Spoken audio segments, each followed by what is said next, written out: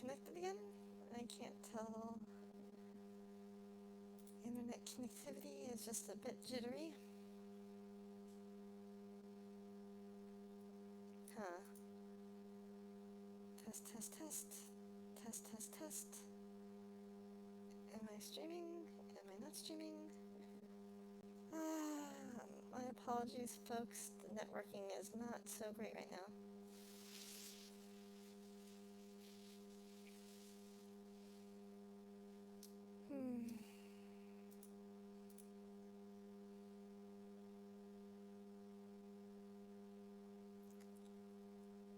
Oh, geesh. This upload has been so unstable that this Angel Wings video is showing up as 4 separate streams. One of like a minute, another of 5 minutes, another of 1 minute. Oh boy. I don't know how stable this is, but we'll keep trying. Okie dokie. Oh. Hello. How are you doing today? My upload bandwidth is acting a little bit unstable at the moment. But yep, I made Tifa during the afternoon stream.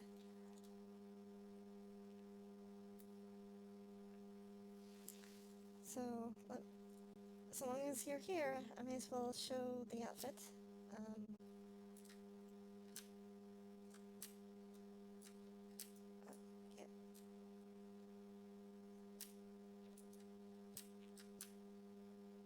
Ta-da! It's not complete, but it's, you know, not, it's at a decent state, I think.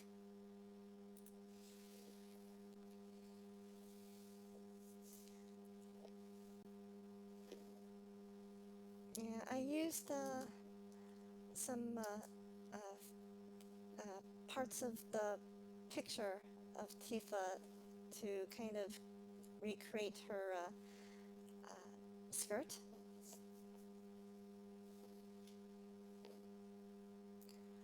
Oh, you got your computer fixed. Yay! Congratulations!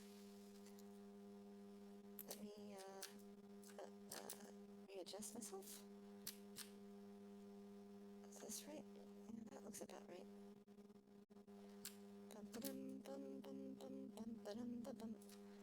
Yeah, my upload bandwidth is doing horribly. My OBS is constantly dropping into the red range, so my networking has been a bit unstable, so I've been having drops of the stream, unfortunately. Hopefully it'll stay stable for a while.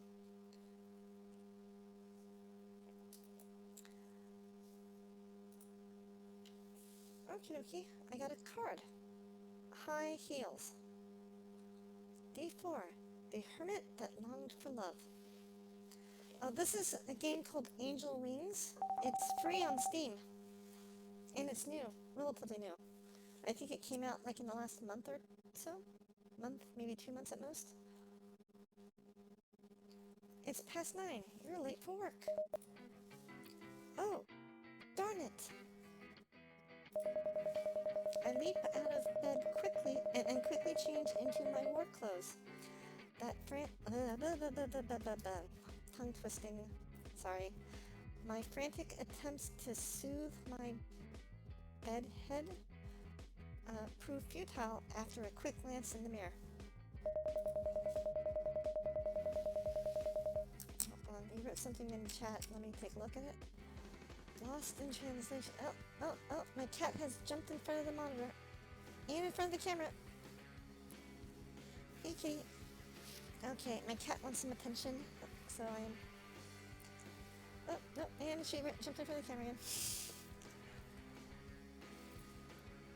There's no time for that now. If this is my new life, I'd like to keep my job longer than a single day. Thanks for waking me up. See you later. No breakfast? Hey, kitty.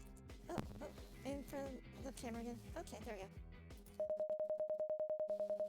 I've arrived, panting like a dog, sweat stains undoubtedly visible through my shirt. The frosty air conditioning of the office is a welcome relief. Nobody seems to notice my tardiness as I quietly sneak to my cubicle. Maybe this office life isn't so bad after all. I can show up late and everything is fine. Uh-oh. PhD Neko. I was wondering when you were going to show up. Shoot! I hope the employee onboarding process is going well for you. Well, it's going fine, yeah. I figured you'd like to take on something a bit more interesting than basic training. No, not particularly. Oh, sure, I'd love a good challenge, you know? Why am I even saying this? I'm digging my own grave, and my cat's jumping in front of me again.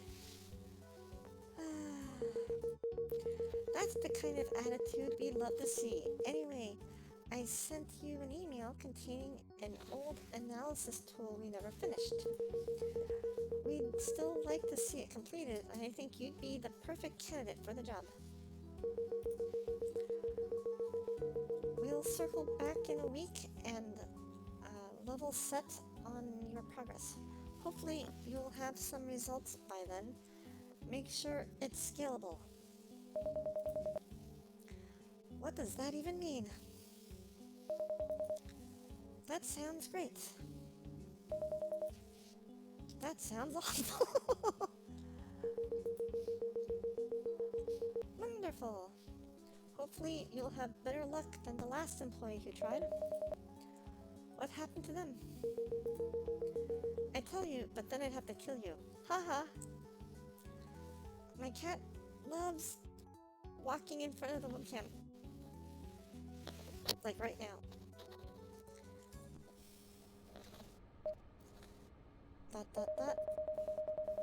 I open my laptop and take a look at the email.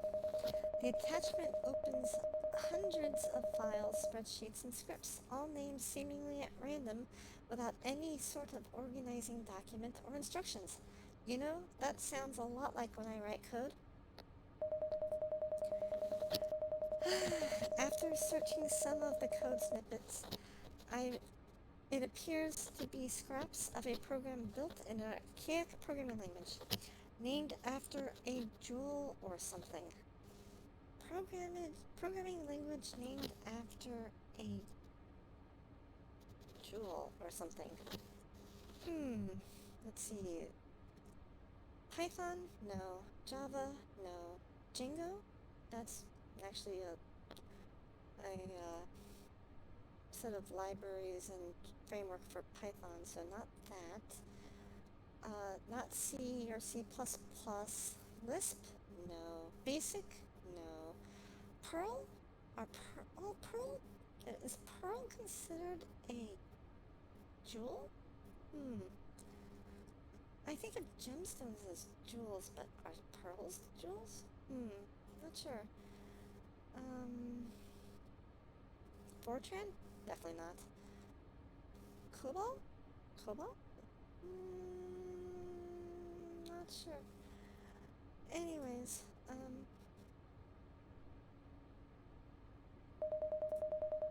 this is bad.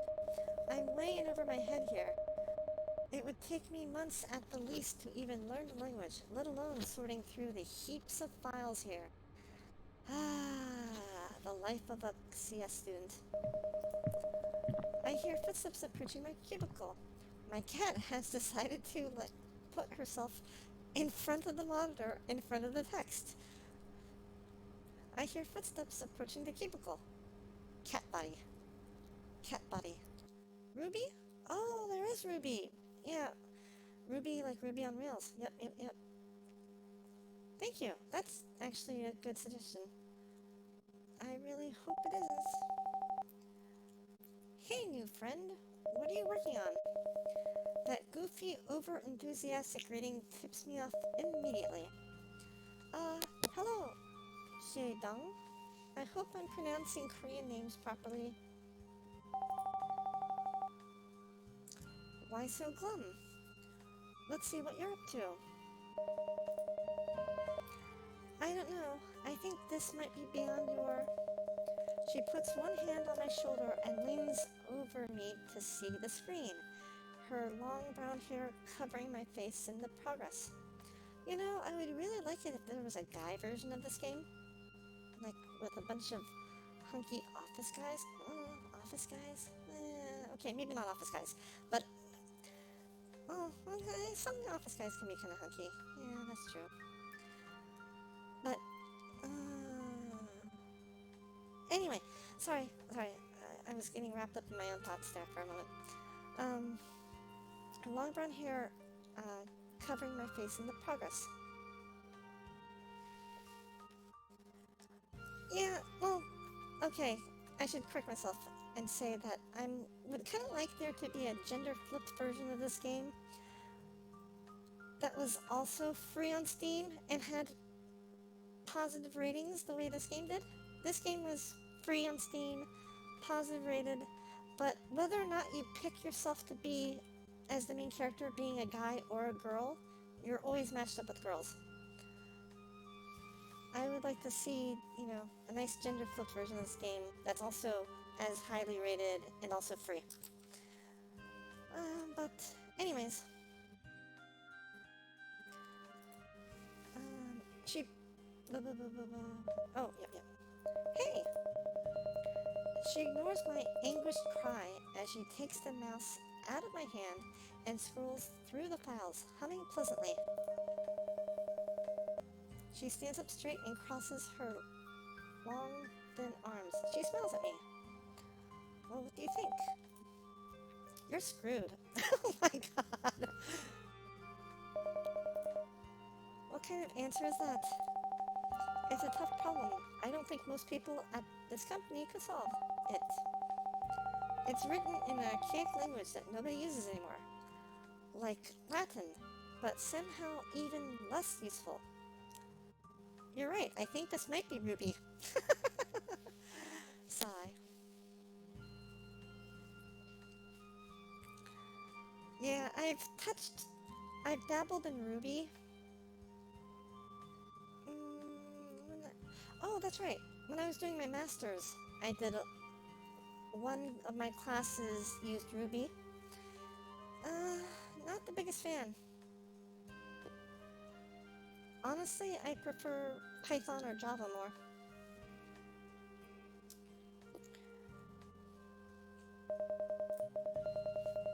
I'm sure that wounds the soul at all three...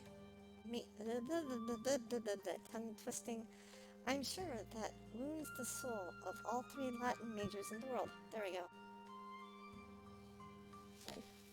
And you just typed something in chat again. Let me see. At least she's honest. Me neither. Python was easiest to learn. Easiest. Yep. Although, I have to be honest, I prefer the, I actually kind of like Java's use of, curly brackets to denote,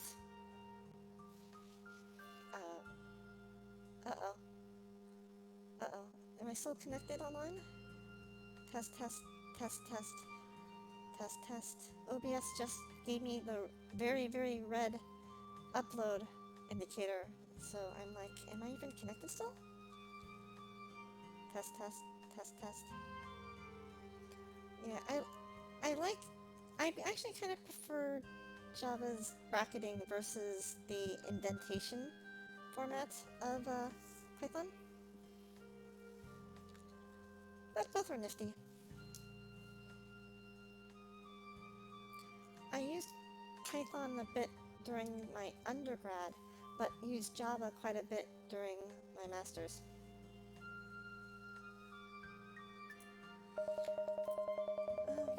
If most people here couldn't do this, what chance do I have?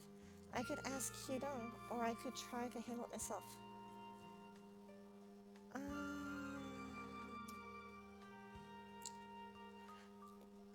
Do I ask for help? Or do I do it alone? Let's ask for help. I might look a bit more like a loser, but I might also be more sociable that way. What do you think? Ask her? Okie dokie. You know, I could use some help. Where's the fun in that? You should try it yourself first, Teehee. I think we picked the wrong choice. Foiled again.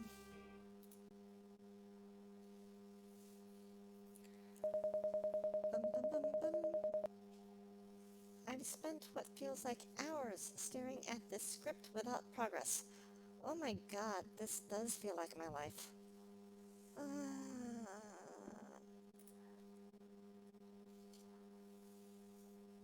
Start portal. That's what the give up yet? Haha, work hard. I need a drink.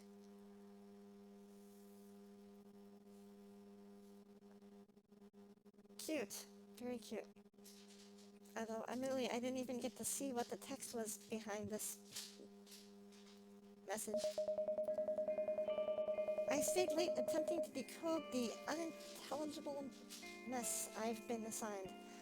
My head is still spinning, and my cat is getting into some bags. Leaving the office when it's dark out makes it even more depressing. She don't even laughed at my misfortune on her way out. I slowly make my way home, still pacing over the project assigned to me.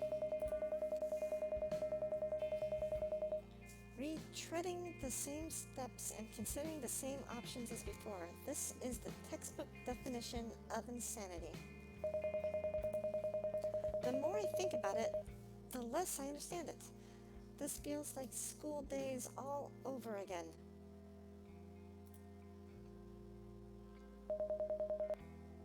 Wait a minute. Where am I? In my confusion, I appear to have passed the house and ended up in an unknown place. Bright lights illuminate the streets, and mile-high skyscrapers adorn the skyline. This almost looks like a different city, especially at night. I turn to my left, and then to my right. I don't recognize anything around me. I think I'm lost. This phone of mine still has no GPS service. No data either. As a reminder, Kay gave us a phone, but not a data plan.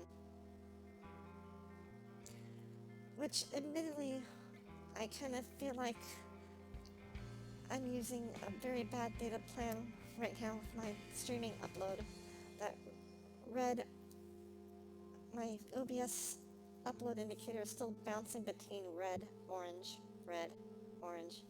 more red, and the occasional orange. Anyways, if I wander around on my own, it'll just make things worse. It looks like there's a bar across the street. I should ask for directions. At first glance, the bar looks like something out of a stock photo or magazine. Cavern-like darkness, ambient blue lighting, and a granite countertop seem to align with a popular trend. A stone J adorns the bar wall, the bar itself fully stocked with a wide variety of drinks. Nothing terribly fancy, but enough to get the job done. I take a seat while waiting for the bartender. ...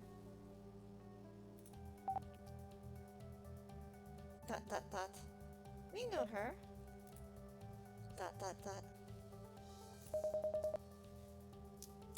She inhales deeply. First you harassed me at my house, and now you follow me to work? I thought you were just some loser, but it turns out you're also a stalker, too. How did you even know I work here? My ears are ringing. Living with this woman is either going to give me tinnitus or drive me to Nicholson-esque levels of axe-wielding insanity. Miss Nicholson-esque? levels of X feeling. I don't understand. Is that supposed to mean something? Nicholson-esque? Anyways, how do I respond? Respond calmly, stand up for yourself, tease her. We will stand up for ourselves. I can go wherever I want. What are you gonna do about it? She leans towards me.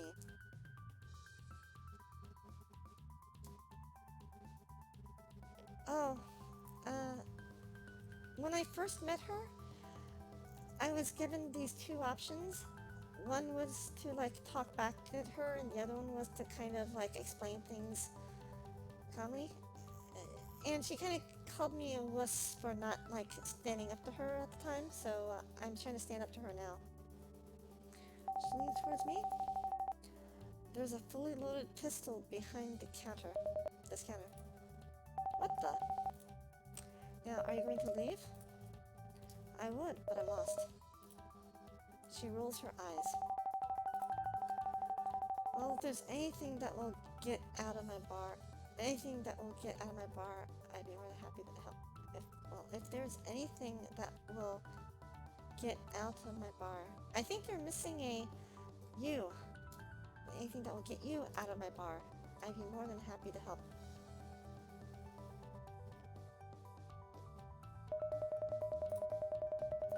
She describes to me in vague detail how to get home from here.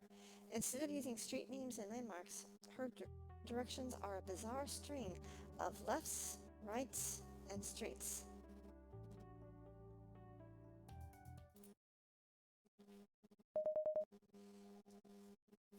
I'm lost again. Oh my goodness.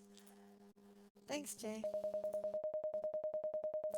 After what feels like hours of wandering, I finally made my way home. Damn you, Jay.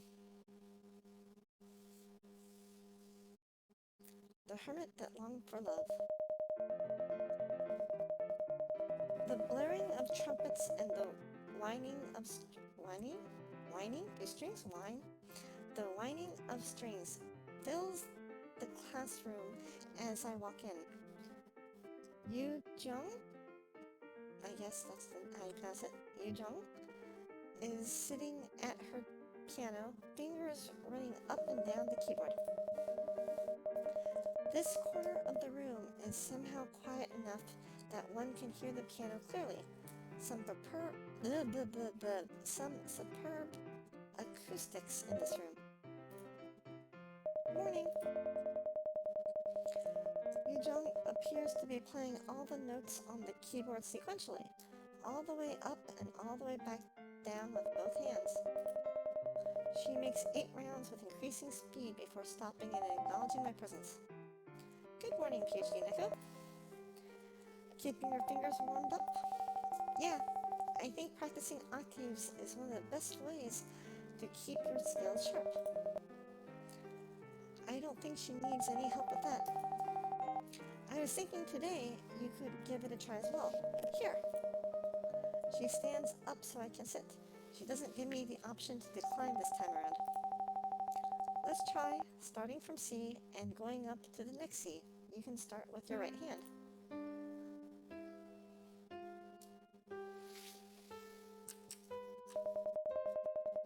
Better to keep sharp than flat.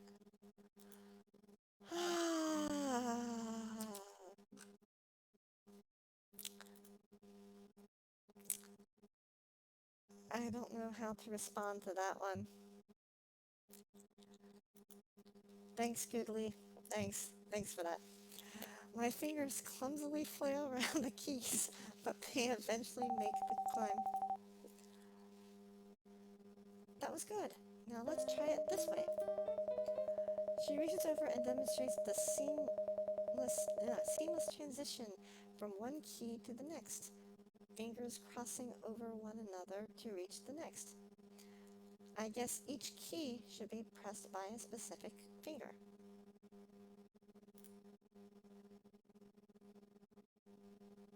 Did that register my click? Okay, there we go. I think my I try my best to emulate her movement, tripping over each other like drunks on a train.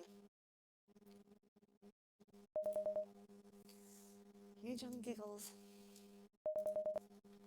Hey, I'm trying. No, you're doing great. I'm laughing with you, not at you. Oh my god. That doesn't sound convincing. Yeah, I'm not convinced either. She keeps laughing. Hey, Yujong. Hmm? What was that song you were playing the other day? Beethoven? No, the one at the mall. Oh, that song. My mother taught it to me. It's not a very difficult song, but it means a lot to me. It's my favorite song to play. Why is there a weird background hum? Huh. Her deliberation leads me to think there might be more than she let on. She looks down at the piano keys without saying another word. I assumed she would explain further. I feel like I should change the subject to break the awkward silence. Anyway.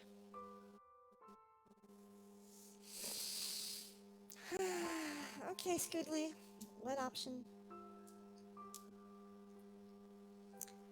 As for private lessons, ask how long she's been playing, or never mind.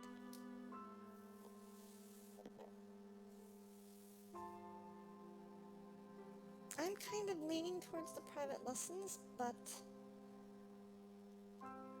because I kind of feel like the never mind choice is the least good one. And I'm a little bit worried that if I ask her how long she's been playing, that might make her go back and think about her mom, which it seems like she doesn't want to talk about. Okay, we'll do lessons. I feel like I'm so behind. Is there any way I can learn more outside of school? The practice room should be unlocked on most days. Will you give private lessons? I don't think struggling on my own would be too useful. I don't think it's a great idea to mix school and our personal lives. Sorry, I didn't mean it that way. Her sincere smile washes away any inkling of tension.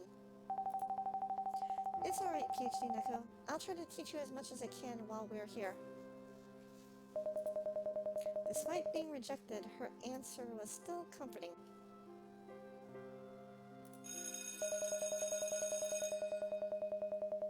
The gentle warmth of the sun washes through the windows and embraces me like a freshly steamed blanket, making me even sleepier than usual. Oh, I forgot to mention, Scoodly. You may not have... I don't remember if you were there for that, but I actually achieved my goal of getting a negative score in the Game of Life 2.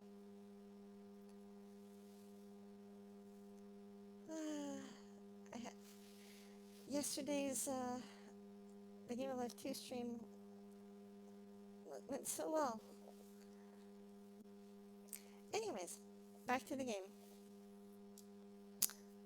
The gentle... Hmm? Yep. You should be able to see it in yesterday's stream. I have it titled that says that I actually made it.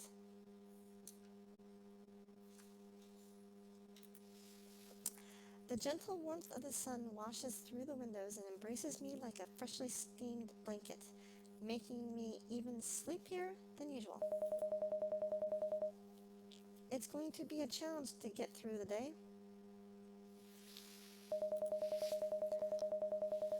The fashionable... okay. That beeping sound that it does when it types the text is actually a little bit distracting when I try to read.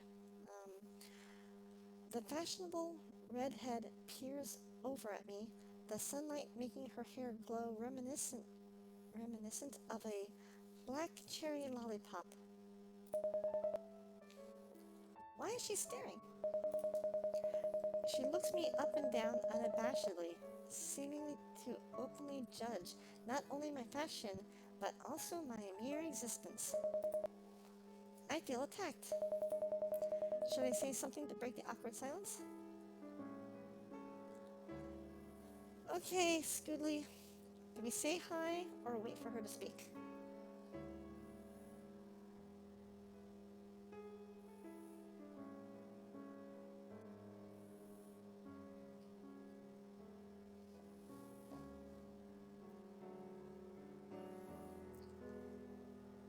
Upload bandwidth. Chugging.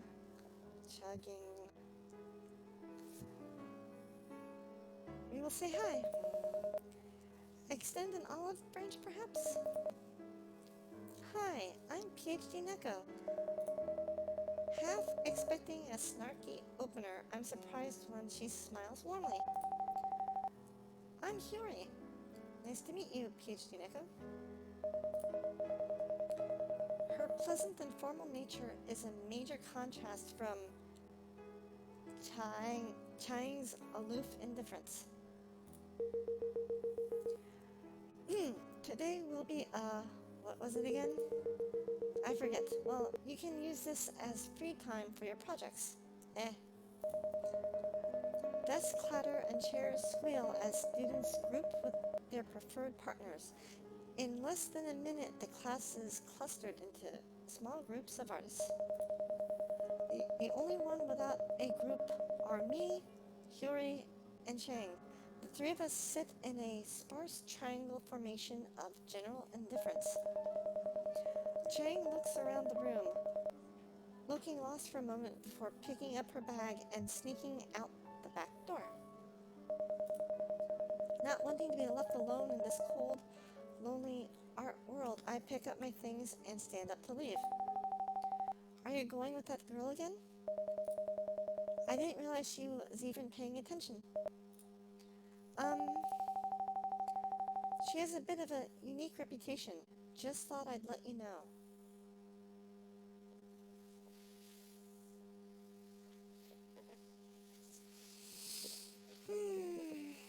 どっちの方がいいよ? Sorry. Which one do you prefer?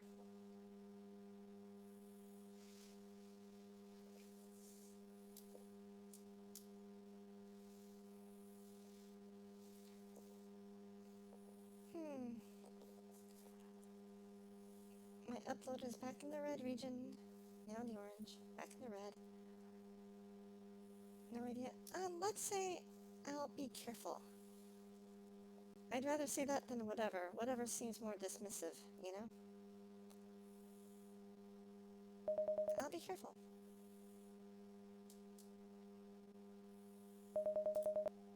Yuri chuckles softly. Okay, PhD Neko. I find my way to the back door, making markedly fewer wrong turns this time around.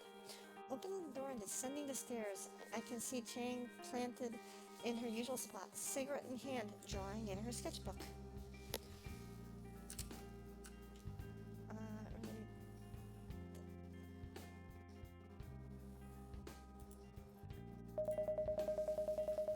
Taking a seat on the ground next to her, the scratching sound of her pencil stops. ...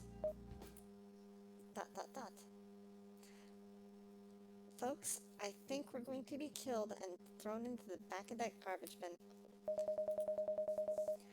She looks at me out of the corner of her eye. What are you doing here? No longer uneasy from the initial unfamiliarity of my surroundings, it might be easier to hold a conversation today. I didn't think of you as much of a smoker. Yeah, I'm a bad and dangerous person and you should stay far away. Options. I just want to get to know you better. Pretend to leave.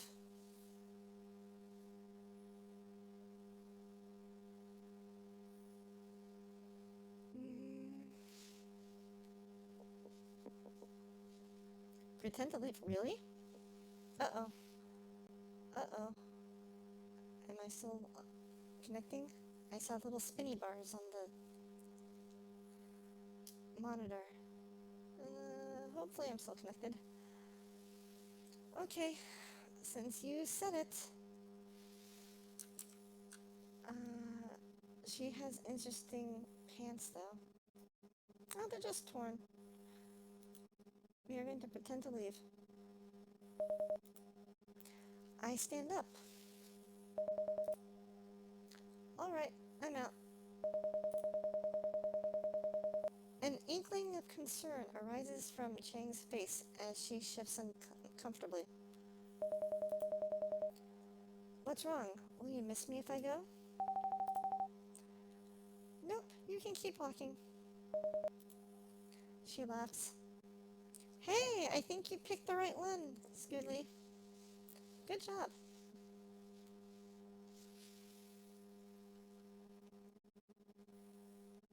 Oh my goodness, someone just raided me. Holy cow. Thank you very much for the raid. Holy goodness. Hello, how are you doing? Oh, and thank you for the follow too, I really appreciate it. Holy cow.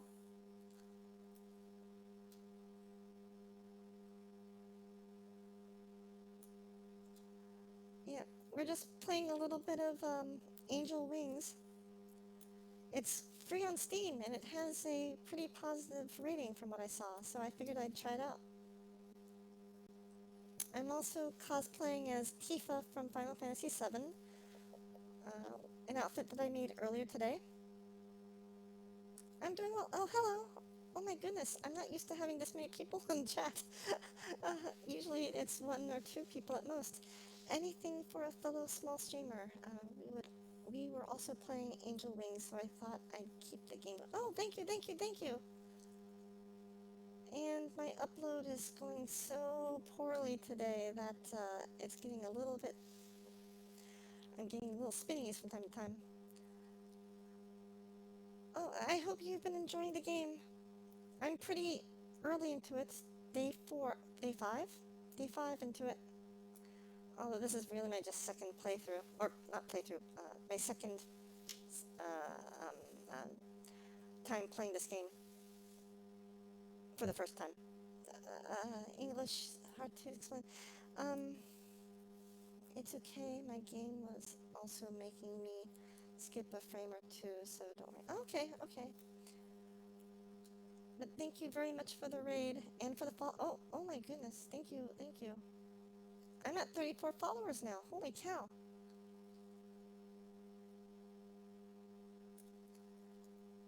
She laughs. Alright, fine, you can sit here for today, I guess.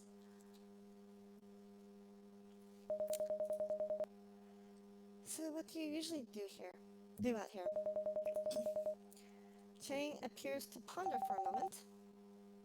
I just do whatever. What does that mean? She shrugs. ... Watching Chang draw, cigarette idly hanging from her mouth, she seems to be in her own world.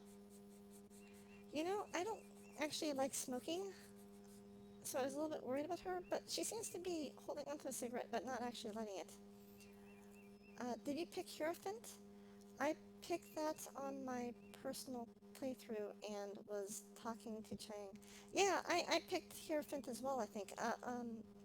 I chose the option of wanting to look for love. So I think that's Hierophant, right?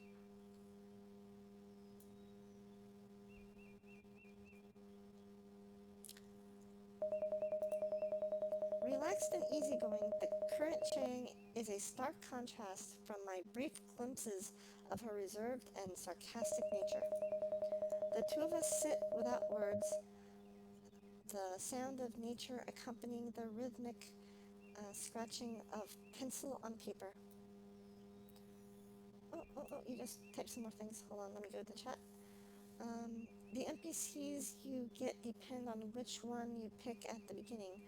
I don't know how the choice of love, freedom, or courage changes the game. Okay. But, ooh, I can, uh, you know, I make a bunch of outfits for my character here. I'm trying to, I'm trying to resist the urge of switching into all the outfits I've made since you're new. The only two constants I've seen are K and my Seola. All the other NPCs are different. Okay. Love the Avi though. I'd be down to see some more outfits. Oh yeah, I design my own outfits. Well, okay, my avatar is cosplaying, shall we say. I've been making outfits for the last couple of weeks, 2.5 weeks now. So, for example, I made this Tifa outfit earlier today. I actually streamed myself making the outfit, and then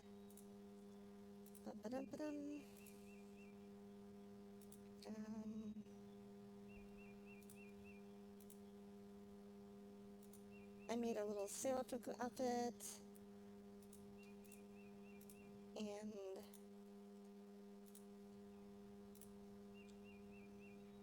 this is the outfit for Taiga from the Toradora anime series. Also colored the hair to match.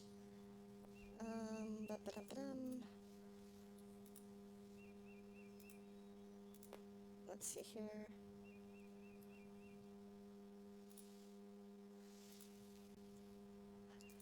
I made a virgin killer sweater for fun. Bit of a joke, but yeah, it was easy to make also, so that's one of the reasons why I made it.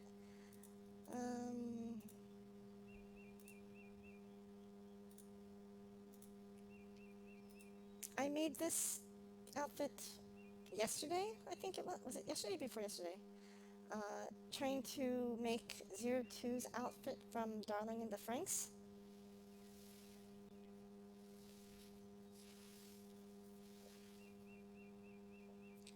And then,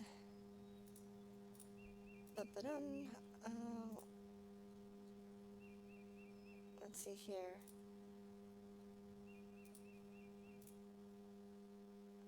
I made this outfit a few days ago. It's Diva from Overwatch.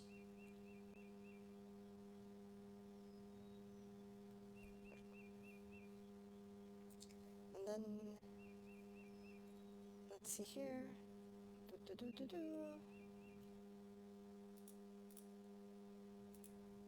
Yes, I'm doing a fashion show. Oh, wrong button. Wrong button. Sorry about that.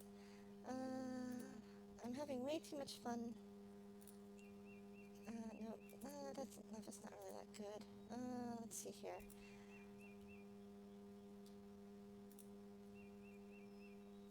Oh, this one? I thought I'd make a Wonder Woman outfit. Boy, this one took a long time.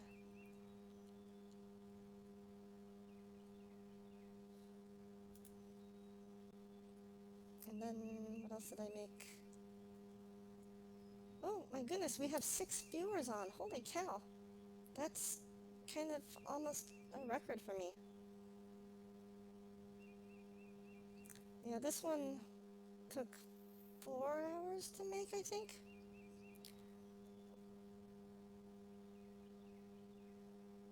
And then,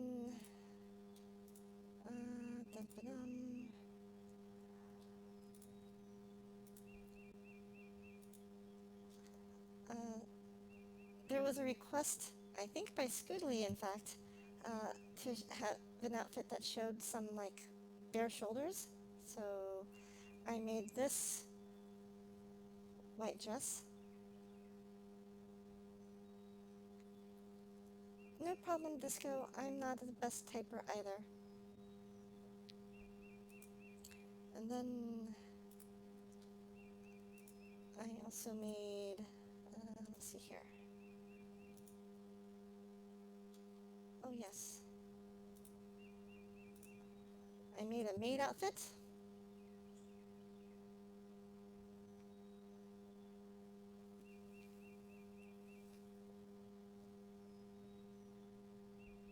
And then, am I still streaming? I can't tell. Is this still streaming? Huh. Oh, okay. And then,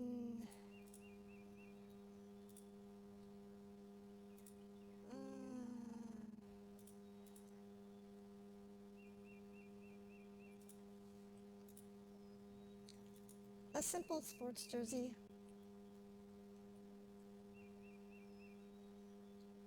Honestly, the sport was kind of arbitrary.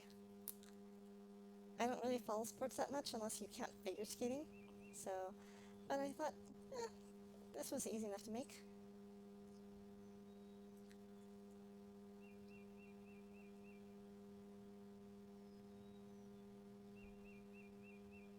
Hmm?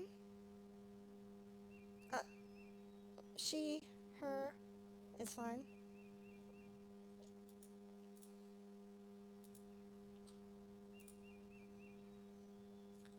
Oh, I made this outfit. It is the outfit for Nezuko from Demon Slayer.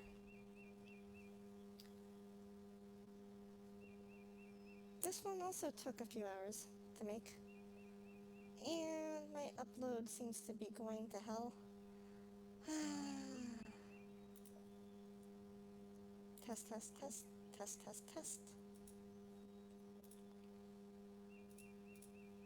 What else did I make? Oh, another joke of outfit. This is me having fun with, making joke outfits. Your comp is excited for the fashion show too?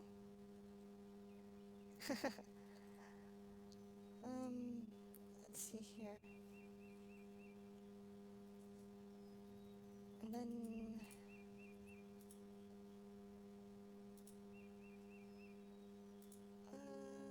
let's see here.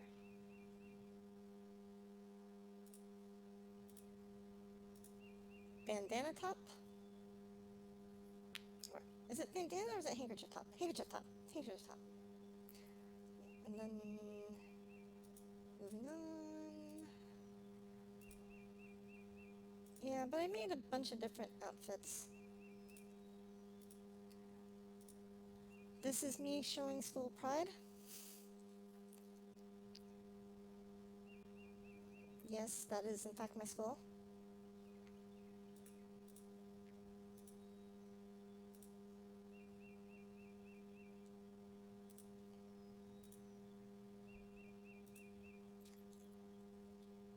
A little black clubbing number.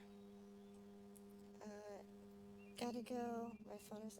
Okay, thank you for having me. Thank you for coming to hang out. I really appreciate it.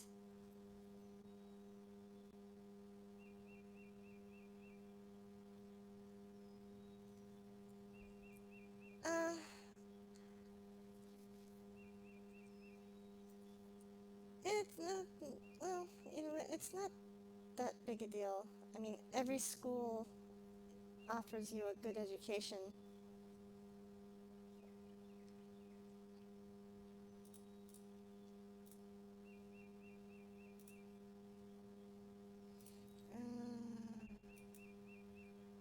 As I'm flipping through outfits... Which one was this one? Oh, yes. Cute kitties. Thank you for the raid. And I have a bunch more, but for the time being, let me switch back to Tifa. I just realized that I've been spending the last 10 minutes flipping through costumes. Sorry. Okay. Back into Tifa mode. The tools sit without words. the sound of nature accompanying the rhythmic scratching of pencil on paper. I peer over at Chang's sketch. She appears to be illustrating a comic book, stylized cartoon characters residing within the heavy lined panels.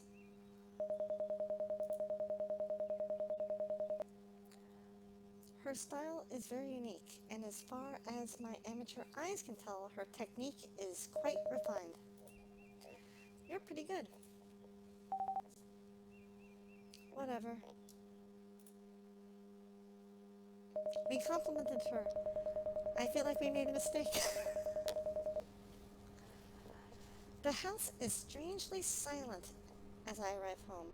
Absent are the sounds of clanging pots and pans, replaced by only the steady hum of the AC.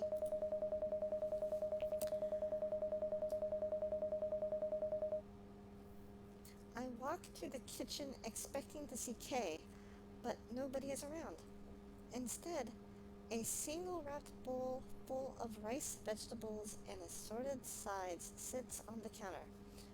Sit on the Oh yes, and it should be sits and not sit, because sits is emphasizing the word bowl, which is singular, even though the bowl is described as containing rice, vegetables, and side dishes, which are plural. Okay, there's a note on it. PhD Nico, I'll be gone for a bit. Make sure you warm this up for at least 30 seconds. K. Harto. Is she not coming back today? I wonder where she's gone.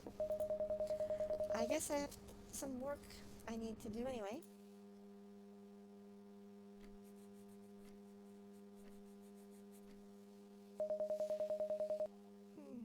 I guess she's not coming back tonight.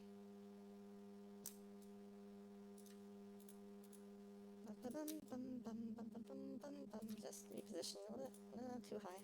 Hold on. Down, down. Okay, good enough. Time for bed. Oh, what's this card? Okay, dark and stormy. The hermit that longed for love. Someone save me! I've written one line of code and it doesn't even run. It doesn't even say hello world.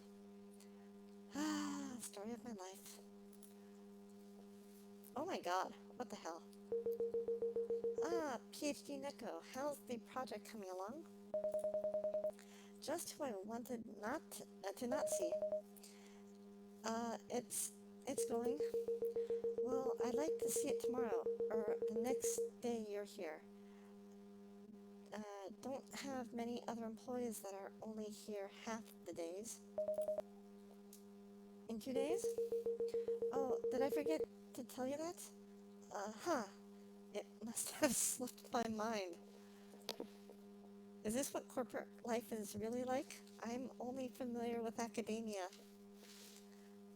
Unless you count internships.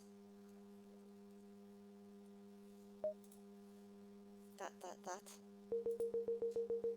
Anyway, good luck. I'm sure Hyedong could help you if necessary. Was this my punishment for showing up late? Or is it simply the level of difficulty I should expect at this company? Maybe everyone works this hard. Perhaps I just need to step up my game. That must be it. I peek over at Hyedong's cubicle. Never mind.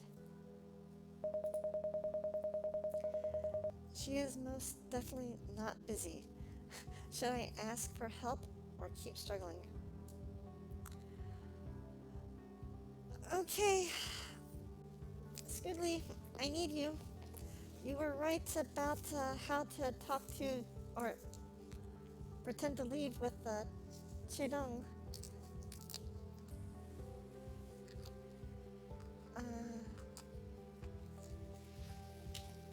Someone typed in chat. Hold on, let me go take a look. glad I raided too. Thank you very much. I really appreciate the raid and the follow. Holy cow. Sorry for just flipping through outfits I've made for like 5, 10 non-stop minutes. But, yeah, it's... let me... while I'm at it... check out your channel? How often do you, stream and stuff?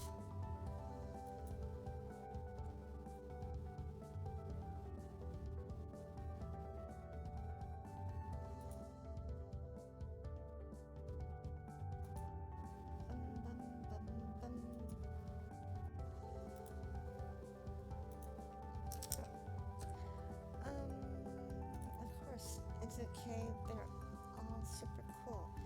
I'm not creative enough to use an avatar like that. Also, you can call me Sunflower if you're worried about me using it. I have a schedule on my account. Well, I'm gonna try to do Sunday, Mondays, Wednesday. Okay. Yeah, I tend to stream pretty much every day. I usually stream like 2 or 3 times a day, usually in the afternoon, and then at evening and nighttime. In assortment of games, well, mostly the game I like to Overwatch and Dead by Daylight, but the occasional other game too.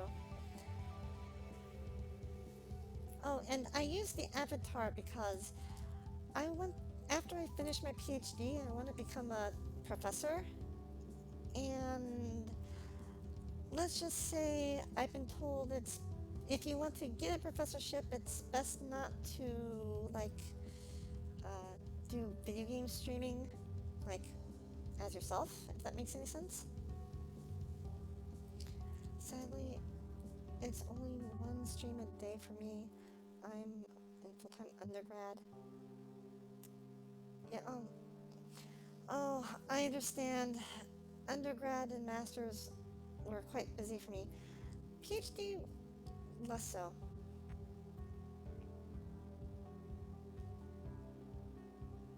Oh, oops. Oh, why oops?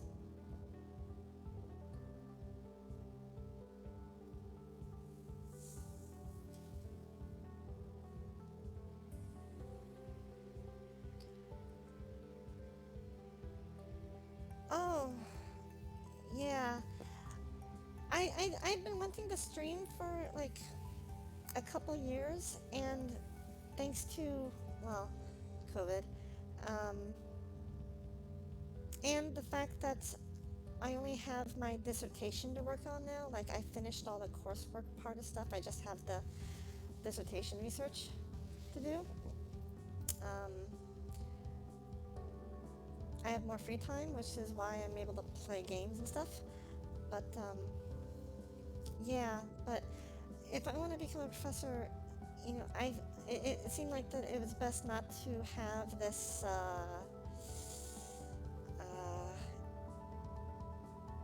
you know, yeah, kind of like, you know,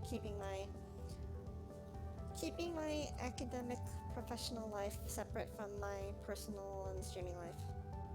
At least that was what was kind of recommended to me, so I figured.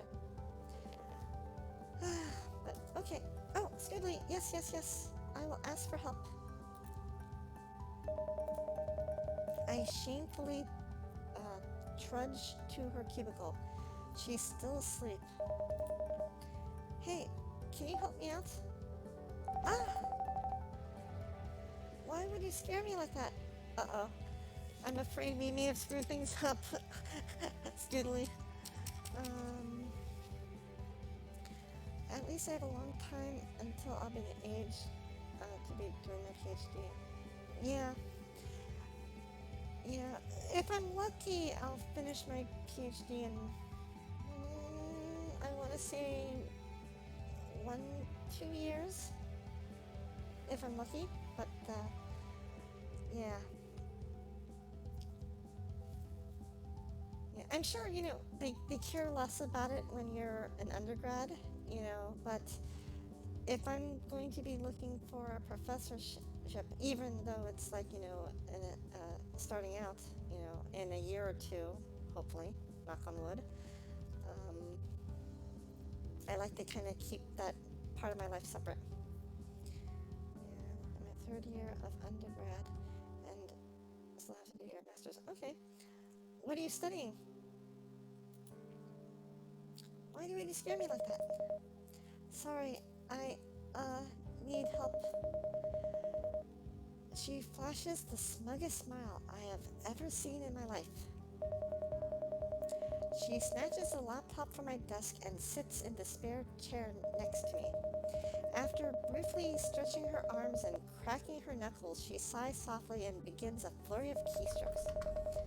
The rapid click-clack of the antiquated laptop keys rattles like machine gun fire as Hyedong proceeds at a blistering pace, her gaze darting from left to right across the screen. After what I would guess is about 10 minutes of furious typing, she drops the laptop back on the desk. All done. Hold on, let me get back to chat. Bum, bum, bum. Religion and gender studies. Yeah. Math and computer science for me.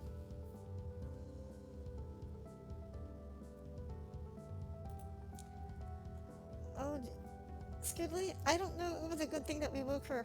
I kind of feel like we now look like utter trash to her. I skeptically click around on the window. To my amazement, the program runs without a hitch. And I have to say, even though I'm pursuing a PhD, I don't program all that quickly. I'm more about, uh, like, coming up with, like, well, theory and design rather than an implementation, so yeah. I don't even know what it's supposed to do, but it appears to be doing it. Wow, I don't know what to say. Thank you. Well, let me get back to chat. Yeah, that's what I meant by weird. I'll accept my payment in dinner form. Wait a minute, Scoodly, you might be a genius. You might just be a genius. Ooh, and my upload indicator in OBS went from red and orange to green. No. Now it's going back to yellow. Green, yellow, light, greenish yellow. Going back to chat. I have a computer degree and don't know either. I might be not telling. Sigh. Sure, I suppose that's fair.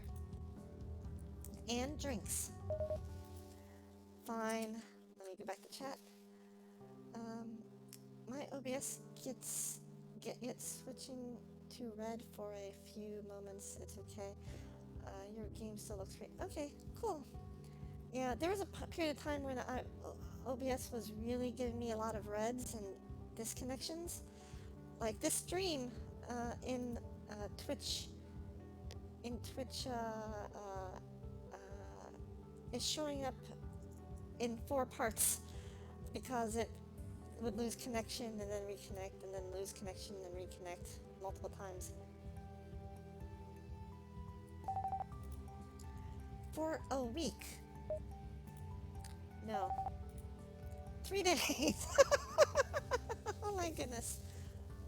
This is how I negotiate. How much do you make again? 1 day. Deal. 2 days? I already said deal. Fine. But seriously, how did you figure it out so quickly? I thought you said most people wouldn't be able to. I'm not most people. And You have a lot of idle time working here. Like, way too much time. I could have learned Spanish by now, but I learned your dumb archaic programming language instead. Aren't you glad to have me around? Okay, I am not like this girl. I cannot learn languages that fast.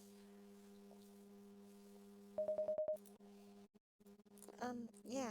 Okay. Anyway, I'm sure you'll figure these things out eventually. I'll take you under my wing and mentor you. All I require in return is petty favors and entertainment. I'm a little bit worried about the term petty favors and entertainment. Does HR like those types of things? Sigh. You're like my rookie, my super rookie. You know that song, Pixie Nico? Actually, I don't. I'm embarrassed to know you. She stands up and begins to walk back to her cubicle. Oh, so next time you come to work, let's go to happy hour. We'll take it easy on your wallet. Next time, I never agreed to this. Oh well, I guess it's fine. I accept your terms. Don't forget the drinks. I like soju.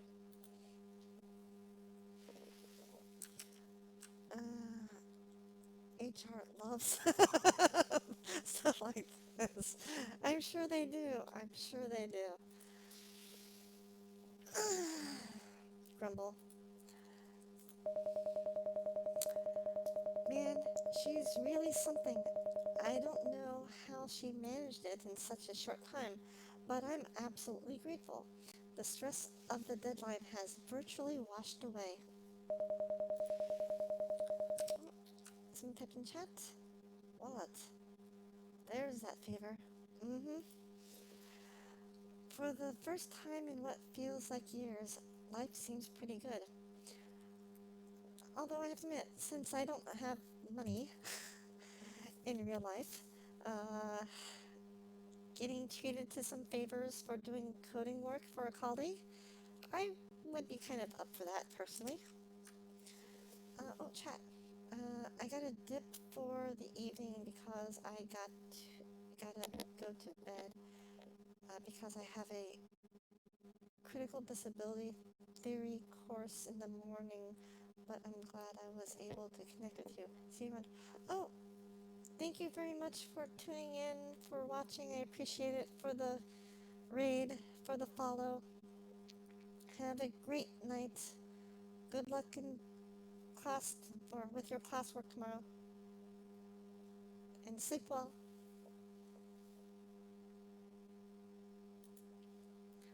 For the first time in what feels like years, life seems pretty good.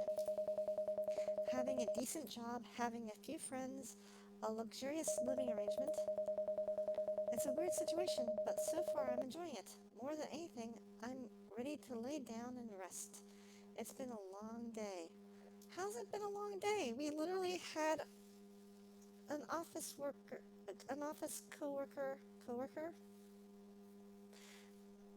are we a worker for only their, oh, yeah, but an office worker do our work for us. Of course, have a great rest of your stream. Thank you. Good night.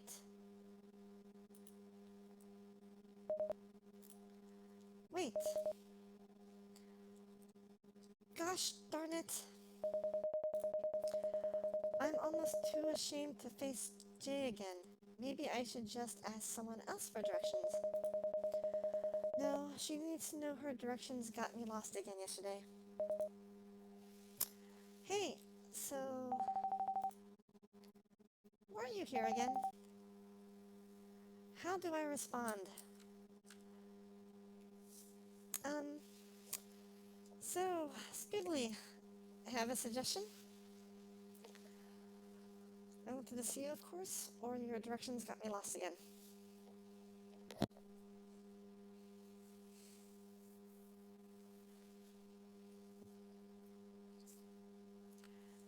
Dochi no hou ga ii desu ka?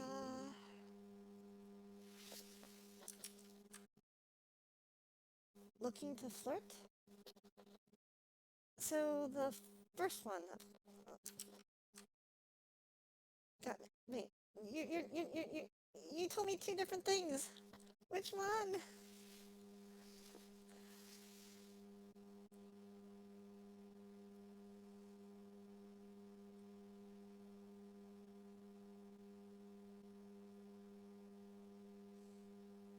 Got me lost, or I wanted to see you?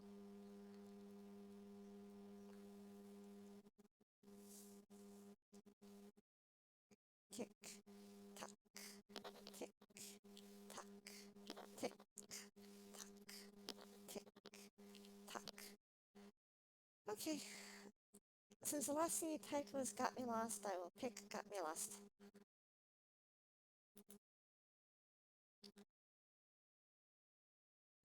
Oh, wait, you just typed something. Flirt but aggressive. You got me lost. Okay.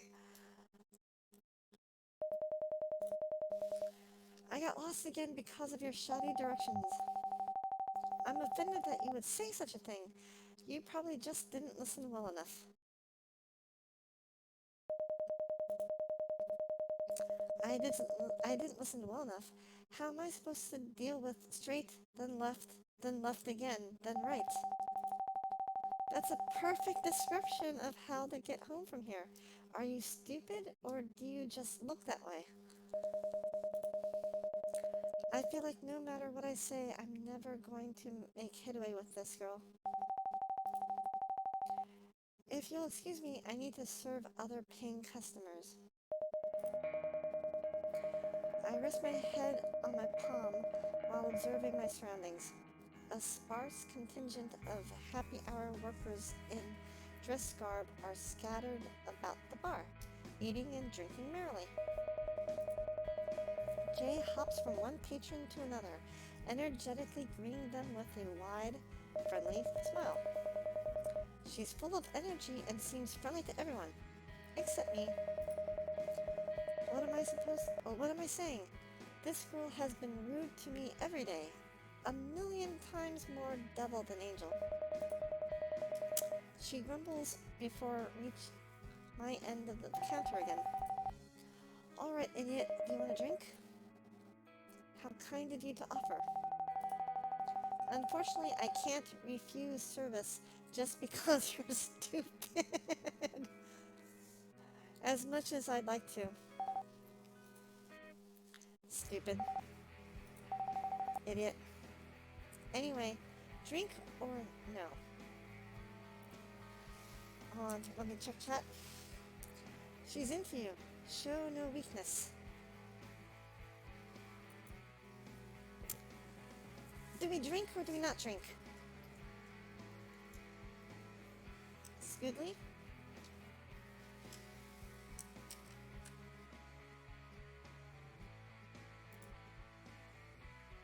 Bum, bum, bum, bum, bum, bum, bum.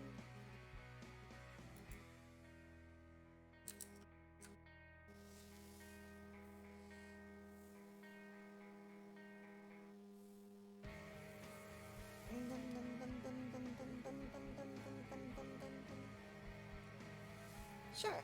Okie dokie.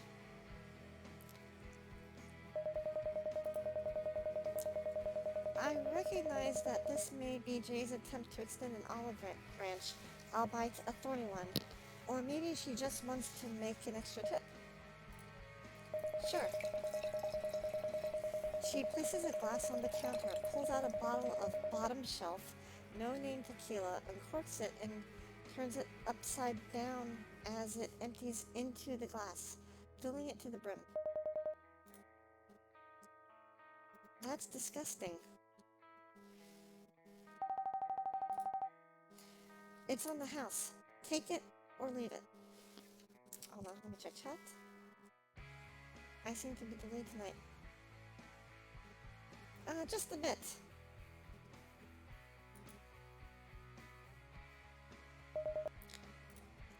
Cheers. This doesn't make us friends, by the way. I wouldn't have it any other way. That was absolutely disgusting. I think I need to puke. can't handle your liquor? Nobody should handle a glass of tequila. I don't think I've ever had tequila in my life. I've had strawberry daiquiris, a drink called a peach fuzz from the Cheesecake Factory. That is kind of like a peachy version of a strawberry daiquiri, I think. I've had some wine coolers before.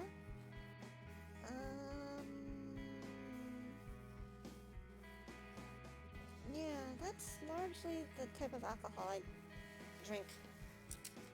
And not very much, to be honest. Even a small bit of alcohol can completely make me a cheap date.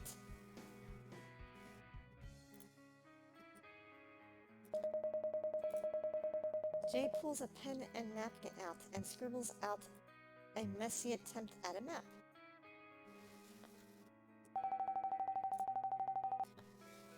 Now you can get home without complaining. Get out of here. This looks like Elmo's coloring book. It's a map. How am I supposed to decipher this map?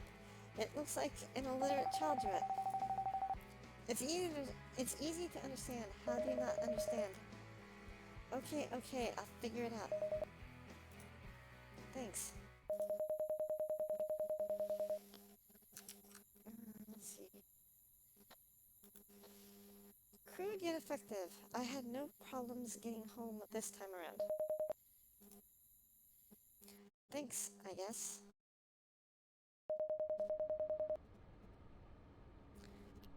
I've returned to an empty house again. This time there are no notes on the counter. Kay must not have come back at all.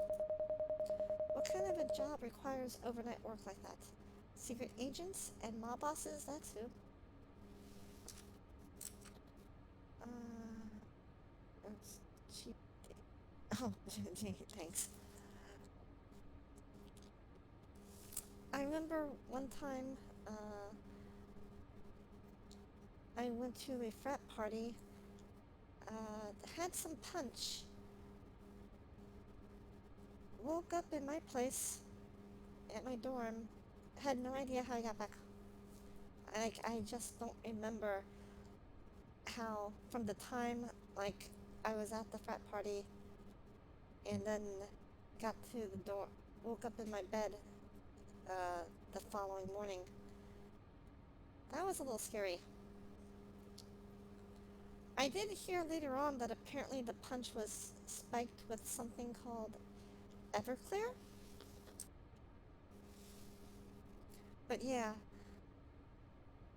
waking up not having any memory of the night before or how you got back home is a little bit scary. I'm just like, I don't like to think about it too much. Just kidding. Seriously though, I'm becoming increasingly curious. Maybe someone else would know? I don't have anyone else's number except hers. Nah, maybe I'll just go to sleep.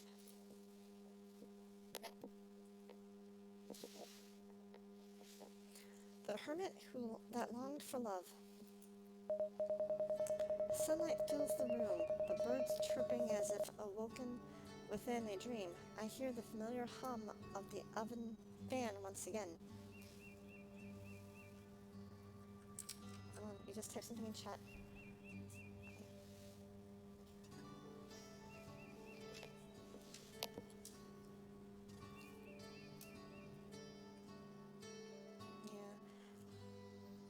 Yeah, that Everclear stuff really did a number on me.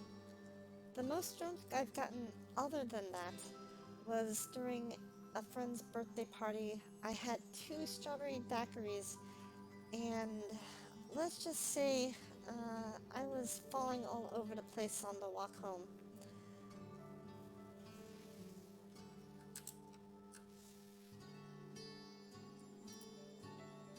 But I do remember that. And I remember hurting my knee. Hmm.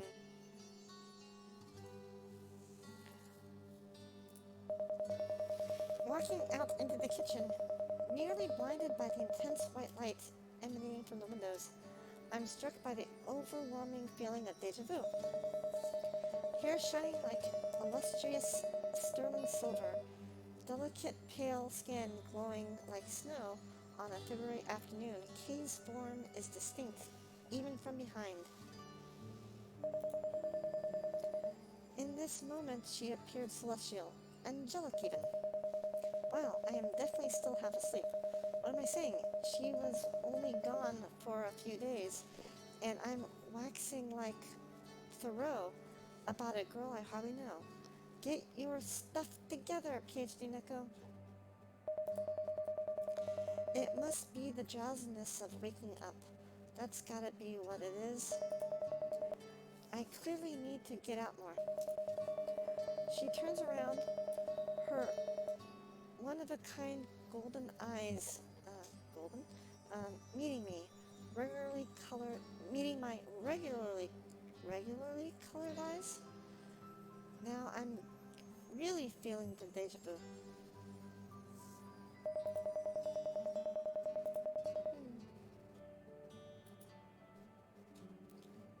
On the other hand, I'm interested in whatever she's cooking. It smells delicious. Good morning, PhD Neko. Good morning. I sit down and she hands me a plate of what looks like scrambled eggs and red peppers. Flanking the main course is a piece of toast and a few avocado slices. Once again, something that seems like it was made for social media. It's tofu, actually. Vegan friendly. Ooh. Oh, I see. I take a bite. The tofu possesses a texture that is firm but not too solid, and whatever seasoning she used adds an excellent flavor. Her cooking seems to improve with each passing day. How is it? It's great. That's good to hear. It's my first time trying the recipe. Thanks for being my guinea pig. Should I be grateful or terrified? She giggles before turning around and tending back to the stovetop. Hey! So where have you been the last few days? Kay looks up at the ceiling for a moment, as if she's trying to choose the correct words. She thinks long and hard before speaking. I was at work. Despite my curiosity, I remember that it wasn't a topic she liked discussing. Maybe I'll just drop it. I work at a cell phone shop. Phone sales. Another instance where Kay seems to read my mind. Maybe I'm just really bad at hiding my facial expressions. It's not because I look dumb, is it? Like, people think everything needs to be explained to me because I look stupid? Anyway, selling phones for 2 days straight? Our shop is open 24 hours a day, and we're a bit understaffed. You won't believe how many people go out and drunkenly break their phones. It's actually quite profitable. No, I guess I wouldn't know about that. That sounds more like a shady government cover-up, though. How offensive. You think I would lie to you? Yes? Why do you ask? Did you miss me?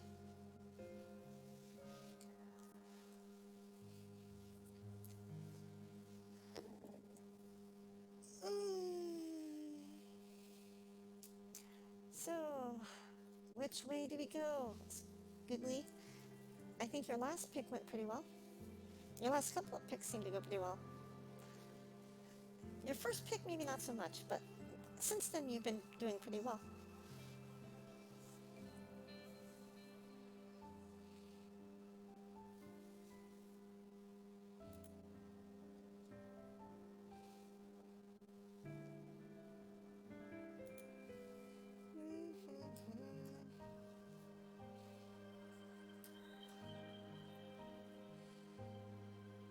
Alright, I keep forgetting that there's a little bit of a time delay between us, it seems.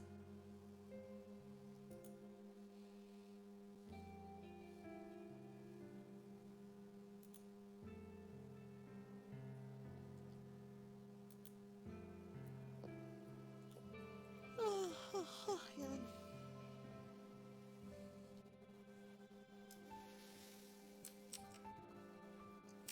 Bum.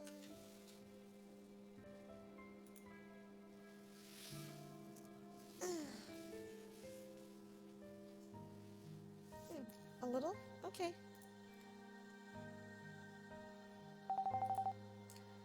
That's cute of you. She reaches over and gently ruffles my hair like I'm a kid. You're not my mom. I know, you told me once already. She chuckles before walking off. As I walk into the classroom, I'm stopped by the professor. She's grinning ear to ear like she's heard some good news. Good morning, PhD Nico. You're awfully enthusiastic for this early in the morning. What was that? Did I just say that out loud? I'm doing well. That's lovely. I see you and Yu-jung are getting along well, just like I predicted, hee hee. Her cheesy enthusiasm reminds me of Kay. Yeah, I guess so. Good. I'm glad to see you're making friends. Her eyes dart to the corner of the room. Honey, I thought I told you to stop sticking things in the tuba. It's not funny. What was that about? I don't know. Well, let's get started then. Yu-jung motions me to the piano where an open book rests on the mantel. What's this? I thought you could start reading some music today. The lines and notes look like a foreign language to me. No idea how I'm supposed to make sense of this. Excuse me. It's a lot like learning to read, I guess. Once you've figured out, it won't be so difficult. Easier said than done. Yu-jung spends the next half hour pointing out the different notes to me and how they correspond to the keys on the piano. It's a lot of memorizing, but she was right. It seems like something that will get easier with experience. I think you can try playing this piece now. Slowly crawling through the page from left to right, I managed to make it through the first few lines of this starter song. She watches intently, analyzing my fingers and eye movements. I don't think there's much to consider when I'm only playing a few notes here, but she stays focused. Try to keep your fingers arched and not flat on the keys. You'll find it easier to maneuver them that way. Okay, thanks. She smiles. It makes me a bit nervous to have someone watching me struggle like this, but it's a good feeling knowing she's really looking out for me. You're doing well. Keep it up until the end. It's sort of nice being able to play these songs. Didn't think I'd ever be making music. You did a good job, PhD Nico.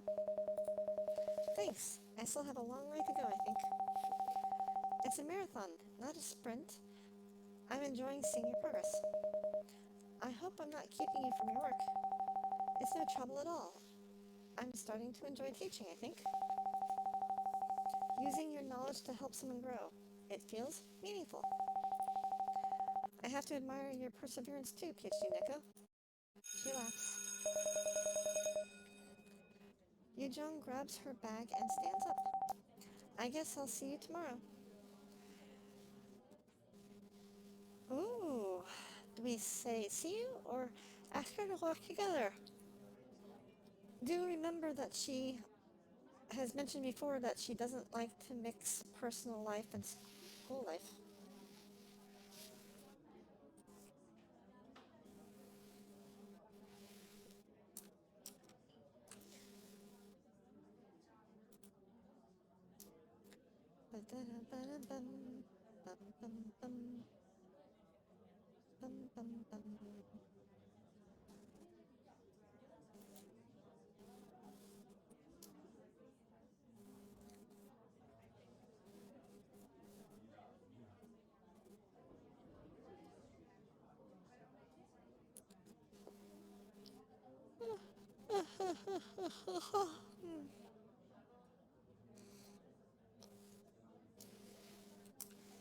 I wonder how much my stream is lagging behind.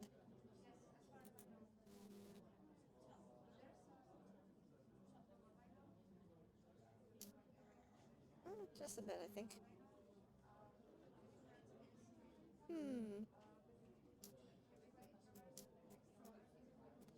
See ya? Really? Okay. See ya.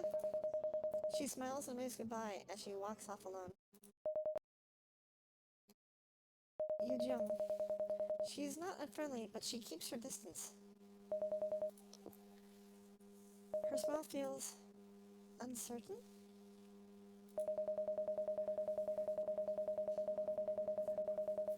Another free day in class today.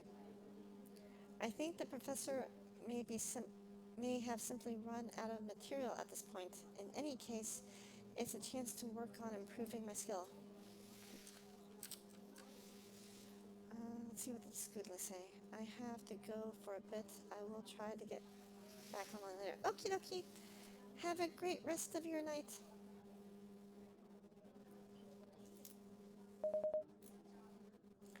Time to draw.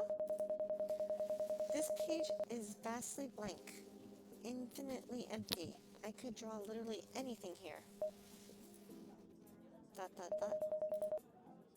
But nothing comes to mind. Maybe sitting with someone else would inspire me. Nearly all the other students are in their normal groups, chatting and laughing with each other. Aside from myself, Hiyori and Chang, just like before. What should I do?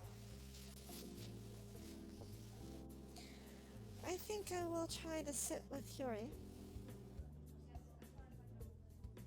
Chang seems to be more of a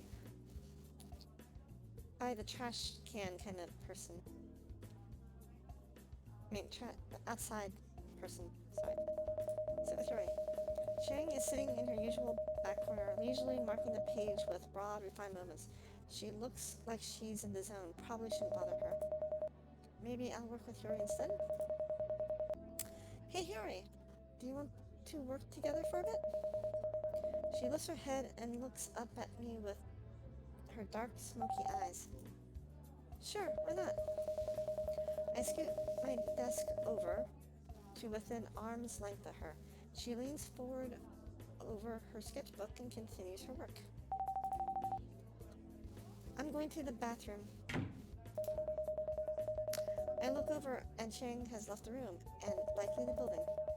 Is she upset? Or just going home early again?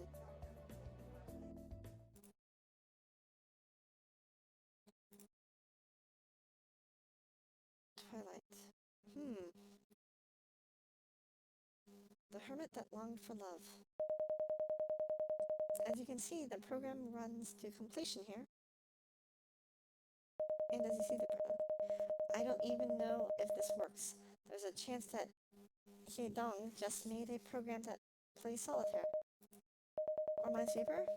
Minesweeper is pretty tough though. That would be a feat. Impressive, and this runs in OEVN time? Which would be impressive, to be honest. What does that even mean? Yes? Hyedong nods in approval. Good. Wonderful work. I wasn't sure if you'd be able to finish it, but I'm glad to see I was wrong. I think this will really disrupt the industry and make a big splash with investors. Please stop talking like that. I couldn't have done this without his help. It wasn't easy doing it alone. Thank you, sir. I'm going to thank I couldn't have done this without Hidong's help. She's a great mentor. Oh, I didn't realize she had been helping you. Has been helping you. She had been helping you. Great teamwork. I hope to see more collaboration in the future. Well, I expect great things from you, PhD Neko. Let's touch base next week. Relax, you've done a great job. He stands up and walks away. Heh. What a great employee. I'm proud of you. She excitedly slaps my back in celebration. That one actually hurt. The hell is wrong with you? Oh, look. It's about time for dinner. How exciting. I'm starving. Don't go and change the subject like that.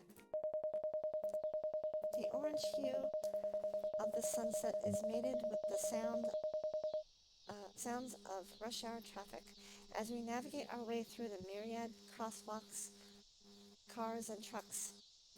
I realize I haven't a clue what we are walking towards. Hidong, where are we going? You know, you can call me Dong Dong. That's what my friends call me. Dong Dong? I am not calling you that. Why not? I made the nickname myself. It's cute. No, it's weird. How's it weird? It's cute. What does it even mean? It doesn't need to mean anything. It sounds cute. That's ridiculous. Wait, you haven't answered my earlier question. Oh right, I was thinking Jimmy's. Can we go somewhere else? What's wrong with Jimmy's? Nothing's wrong with Jimmy's. I just don't want to go. If there's nothing wrong with it, we should go. Yeah. I'll get us a table. Let me go find the boss and ask him for a good one. She walks off towards the back kitchen area. I look over at the bar, and the little impish bartender, spots me. Oh my god, what the fuck? Wait, you're here with a girl? The boss told me they just seated a cute one. Surprised? I never thought of you as a type to take a girl on a date. I expected you to be more of a forever alone type. What the? She looks over towards the dining area. Oh, it's just Dong Dong. You guys work together or something, right? Yeah. Of course. Who was I to think that someone like you would get a date with a cute girl? Yeah. And how many dates do you go slinking low-grade tequila? How many dates do you get slinging low-grade tequila every day? What the? I'll have you know I get tons of creeps hitting on me on a daily basis. Is that something to be proud of? You asked, you asshole. Oh, I didn't mean to say that word. Sorry.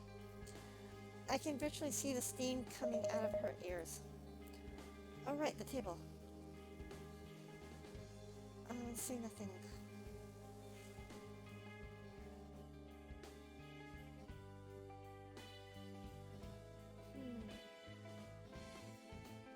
Yeah, she has to work, so... Jay, come sit with us. Jay smiles at Hidong, then glares at me. I guess that can't be helped. I don't like this any more than you do. Just for Dong Dong though, not you. You actually call her that? Yeah, it's a cute nickname. What is wrong with you people?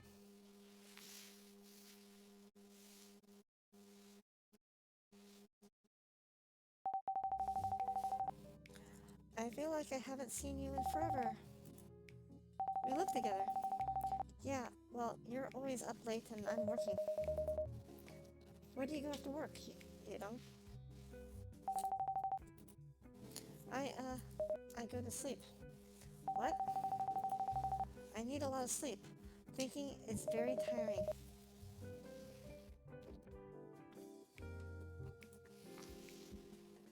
Not even going to ask. How did you and Jay meet? Other than the day you guys, slept together?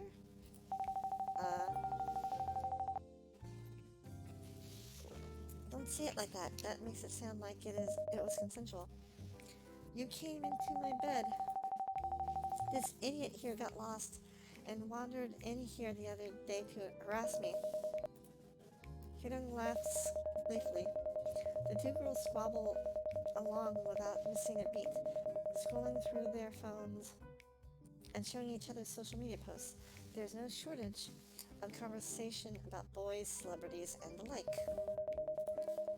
I feel like I'm watching two foreigners speak a different language. I sure hope the food is good. Wait, am I paying for J2? So, seen anyone, Dong Dong? Oh, shut up. I mean, you're looking at cute celebrities on your phone. You got me curious.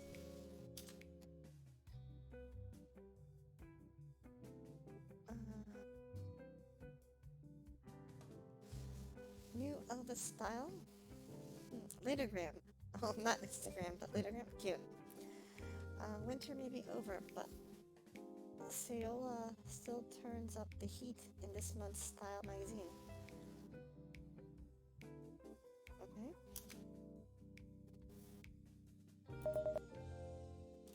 Very nice. What about the guy you like? What was his name again? In a rare occurrence, Jay goes quiet and appears to blush slightly, or maybe it's the soju. A crush? It's going. You don't need to worry about me. What about you? I never see you talk to anyone. There has to be someone you like out there. You're just keeping it a secret. There's no one at all. Office life is so boring. How am I supposed to meet anyone interesting if I'm just surrounded by old guys in suits all day? What about PhD Nico? ... Cackle. ... Okay, jokes aside, I'm still starving. Can we order more food? Yes, please. Alright, PhD Nico. Since we hurt your feelings, we'll let you decide. What shall we order next?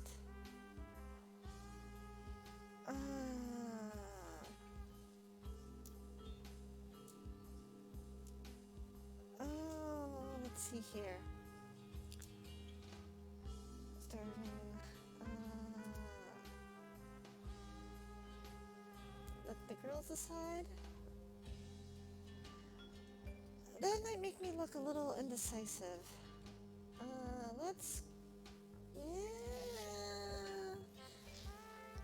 Do I want to be decisive or let the girls decide because they might have particular tastes? Do I want to be considerate or be decisive? Considerate or decisive? Personally, I'm a bit of the indecisive type. Whenever I go to like an ice cream shop, I am like paralyzed for 5 minutes trying to figure out what I want. Let's go with the... what do we order next?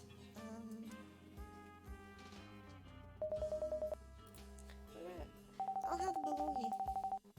Are you going to hit the gym with all that protein? Are you saying I look like I need to? Haha, don't get so defensive, silly. The clamor conversation continues as the food arrives. Not wanting to interrupt the girls' clearly important talk, I take my time to examine the food on the table instead. Kichinako! My ears perk up as my name is mentioned. Give Dong Dong your phone number. You never know when you'll need it. I see her every day. Every other day. What if there's an emergency? She snatches my phone off the table and taps in the number. Oh, and my kitty has jumped in front of the camera. There we go. Now we can stay connected. You'll only have... You're only there half the days anyway. Lucky. And the rest of the time she's here bothering me. Please keep her away. My cat is looking at the monitor and is clawing at the food on the screen. Oh, that's cute. You two are getting along just fine right now. For your sake. Ah, such sweet friends.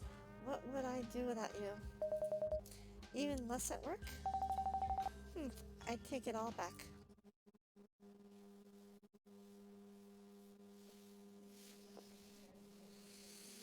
Hey, kitty. Thanks for stopping by. I'll give you guys the bar discount. And thanks for paying, PhD Neko. Oh, no, don't claw it. Don't claw. Kitty, don't claw at the monitor. Don't claw at the monitor. Come on, over here. Yeah. Dong. Make sure this idiot doesn't get lost again. I think you'd be better at babysitting than I would. I don't think you're allowed to booze up a baby. You guys are terrible. Hyedong skips down the street. She seems to be in a good mood. This was fun, you know? You're more interesting than you look, PhD Neko. What's that supposed to mean? Are you gonna tell me I look dumb too? I look forward to more adventures together. Good night. She sends the stairs to her room.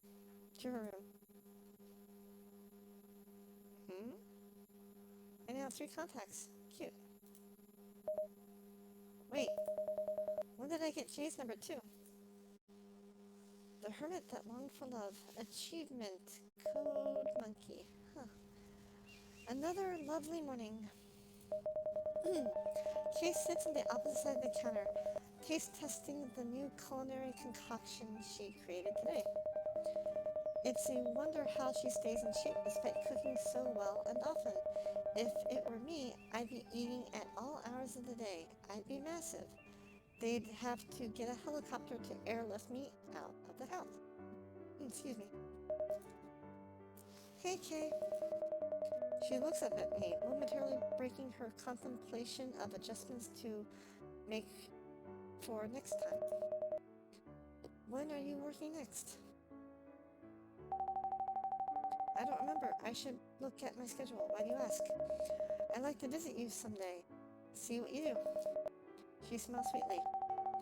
That would be lovely, but I think you should focus on school. You don't need to worry about that. PhD Neko, I want to see you make friends and carve your own paths. You don't want to waste your time on me. ...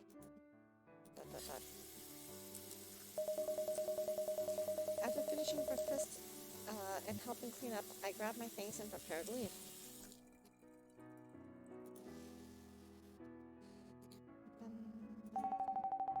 Have a good day, PhD Neko. You too. I don't understand her.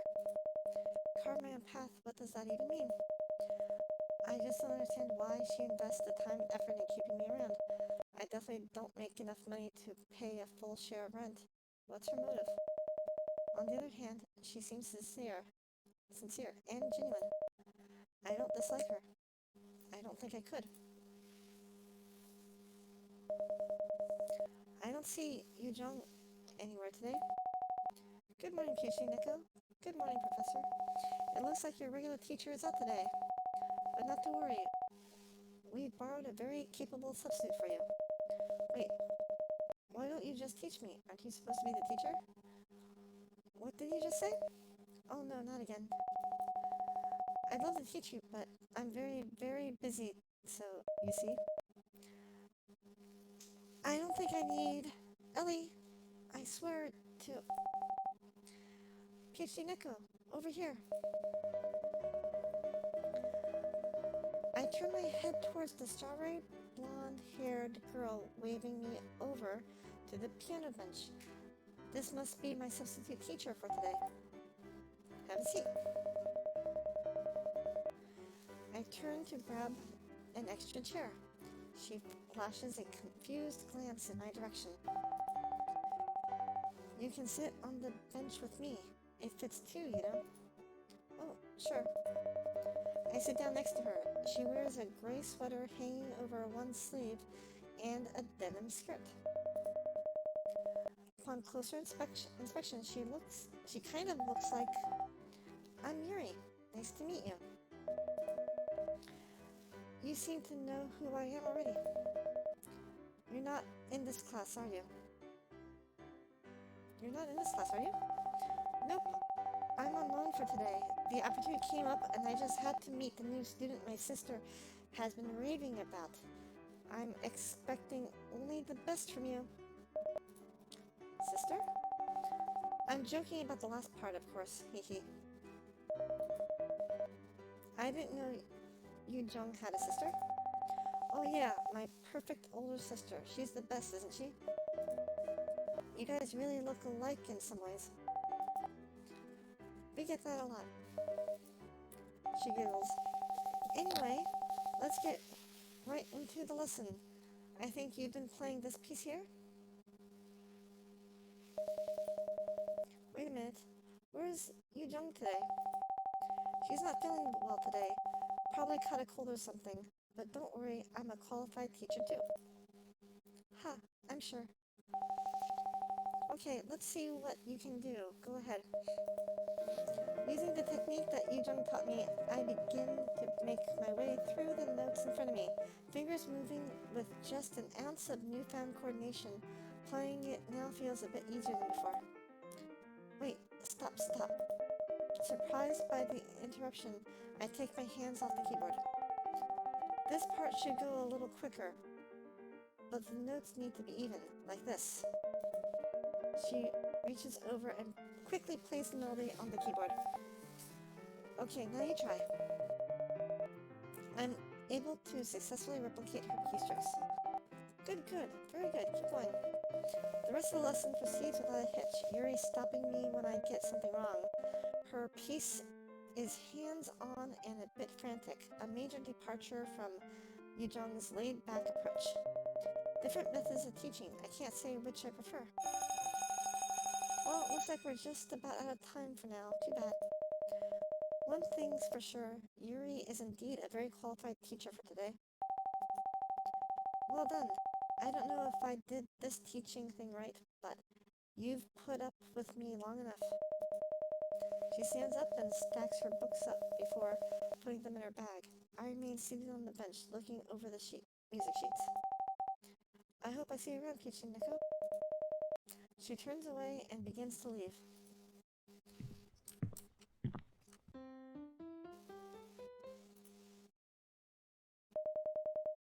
She stops and turns back.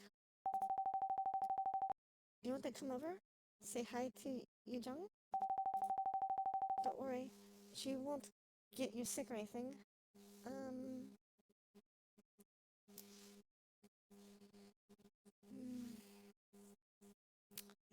Oh, I don't know. She doesn't like... Yeah, sure, let's do it. Sure thing. Her face brightens with excitement. Yay, it's been a while since we had anyone over. Come over. I have another few classes left today, but let's meet after. Give me your number and I'll text you our address. Sounds good to me. Another day of art class. I slide my desk over near Chang's. She doesn't recoil disgust like I expected her to. Are you going to stick around today? Wow, way to call me out. Now, you're putting me in a bad position. Do I have a reputation? Do I have a reputation to uphold? She says all this with the slightest hint of a smug grin on her face. While most students seem to find her too cynical, I'm slowly getting used to her sarcastic humor. I start to pull out my sketchbook in preparation for what I assume is another free period. I'd hold that thought for a bit. Okay, class, it's time for quick evaluations just to check if you've been listening these last few weeks. I assume you all remember what the preferred subject is for today's evaluation.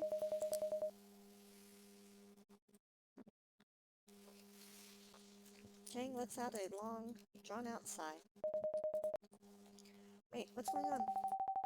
It's a quarterly critique or something. You just draw stuff and the teacher tells you why you'll never amount to anything. Why didn't I know about this? You probably aren't listening in class enough. You should get your stuff together. Nah, I'm just kidding. It's in the syllabus. Which you don't have because you joined late. Oh. Well, class, you'll have 45 minutes to complete the evaluation. Good luck.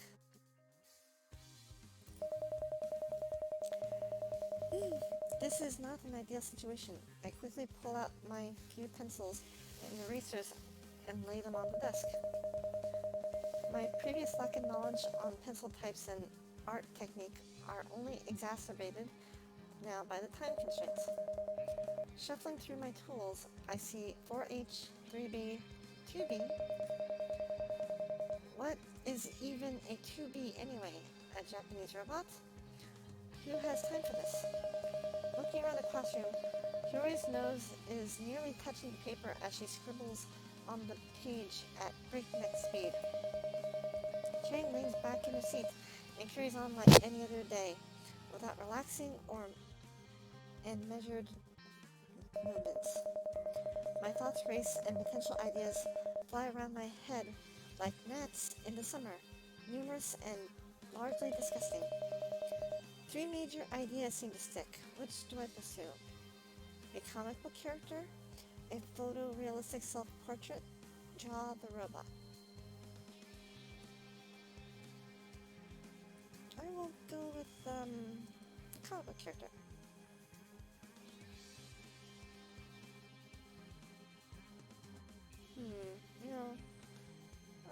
A comic book character. I decided to take a page out of Chang's book and draw a stylized comic book character. Art is about personal style, and this will show my authentic side of that. Hopefully, using thick lines and dark shading, I start to create a quick yet clean rendition of a comic book styled girl. Long bangs, big eyes. Did I miss anything? Drawing the folds of the clothing is always a challenge. How does that stuff even work? After working for what feels like an eternity, the teacher informs us that time is up. He makes his rounds, critiquing each student one by one, offering vague ramblings resembling criticism. When I see this portrait, I'm reminded of Beethoven's symphonies, and that harkens back to the days of the Romantic era. That can be good, but it can also be harmful. It can be beautiful, but perhaps not. It's worth a 67 out of 100, I think. What? The truth hurts, even if it doesn't make any sense, I guess. Eventually he reaches my desk. I cringe in anticipation of the judgment that is about to be laid upon me. Oh!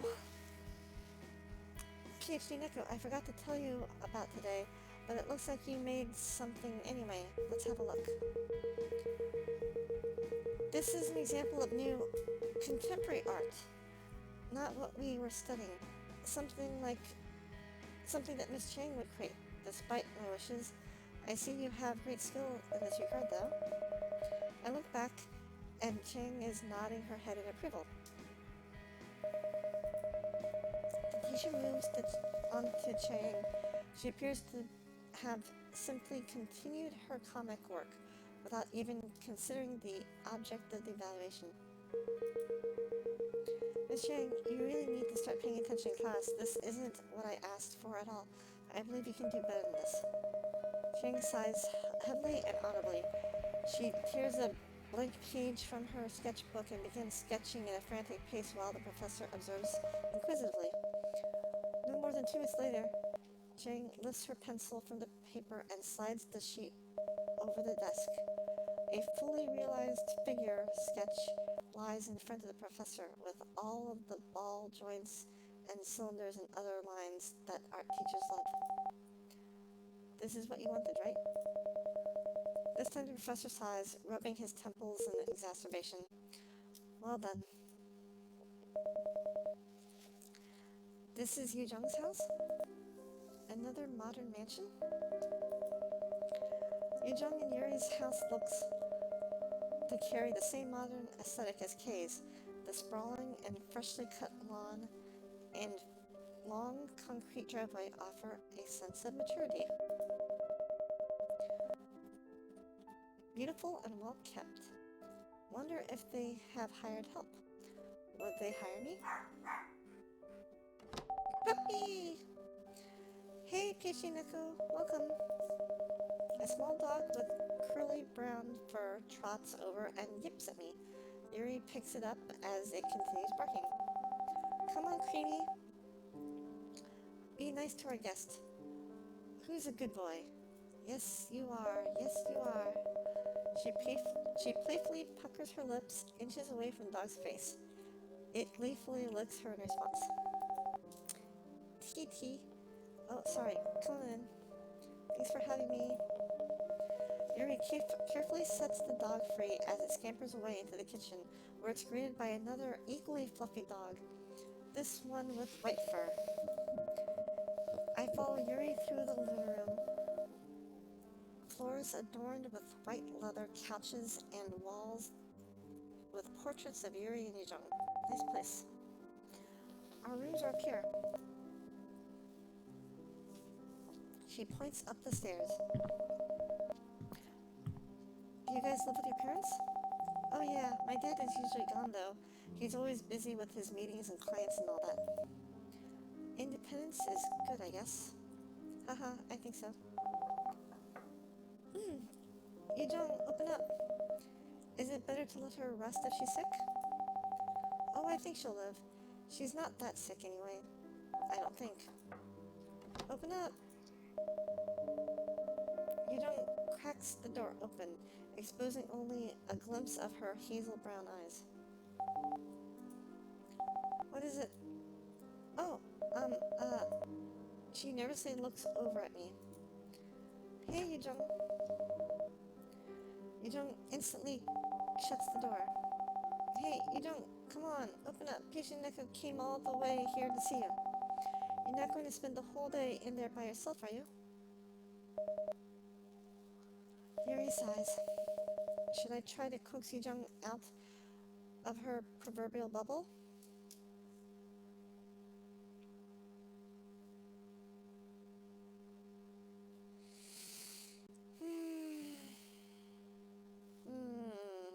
I don't know which to pick.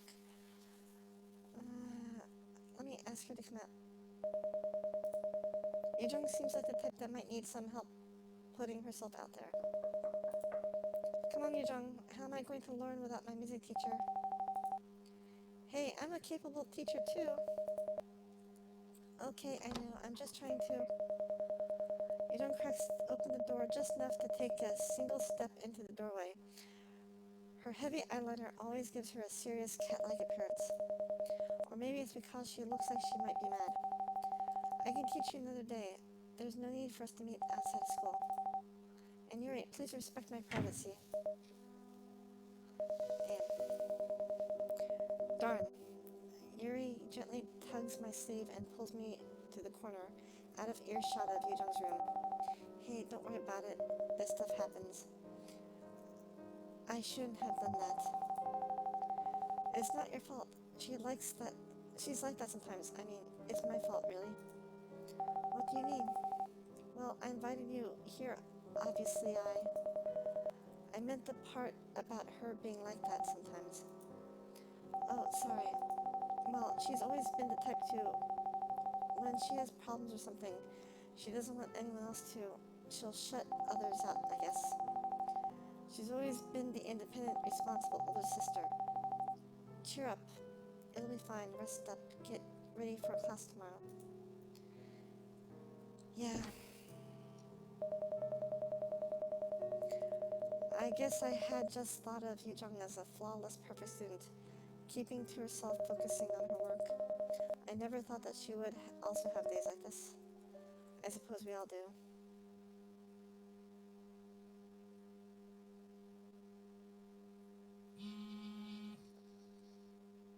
Oh, she called. Kishinoko, I'm sorry about earlier. I didn't mean to be like that. I hope I see you tomorrow. Good night. Should I respond?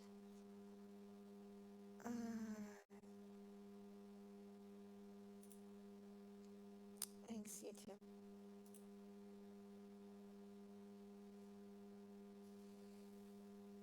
Oh dear. Baywatch? What a weird card to get. The hermit that longed for love.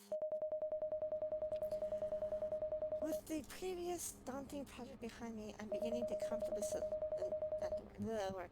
Minor reports, bland corporate presentations, it's not so bad. I find myself putting in a fair amount of effort despite not having much of a reason to. My proposed salary is generous for my lack of experience, but I don't know how long I'll be around here. I've yet to put any major thought into my future plans. I suppose the mindless work in front of me helps avoid this conversation. Avoid that conversation. But why is the rent at K so expensive? What a crook! Almost done with reports. Then I can move on to spreadsheets. My gaze wanders over to Hyedong's desk. I can see her leaning back in her chair, staring out the window again like she wants to crawl out and escape. Do you ever actually work around here? I did it all.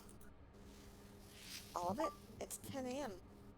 I said there's a lot of free time here. I didn't lie. I just stare out the window and text Jay most of the time.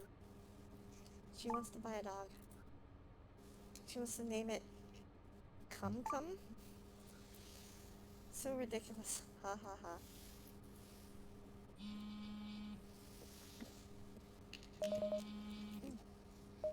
Heavy sigh. I hear a chair rolling over. Oh no. What you doing?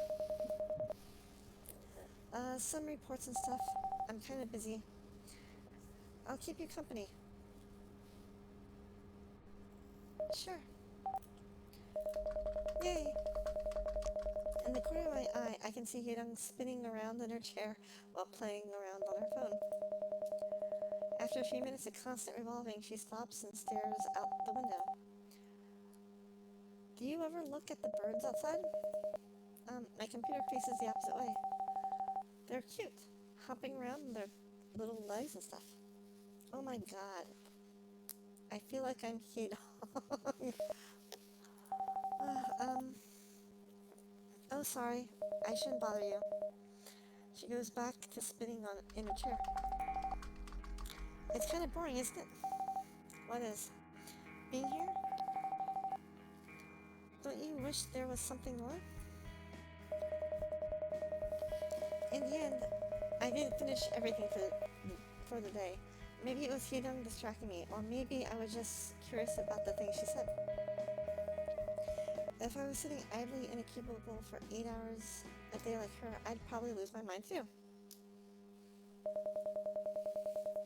I find myself making my way towards Jay's bar once again. The dim lighting and gentle pounding of music over the speakers is relaxing, especially after spending the day under fluorescent office lighting and the dull drone of AC. When I arrive, it appears that Jay isn't there. Instead, I can hear the dull thud of bass and singing. I walk past the bar and around the corner into what appears to be a dance floor.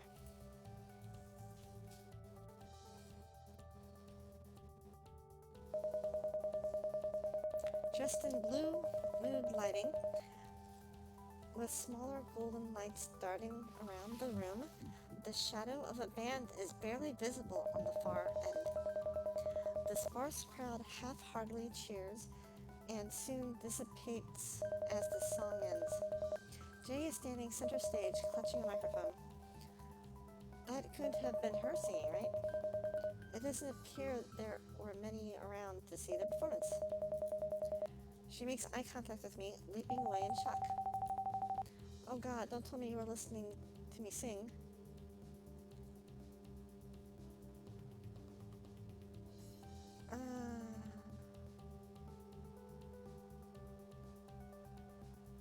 She seems the sarcastic type.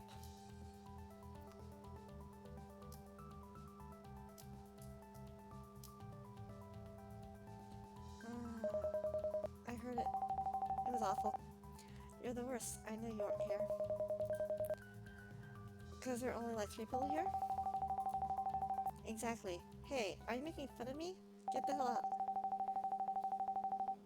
I only fill in when someone cancels. I don't think I'm a very good singer. Yeah, your speaking voice is so annoying, I'm not surprised. How can you hit a paying customer? You haven't paid for any... A voice calls from the kitchen. Jay is the best. Is that... person... that... that... butt hat? Butt hat? Is that butt hat customer that don't know talent when they see it? Is he's... yeah. Who was that? Oh, my boss. He's always in the kitchen. He's learned to yell extra loudly to compensate. And you can't hit the customers. I've had enough lawsuits in my life. I don't need another one. You can't trust lawyers. Or anyone. What? I can play the guitar too. She picks up a nearby guitar and strums a brief melody.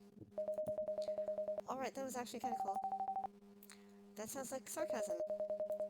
She wipes the sweat off her brow and hops off the stage, carefully reorganizing the hair stuck to her forehead. So, why are you here again?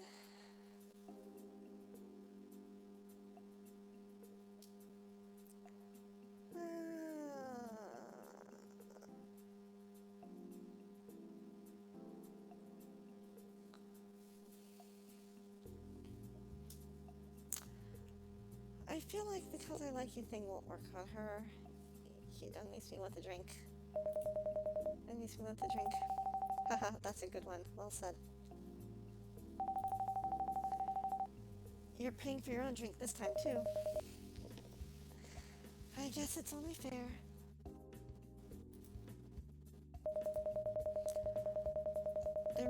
The remaining handful of customers maintain idle conversation, leaving Jay with nothing to do. She rests her head on one hand while scrolling through her cell phone with the other.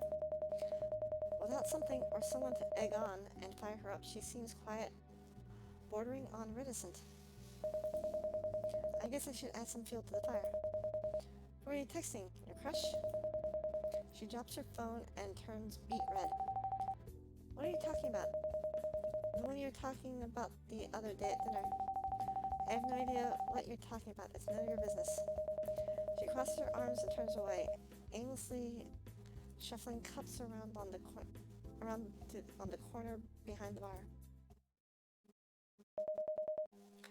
Is he cute at least? Yeah, much cuter than you. Rude.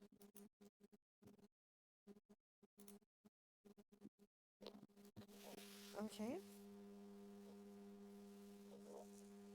What's this?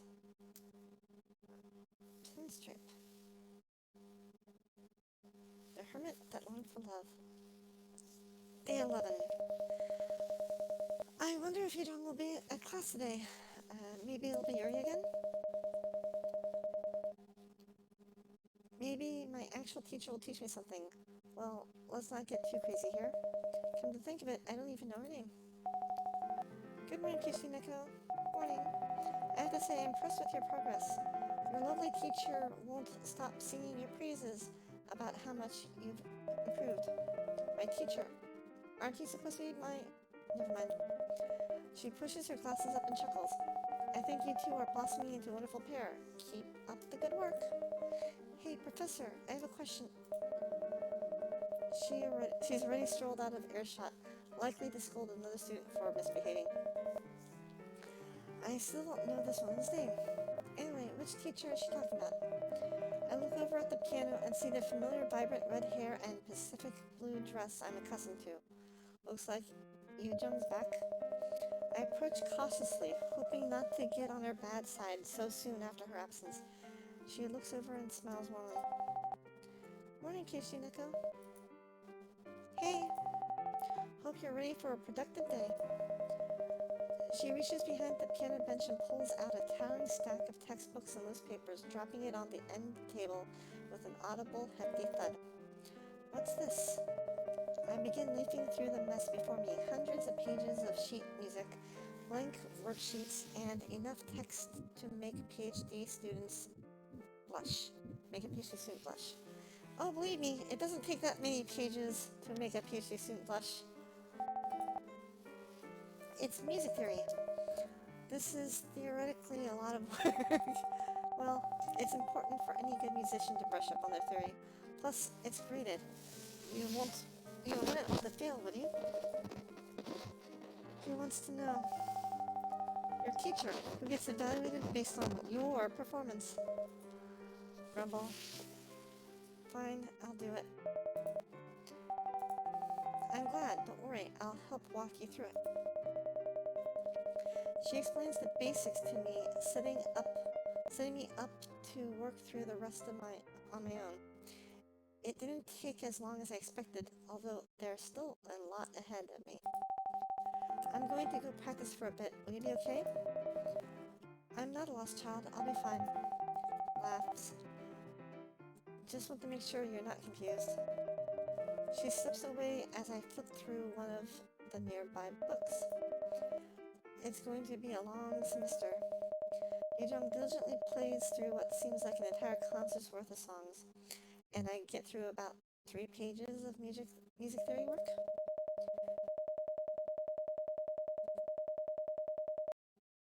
Yejong's perseverance and laser-like focus really makes it look like she's in her own world when she plays. Like she's completely tuned out everything else. Despite being alone nearly the entire class period, nobody approached Yejong or even came near us. It's incredibly odd.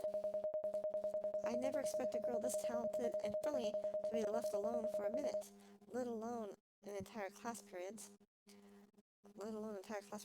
Maybe people are afraid to approach when she is in her zone. How are things going over here? They're going. Just going? She grins playfully. I'll get it done eventually, I think. I know you will. If you ever need help, I'll be here. But only during school hours, right? Okay, I didn't say that loud. That's good. Jokes aside, her words truly fill me with confidence. It's a real luxury having someone like this on my side. Dear sister, where art thou? Why are you talking like that? It's fun. Hee hee. Oh, hi PhD Neko. Hi Yuri. She links arms with her older sister and begins to pull her out the door. Come on. There's this new food place I wanted to check out. I heard they have really good sushi. It's hard to find good sushi, you know? Like, her voice slightly trails out as she walks off with Yejong. Yejong briefly looks back at me and waves goodbye. We'll invite you next time, PhD Neko. Oh well, at least she has Yuri. Family will always be there, I guess.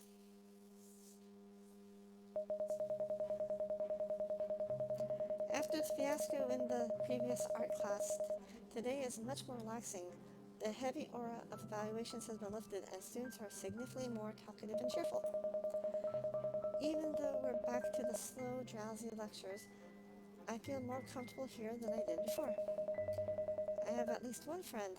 I think I can call her a friend at least. And there she goes. Well, time to leave. I make my way down the long hallway and down the stairs to the dumpster.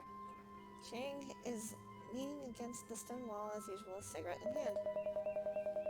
Descending the stairs, the aged ironclads with every step.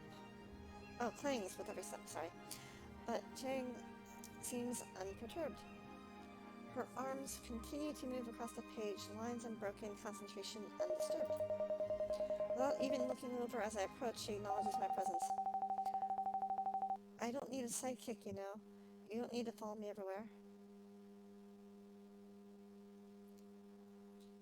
I'll be around you. I'm just here to enjoy the fresh air.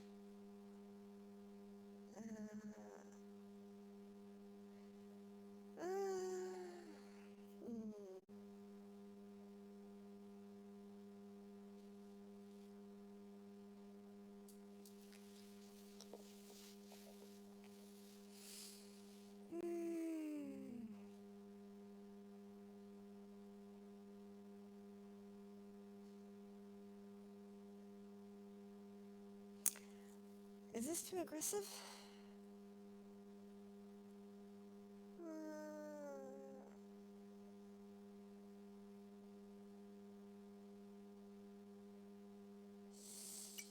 Can we save? Quick save. I hope I can quick save. Load. Here goes. Frows her brow and rolls her eyes. What's wrong with you? She raises her. No protest as it notes her. I glance over at the progress on her comic. Splendid as usual to my untrained eye, I'm always amazed at the relative ease at which Chiang is able to work every day. I pull up my sketchbook as well and flip to one of the blank pages. I haven't spent enough time drawing in my free time. This seems as good an opportunity as any. Hey, Chiang? Yes, sidekick? How do you get so good at drawing? Chiang taps her lips with the eraser end of the pencil, pondering the question. I just draw whenever I'm bored or alone, I guess. And how often is that? Not as often since you've been here. Does it mean she's less bored? Or less alone? I think I pushed the subject far enough. I should draw something too. Time passes quietly once again, the fresh spring air blowing softly. I see why Chiang is always out here. The soft scribble of pencil, the sun gently brightening the world around us, while the shade from the staircase softens the heat from the sun. It's cathartic. Dreamlike even. The thought would be almost romantic if I weren't sitting next a dumpster with someone I only met a week ago. Hey! I break free of my temporary nature art trance and realize Chiang is staring at my paper. Those legs are looking a little long. I realize she's talking about the finger I was drawing in my sketchbook. I didn't realize it. Oh, the figure I was drawing. Sorry. Oh, I think you're right. If you just shorten them a little, that's perfect. She's absolutely correct. Now that I look at it. 8 head lengths. That's the ideal proportion. But I found that you can get away with 7 too. Thanks for the advice. She goes back to drawing without saying a word. You know, you're better than I thought you'd be. At art? Obviously. I'm a little impressed. Huh? Thanks. Don't let it go to your head. As the wind picks up, my sense of smell is suddenly violently attacked by the stench of rotten garbage. I have to consciously stop myself from retching. What the hell's that? Unruffled, Chang calmly begins to pack up her stuff. Sometimes the wind hits the dumpster. Time to leave. You don't say. Crickets chirp and a gentle breeze blows at the warm spring night. Blows on the warm spring. Okay. Arriving at the front doorstep, the scent of nature makes me cognizant of my life blooming around me. Of life blooming around me. Let me, okay. A little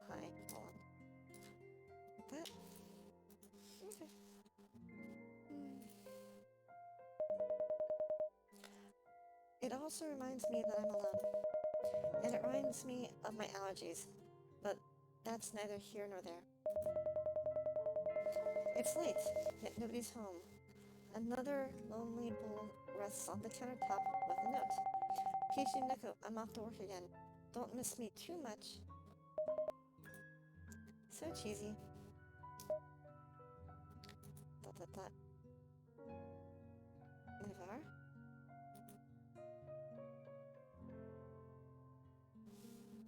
Huh. Mobile. Store. Dark Industries. The egg.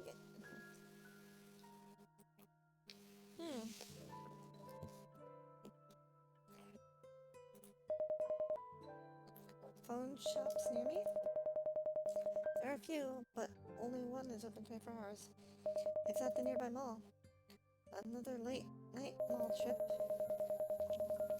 The streets aren't quite empty. I can hear the faint bass from the downtown festivities as strangers pass by, dressed in flashy yet casual outfits. You want to try, but not try too hard. It's a delicate balance. I feel the struggle. After a few minutes walking alone, crickets chirping, I start to question my late-night decision. Despite Kay's objections, I find myself seeking her out, and I don't know why. A feeling of obligation? She pours her heart and soul into cultivating a home environment. Learning how to cook like a pro because of us. I feel like maybe the least I can do is repay that effort by caring about her. Maybe I'm mistaken. Maybe it's the debt I owe her for taking me in, or a sense of moral responsibility. Or, in any case, I arrive at the mall, sprawling, extravagant, and above all, empty. I'm surprised that the doors are still unlocked. Strolling through the dark hallways and across the sprawling lobbies, almost all the storefronts are dim. The mannequins in the windows appearing as nothing more than vague shadows, caricatures of the human form. The moonlight gleaming through the window, through the ceiling panes, cast a ghostly illumination on the marble floor tile. In this near darkness, a faint light guides me along the way. I've never been to the shop, but it must be the only one open at these hours. Pale green lighting and candy red pixel letters greet me as I approach the enigmatic storefront of Ajuma Mobile. It's a bit garish and outdated, but business must be doing well if they can afford to stay open so late. The store's interior looks like it is decorated by a serial hoarder. The lights flicker in and out, clearly standing on their last legs. Decade-old flip phones, shelves filled to the brim with unsellable material, and random junk such as Ethernet cables, printer cartridges, and some rare game consoles fill the shelves. These might be worth something someday.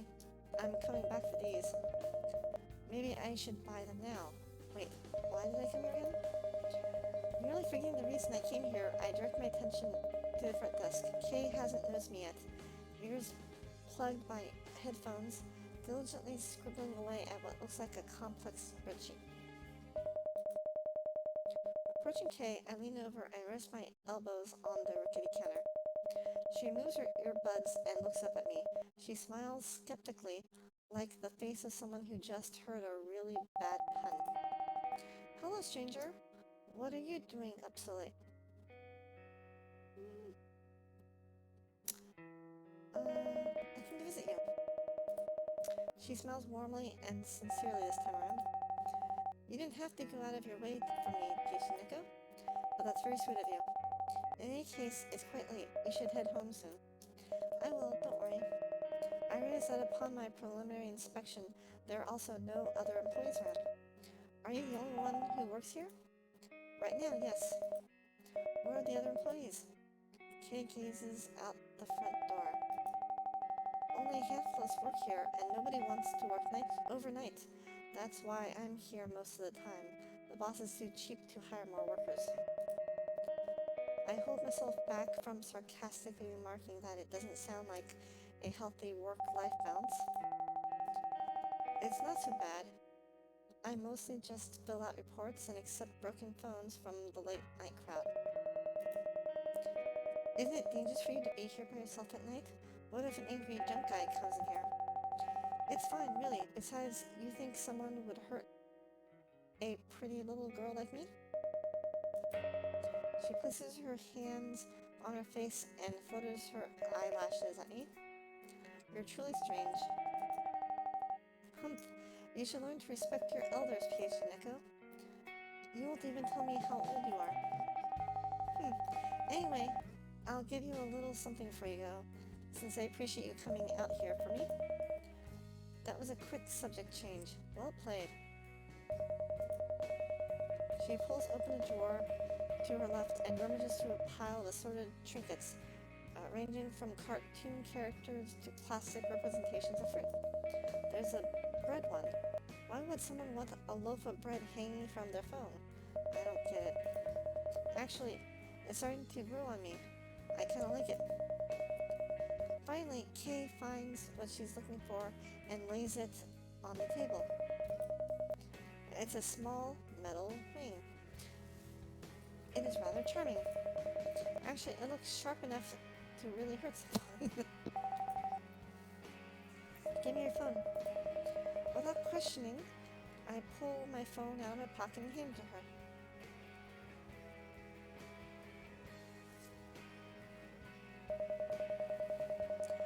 She quickly secures the miniature wing to the corner of my cell phone, hanging by a black thread. Thanks, but what am I supposed to do with it? She giggles. It's cute, isn't it? And when you look at it, you can think of me. I see you every day. Not quite every day, but now you can be reminded of me every day. How special, right? Now get out, PhD Neko. I have work to do. While she maintains her friendly grin, I decide that I shouldn't bother her any longer. Yeah, I'll go.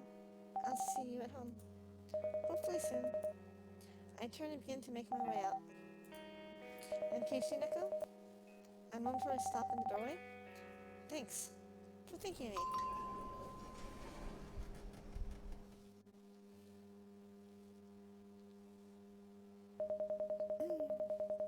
She's definitely hardworking, truly mysterious, and sometimes incomprehensible. I still have yet to figure her out. But she's sincere and thoughtful. Her affection feels real.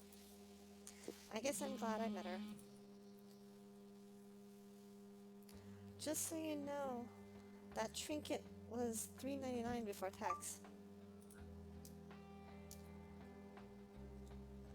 Do you want the bill through email, or... You have to be kidding me. It was just a joke, silly.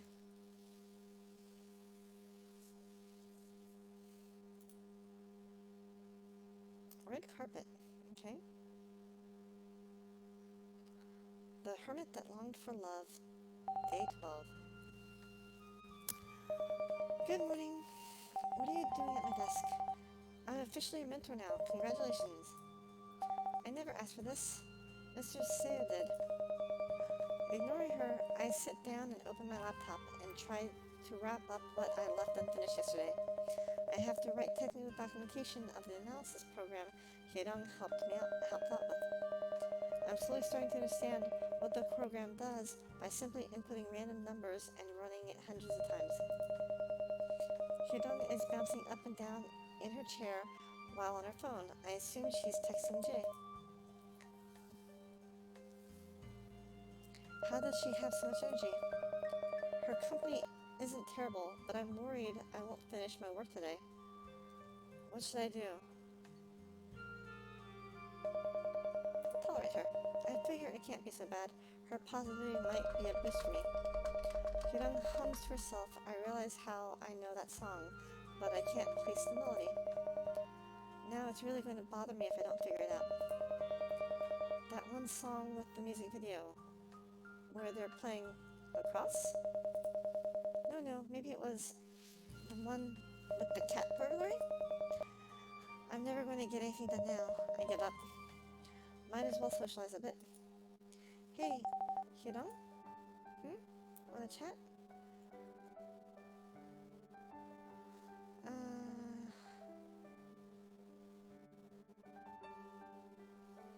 How did you end up in the city? Right up here. I was lucky enough to get a job here straight out of college. My family lives pretty far from here. But I'm glad I came because I met Jay. Plus, Kay's place was so cute. I couldn't resist. Just because it's cute? So cute. Modern design is really cool. Okay, and how's that working out so far? I can't complain, right? I'm making the right choices in life, I suppose. Supposedly. Wanna chat?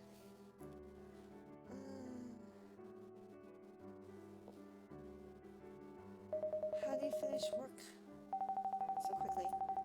Oh, I'd like to tell you it's because I've been here so long that I'm just a genius, haha. In reality, things are just slow because that's the way it works. Red tape and waiting around for approvals. It's incredibly boring. Well, it's not so bad. The free time gives me a lot of time to think about stuff. About what? Oh, just stuff. You know, dogs, clothes, dogs. Do you like dogs? Sigh. Wanna chat? How do you live in the city? Okay, looks like we already explored that.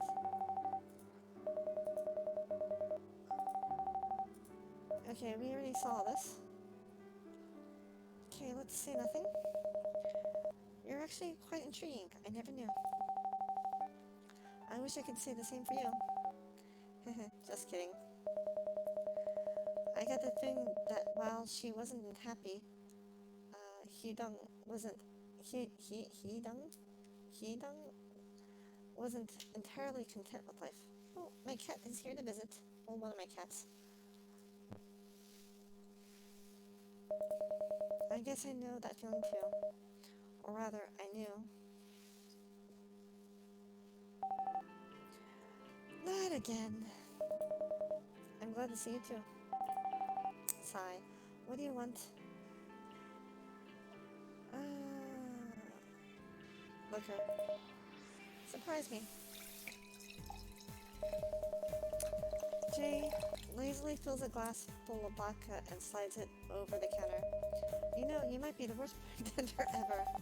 Customers love me. So, Jay, what? I'm busy, you know? There's literally nobody else here. Grumble. So where are you from? I don't really know anything about you. What? Why do you want to know? I'm learning about my new roommates. It's important information. In reality, teasing Jay is just too much fun.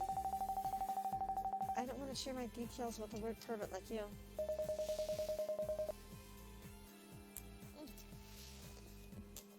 She turns away. No, she crosses her arms and turns away in a huff. I already know. Already know what? About you? How you came out of nowhere one day and don't have a place to go back to? This is getting more personal than I expected. She's ruthless. She shuffles some glasses around the back corner. I came out of nowhere too, I guess. Came from nothing is a better way to put. I always wanted to live the big city dream. See the sights, meet new people. But I ended up working the bar, living with a handful of girls and a weirdo. What a life, huh? Hey, I resent that. Your bill's $50. What? That's ridiculous. It's the premium for asking weird questions. Boss! Jay, you're not allowed to hit the customers. Unless they pay for it, then I suppose we could. What? The Hermit That Longed for Love, Day 13. Oh hey, Kishinako, I forgot to tell you, the semester is ending in the next couple days, so make sure you finish any work you still have lying around. I've only been here for like 4 days. How is the semester nearly over already? Oh, well, you know, the school board. They keep pushing for shorter semesters, and I don't think that's a good idea, you know? Back in my day when... how old are you exactly? A lady never tells. Anyway, as I was saying, okay, I'll get it done. Oh, another thing. I need a skill evaluation too. Paperwork is nice and all, but I need to make sure you've learned how to either play an instrument or sing or something like that. I have no doubt you can do it, but I need real proof. Maybe a short duet with Yujong would be good. It's not totally fair to expect you to have a full semester of skills yet, I suppose. Sure, I'll tell her. Let's just call her over. Yujong, dearie? Huh?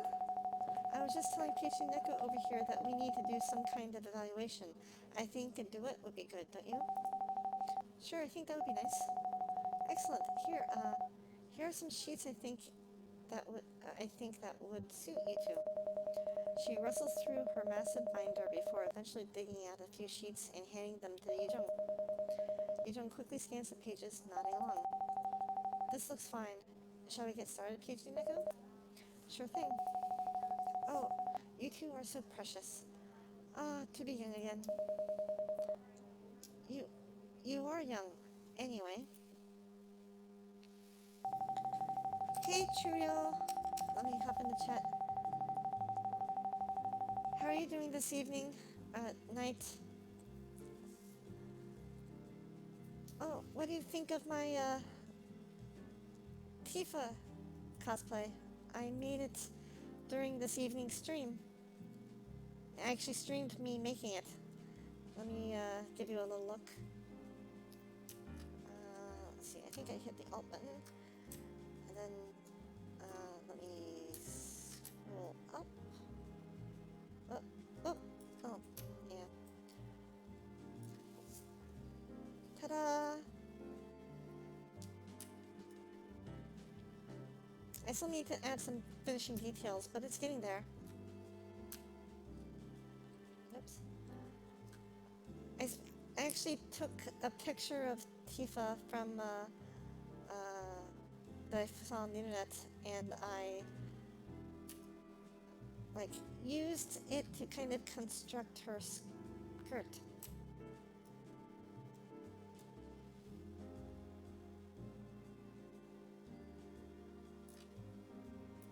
But, I hope you're having a good evening, night, day, Saturday. Oh god, is it Sunday already? Oh my goodness, it's already Sunday. I hope your Saturday... No, wait, it's already Monday? Oh my goodness, I lost track of the days. I hope your Sunday went well, and that your start of your Monday is going well too.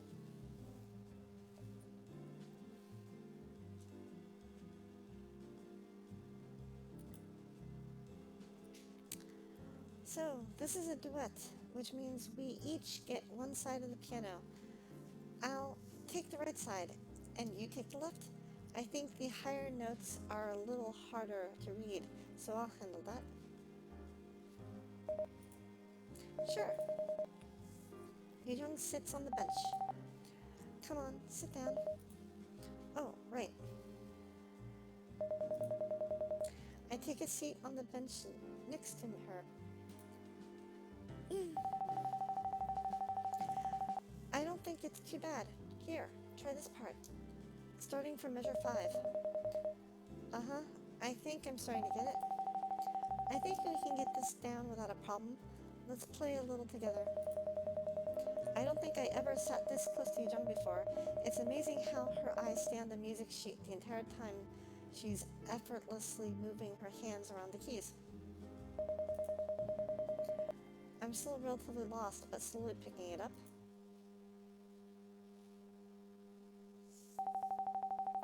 Good work. I think we've earned a little break, don't you think? Sure. She casually hums to herself while quietly paging through a nearby music book. Unlike most students, she doesn't take this time to find her friends or look at her phone. She's an outlier for sure. My curiosity gets the best of me, perhaps despite my best judgment. Yujong? What kind of person do you like? What? I don't think I used the right words there. I consider correcting myself, but she seems to be locked in deep thought about her answer. I guess kind, caring, maybe in good shape too. Haha, I don't know.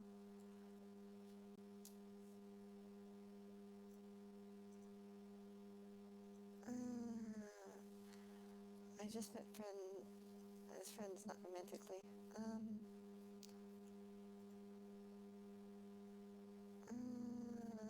I'm not in good shape. Let's do a quick save. Sorry, I'm not in good shape. I'm just daydreaming. Don't get offended. It's just a joke. Let's get back at it. Try from here? Sure. As I get closer to reach the middle keys, Ijung always moves away to give me more space. Did I do the wrong thing? We make it through the song without terrible difficulty, although I only used one hand so far. That was great. You did a really good job. Thanks. This isn't so bad after all. Oh dear. It appears that we run out of charcoal for today's exercise. I don't suppose any of you have enough to share with the entire class. I'll need a few volunteers to run to the local arts supply store. The professor scans the room for candidates. Are they victims? I take the opportunity to leave class any day. Kishi Neko, you're the new student. I think perhaps this would be an opportunity to get better acquainted with the city. Sure. Now, we'll need to send another student with you to make sure you don't lose your way. Let's see. A pale hand lazily rises into the air. I know who this is. I volunteer. At this moment, the professor's expression resembles that of a weary parent whose child asks them, "Are we there yet?" for the 14th time this hour. Miss Young, I don't think that would be such a good idea. Teacher, can I go to the bathroom then? The professor removes his glasses with his right hand at his eyes, massaging his temples with the left. Miss Yuri, would you kindly accompany Miss Chang and our new student? Yuri's head snaps to attention upon hearing her name. Do I have to? I'd like to get some work done. Miss Yuri, I trust you'll be responsible enough to corral these two back in time. Yuri exhales in a soft puff and places her pencil down. She diffidently glances at Chang for a moment before her eyes meet mine. Lips pursed, her reluctance is written clear as day. As you wish. What? Are you trying to say you don't trust me, Professor? Yuri flashes an artificial smile before standing up and turning away, where her face instantly reverts to a nearly imperceptible frown. According to the professor, the mall isn't far from the school, perhaps a 15-minute walk. Proceeding along the main road, the shade from the sparse trees and tall buildings shields us from the hot sun. A balmy spring masquerading as summer, the world is awash in the bright rays overhead. Chang is sticking to the side of the road, strolling along in the shade of the trees. No doubt that baggy sweater is a little much for today's heat. Ooh, let me check something here.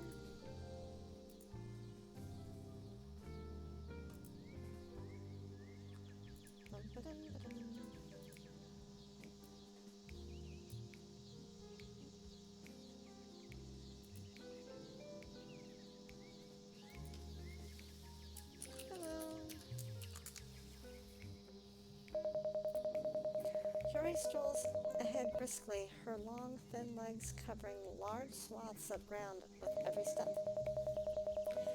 She presses on with arms crossed, her high heels clicking rhythmically on the concrete. Always seeming to be preoccupied with her work, it's odd to see her out of her element. It would appear that she feels the same way. Meanwhile, Chang seems to be enjoying the sights, her eyes wandering from the city skyline to the clouds above. I increase my pace to catch up to Huri while Chang continues her laid-back amble. Sorry for making you come out here with me. Her expression softens as she turns towards me. It's not your fault, PhD Neko. I'm just thinking about getting back to work. Yeah, I know you take your art very seriously. Her cheerful smile makes me feel a bit more at ease. I don't think she's too upset after all. It's something that makes me happy. Oh, someone just shouted. Oh no, that was me. Never mind.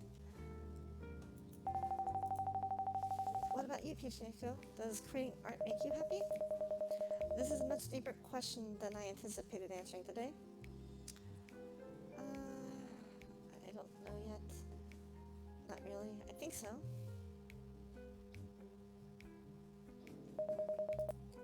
Yeah, I think it does. I'm glad. I hope you keep feeling that way. Thanks. I look back at Chang, who's falling further and further behind as she continues at her own pace. Should we wait for Chang? Yuri discreetly rolls her eyes with the intensity of annoyance I've only ever seen from Chang. Despite her subdued and professional nature, it seems Yuri has a bit of an impatient streak. I suppose. What's the hurry? We're all going to get there eventually.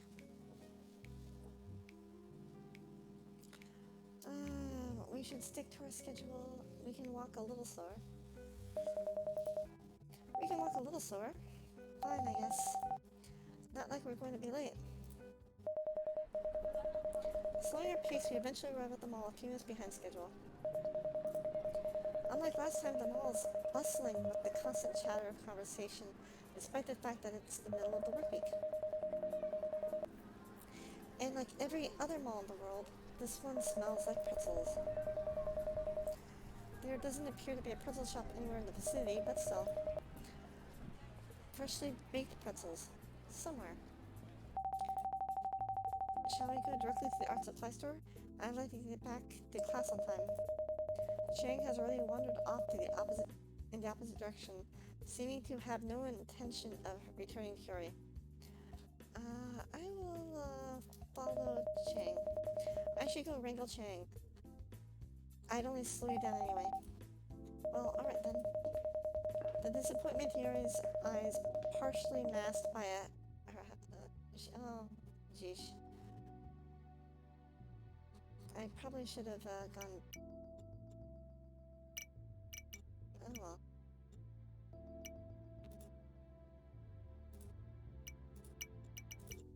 I probably should have done a save, but I forgot. I forget that a lot.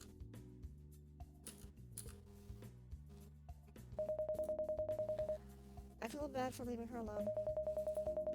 Before she gets too far, I run to catch up with Chang. Hey, where are you running off to? I'm just looking around. Why? Are you going to follow me here too? We walk through the crowded corridors of the mall, taking in the fluorescent overhead lights and the cries of children and parents alike. The cries of child and parent alike. The cyan-tinted light strips give the mall a premium feel to match the premium price tags. Maybe a bit dated by current standards, but who am I to complain? Chang wanders about aimlessly, peering into windows and silently admiring the products inside. Shoes, handbags, beauty products. She takes a little bit of time to look at everything. I like the shoes, so buy them. It's okay, I'm just enjoying the sights. Is there anything in particular you came here for? Why, are you gonna buy me something? Keep dreaming. What kind of date is this, cheapskate? This isn't a date. Of course not. You think I'd date you? Hey, geez, calm down. You need to learn to take a joke or two. I'm just wondering if there's anything specific we're going.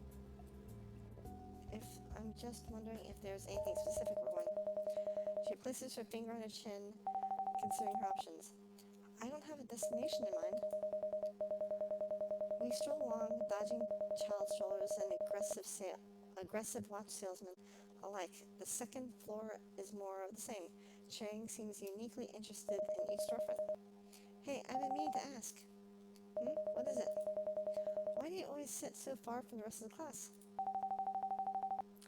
What a weird question out of nowhere. but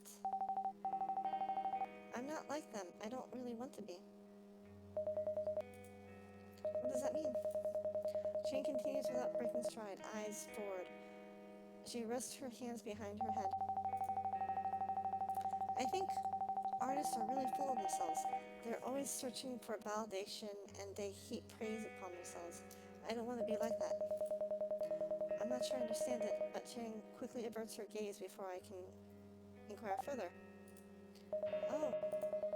Chang skips over to the pet store, where a gray and white kitten is perched in a pet bed. She crouches down and beckons the cat over, its marble-like green eyes entranced by her emotions. It happily trots over and gazes up at Chang. I think it wants you to pet it.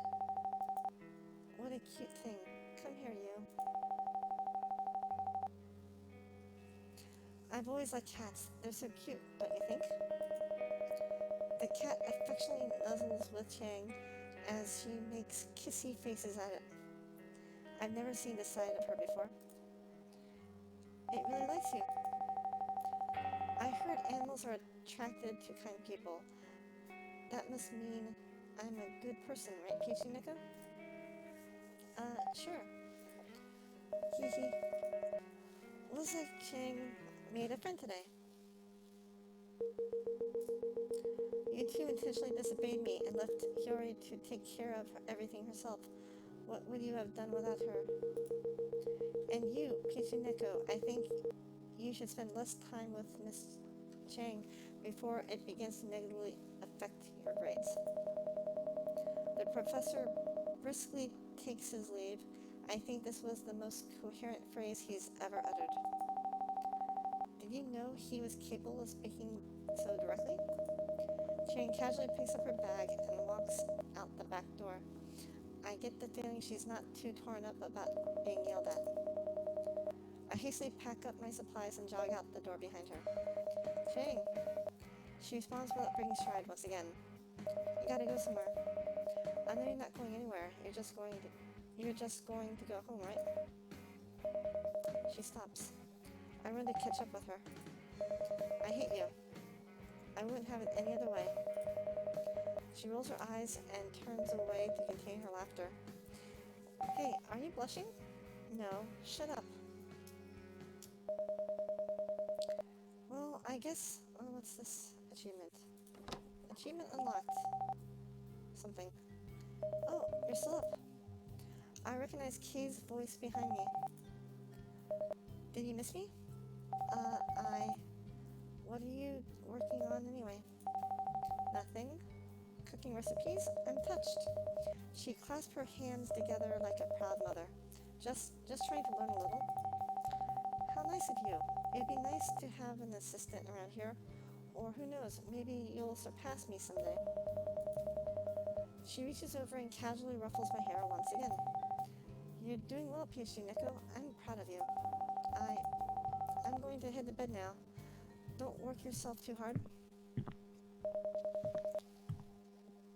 I should say the same to you.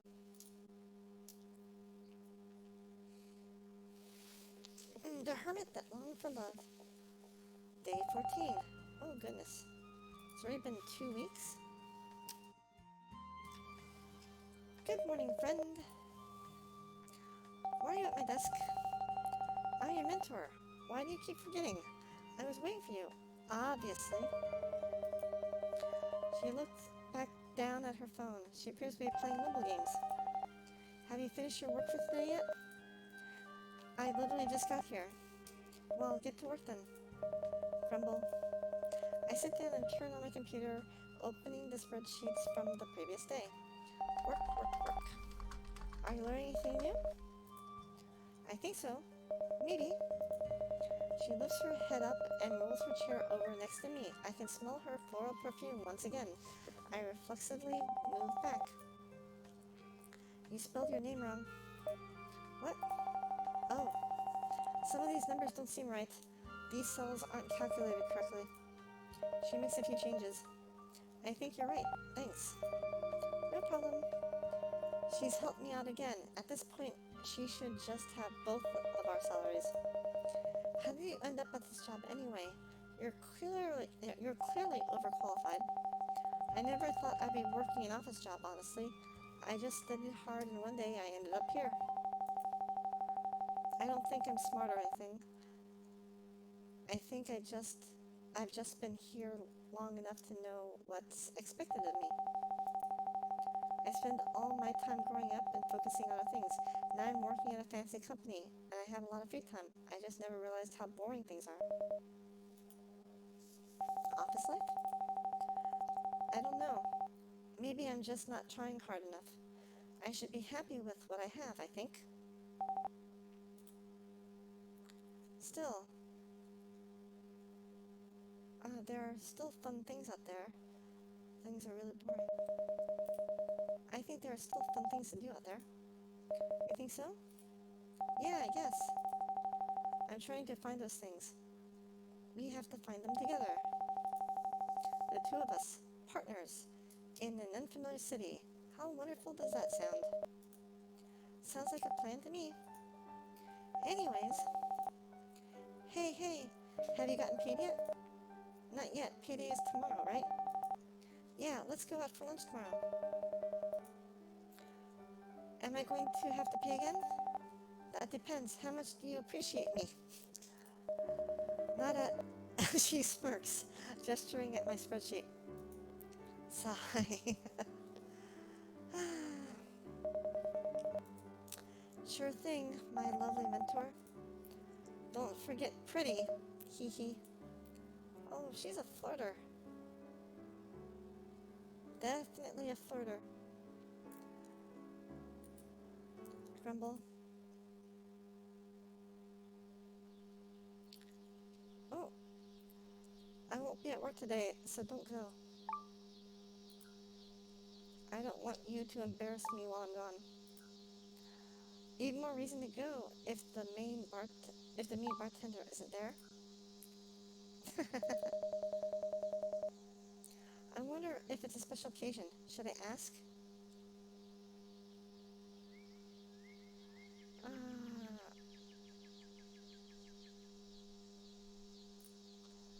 Where are you going instead? None of your business. I probably shouldn't get into the habit of going to the bar every day anyway. Are you going to Jimmy's? Nah, I guess Jay isn't there today. Oh, I wonder if She stops to ponder her next words as if she accidentally revealed confidential information. Never mind. Never mind. What? I was thinking, maybe she's... Nah. Oh, come on, you can't just be like that. Now you have to tell me. Fine. I was thinking maybe she's seeing the guy she likes. I hadn't thought of that, but might be onto something. Wonder what they're doing. While I'm daydreaming, I catch a devious smirk appearing on Hyedong's face. Do you want to go find her? See what she's doing? How would we even? Come with me. I have a feeling I know where we might find them. She grabs my hand and drags me away. Hey! Come on, what are you waiting for? It'll be fun. Her hand is surprisingly small.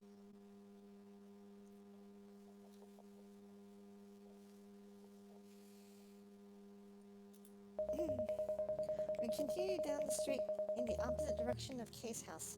I have no idea where Hyedong is leading me. The streets remain unusually quiet for a city this big.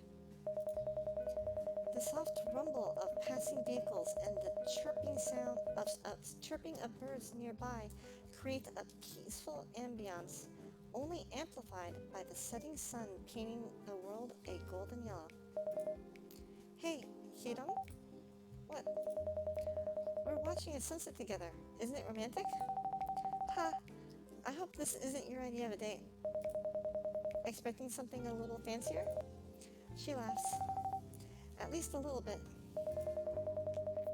After making our way a few blocks down, I can barely make out the figure of a short girl in the distance.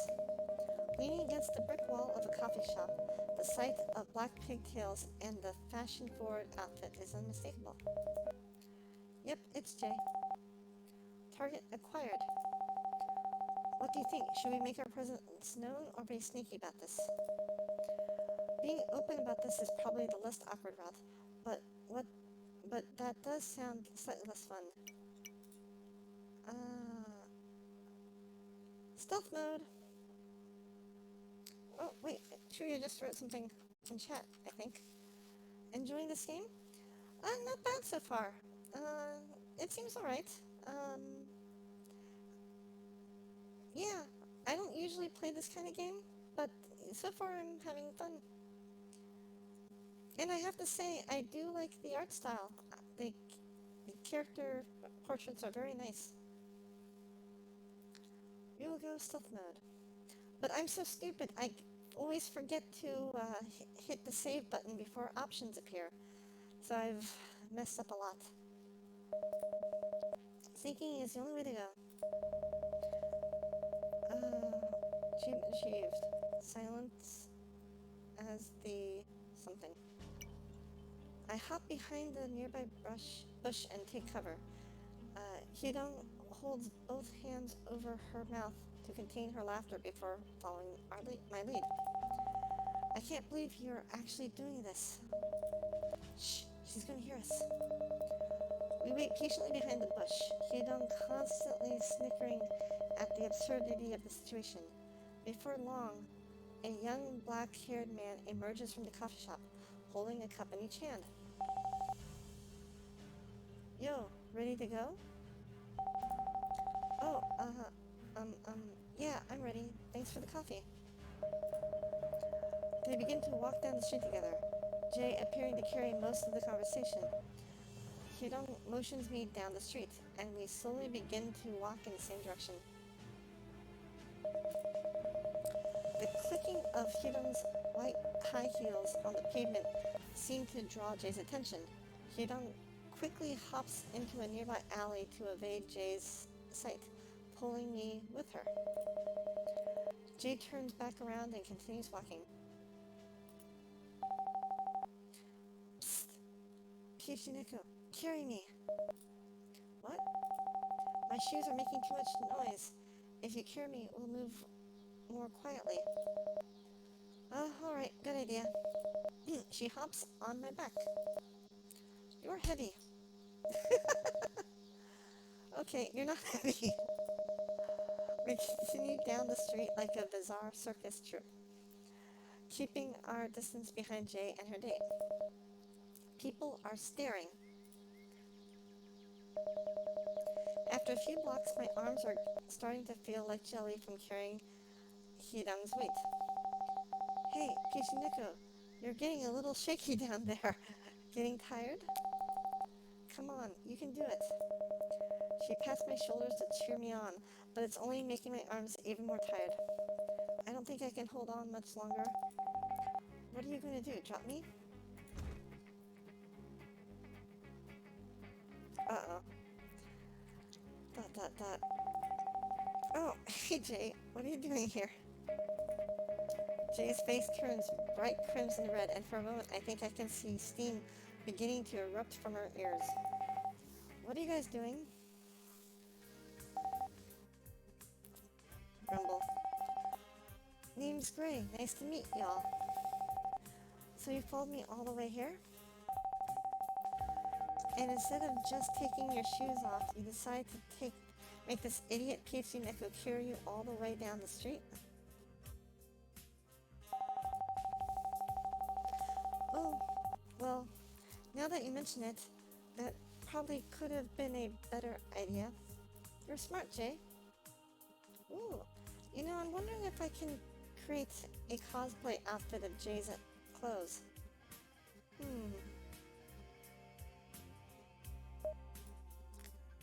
Dot. So, you're a rapper? He's one of the best. Yeah, she helps me out with some songwriting sometimes. Jay smiles smugly. He points toward the record on the wall.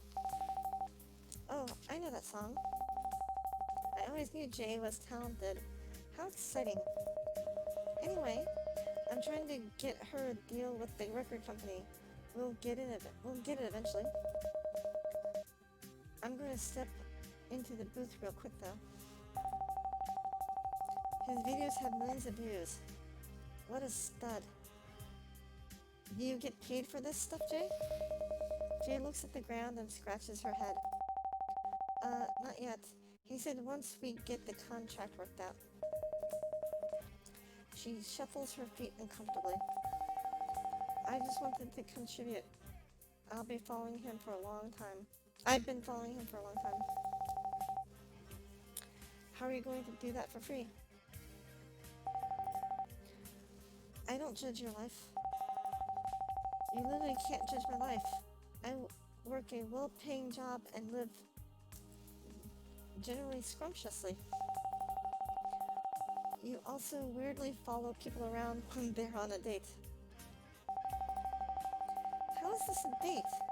Is being with another person considered a date now? Are Peachy Neko and I on a date too? I don't know, maybe. I wouldn't judge you if you were. Incoherent, exasperated sounds. I'm just glad nobody is yelling at me. Just forget it. I'm gonna listen to Gray now. She plops into the comfy leather chair, grabs a pair of chunky stereo headphones, and puts them on, drowning us out. Sighs loudly. Well, I guess this is the end of our misadventure. Wanna go home? Yeah, I guess so. Looking back on the way out, Jay is gazing intently at the booth, hands over each earphone as if in a trance. In that moment, it seems like nothing else in the world exists other than the man in front of her. If love exists, what does it look like? Day 15, the hermit that longed for love. Another morning, another one of Kay's new cooking adventures. She stares intently as I lift the fork towards my mouth. Speaking of which, I'm getting a little hungry. Oh, geez. Okay. I'm going to look at food options. Well, wait for a moment. Bum-ba-dum. Bum-ba-dum.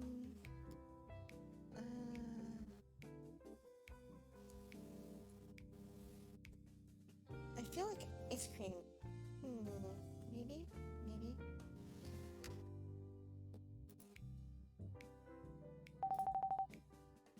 How's it this time? It's hard to eat when she's staring so intently. Yujong just text messages. Hey, Peachy Neko, this is Yujong. I'll be in the classroom a little early today if you want to join me. Okay. How did she even get my number?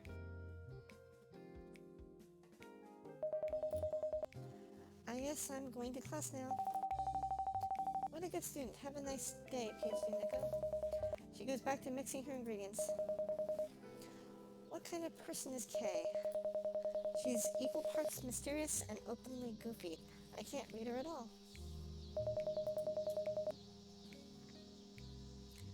Still, I have my own thoughts, I guess.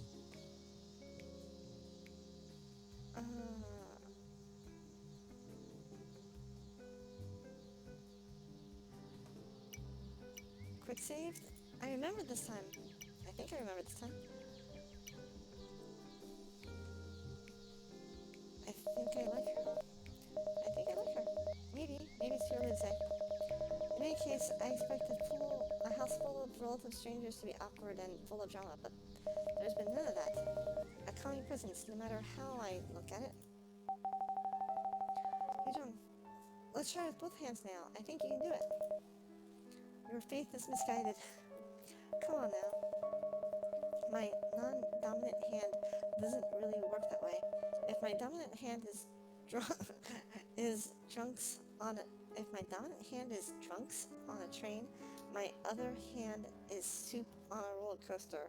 It's bad, but I'm making it through very slowly. Yujong nods along, allowing me to flounder as I correct my own mistakes. Her silent support is encouraging, as if she truly believes I'll be able to figure it out. Excuse me. It's a weird feeling, having someone put faith in you. After a great deal of tripping and stumbling, I make it to the end. There's clearly a lot of work to be done in the next few days, but it's a real confidence booster to be able to play a piano piece from beginning to end without giving up.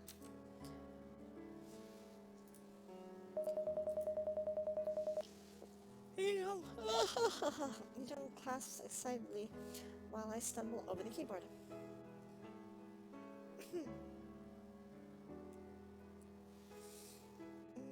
Let's see here. I'm checking to see what food options are available to me at, goodness gracious, 2 a.m.? Holy cow.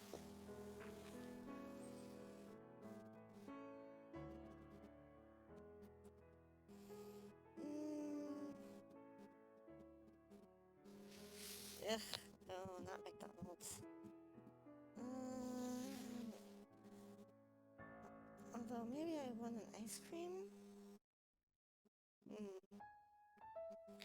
Oh my god, there's a place called Tonkatsu King. That can't be good.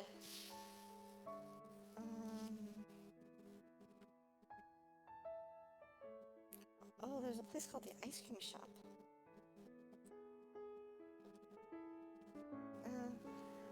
Sorry folks, just give me a moment. I'm browsing through food options. What's available at this time of night?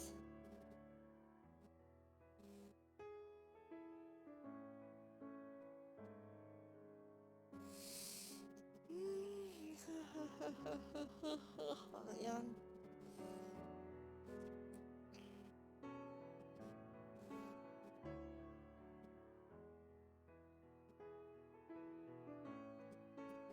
Not a ton of options right now. Admittedly, it is 2 in the morning.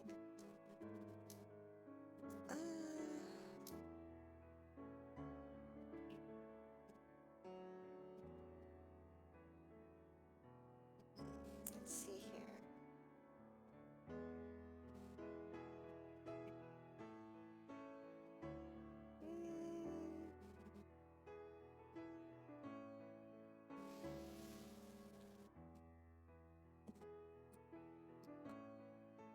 Oh, weird. Why is there a pizza shop that sells gyros? Okay.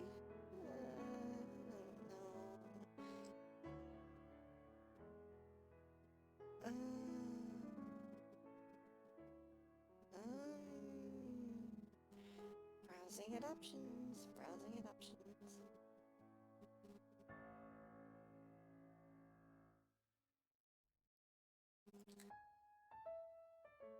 They have specials.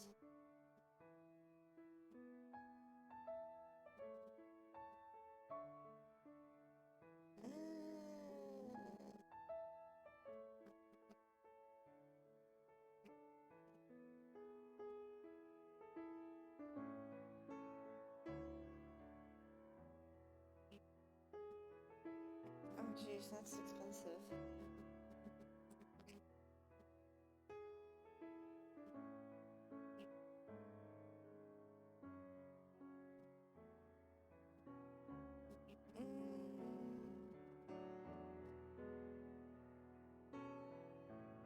Ordering food delivery is very pricey.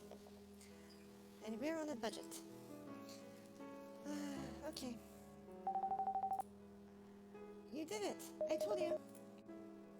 Still needs work. Nobody gets it perfect on the first try. You probably could. Maybe. That's besides the point. You're learning.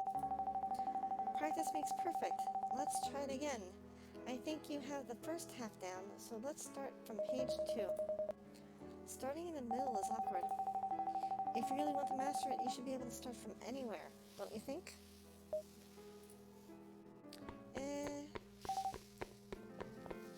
Yujong!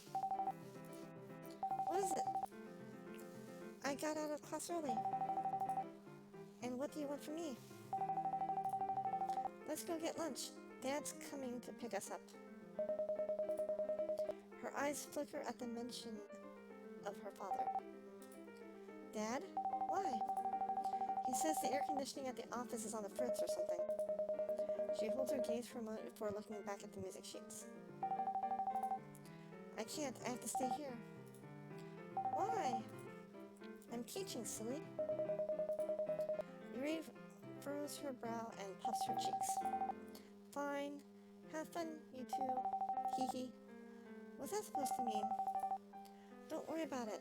Bye, guys. She scampers off. Feeling awkward about the situation, I wonder if I should say something. Ask about her family. Encourage her to go with Yuri. Ignore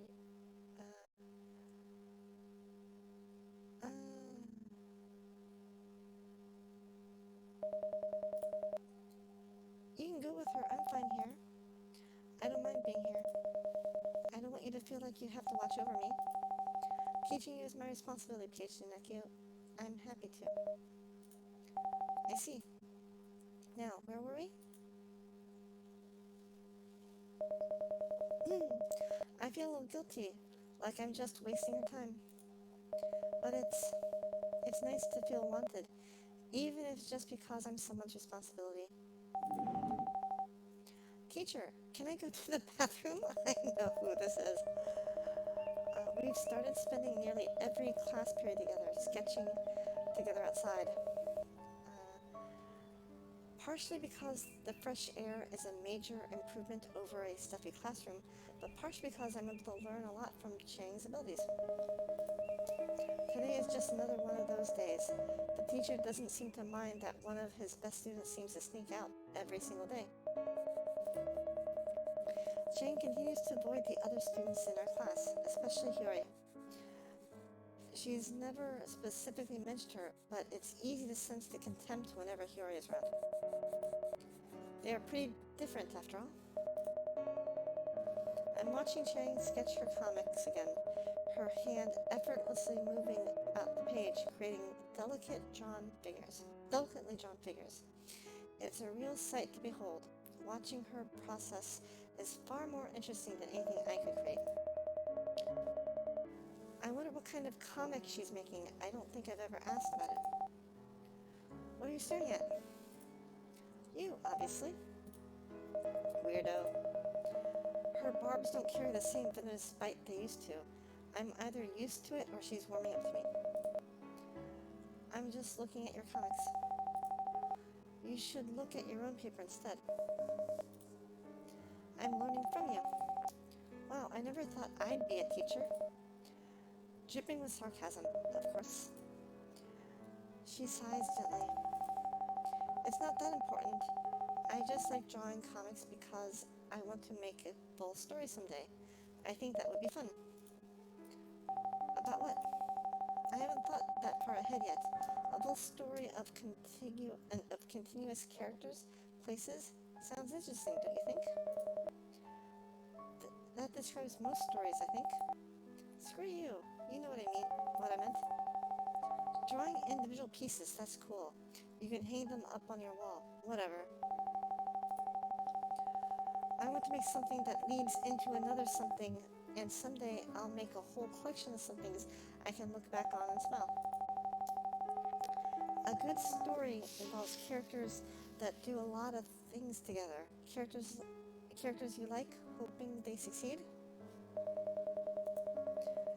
Am I an interesting character? Do people like me and hope I succeed? What a scary thought.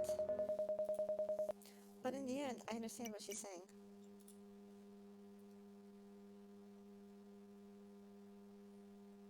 Familiarity leads to affection. Oh, you finally get it. Stories can't overstay their welcome, though. I think that's the worst that can happen.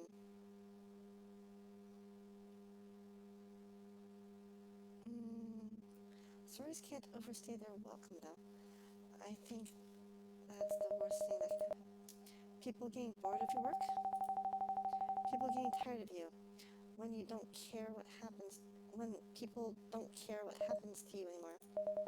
Rough. Well, what do you want your story to be about? I haven't thought that far ahead yet. I just draw some characters, some scenes, practicing. Maybe someday I'll figure it out. I have some character designs, but nothing concrete. I need to put some real thought into it.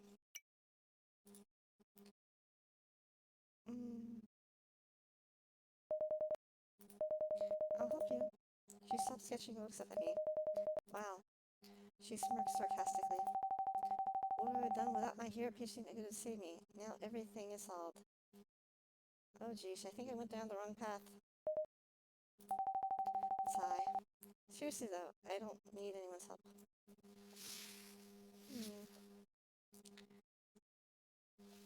I kinda wanna see what happens if I went the other way.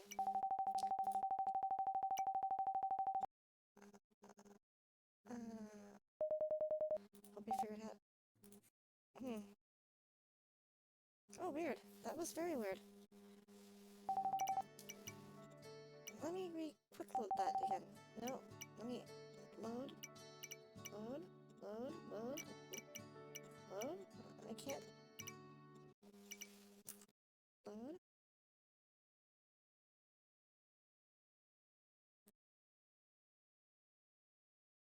Jeez. Yes.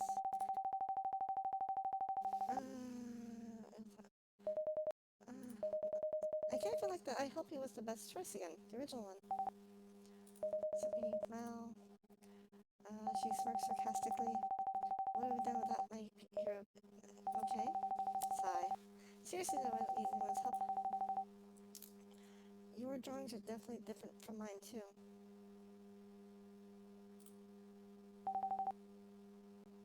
But thanks. Okay. So I guess that was the best choice in the first place. What? Ready for lunch? I literally just got here. Yep, time for an early lunch. Why not? I need to work? Your mentor is telling you to take a lunch break. You've worked hard. The spreadsheets can wait a few minutes. Or a few hours. You can wait a day or two. Who's going to check on you? Me? Fine. Wait, hours? Days? Great. I know a good place. Let's go. Wait, how long are we going to be? You know, what? Never mind. And why are you so obsessed with food? Food is one of the great pleasures in life. It needs to be cherished. I follow Hyunong down the street, unsure of where we're going. There is a pronounced bounce in her step, as if going to lunch at 9 a.m. is the most interesting thing she's done this year. You're awfully happy today. Aren't I always? Especially today.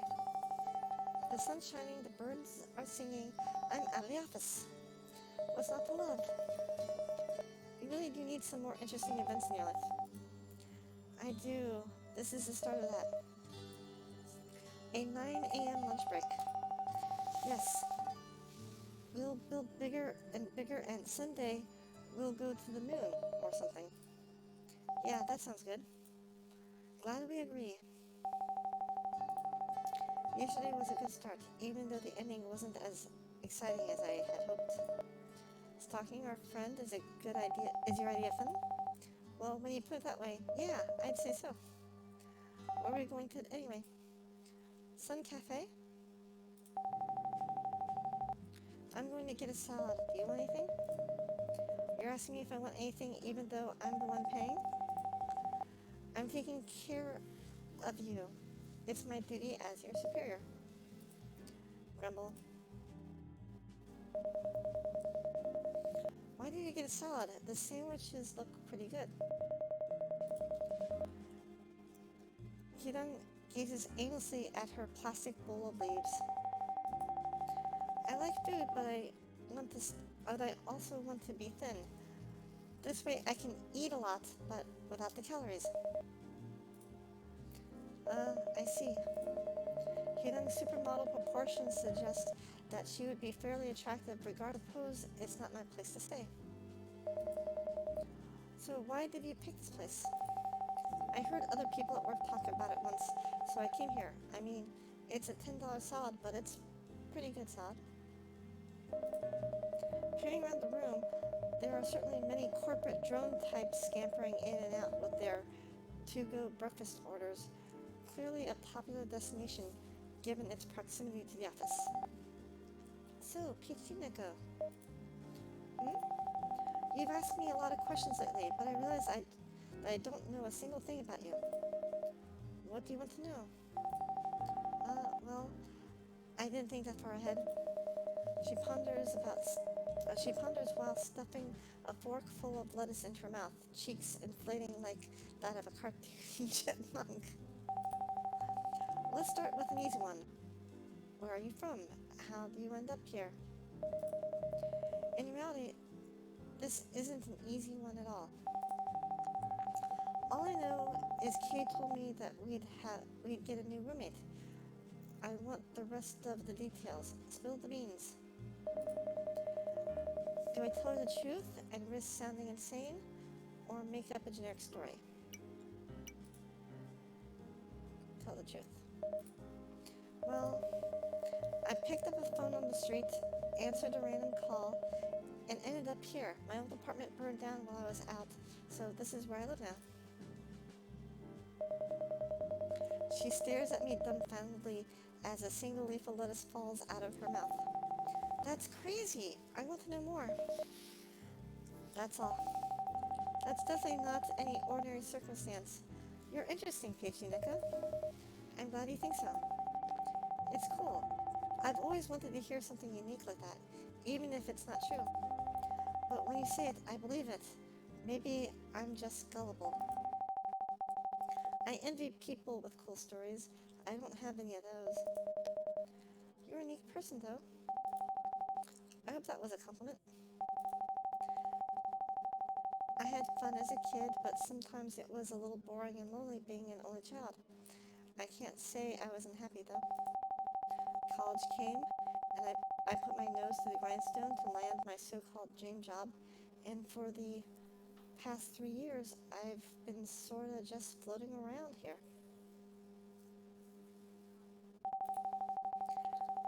I just feel like I've been missing out on a lot, not getting any younger.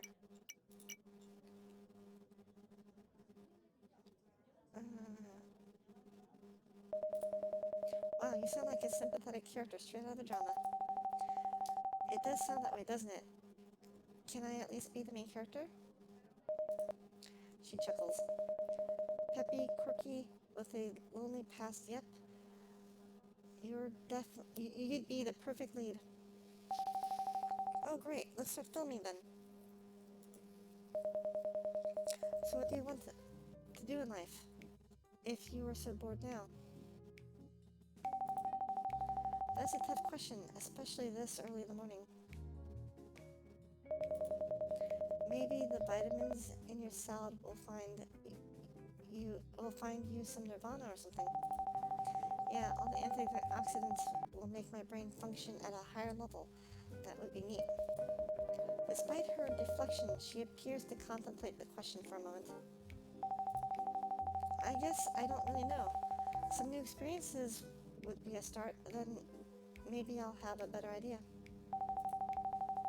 3 years now, and I still feel like something is missing, I guess. Maybe I want to have that carefree feeling again, or maybe I just want new experiences. I sound ridiculous, like I'm having a midlife crisis or something.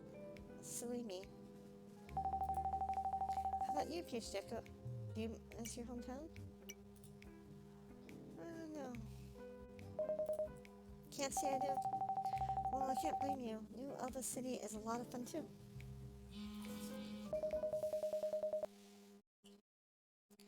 Hyun peeks at her phone on the table. Oh no, I forgot. I have a meeting with Mr. So in 5 minutes. 4 minutes now. She grabs her things in a hurry and pops up from her seat. I'd love to keep talking, but I gotta run. Sorry, PhD Neko. New experiences. I think I've had enough of those for a lifetime so far.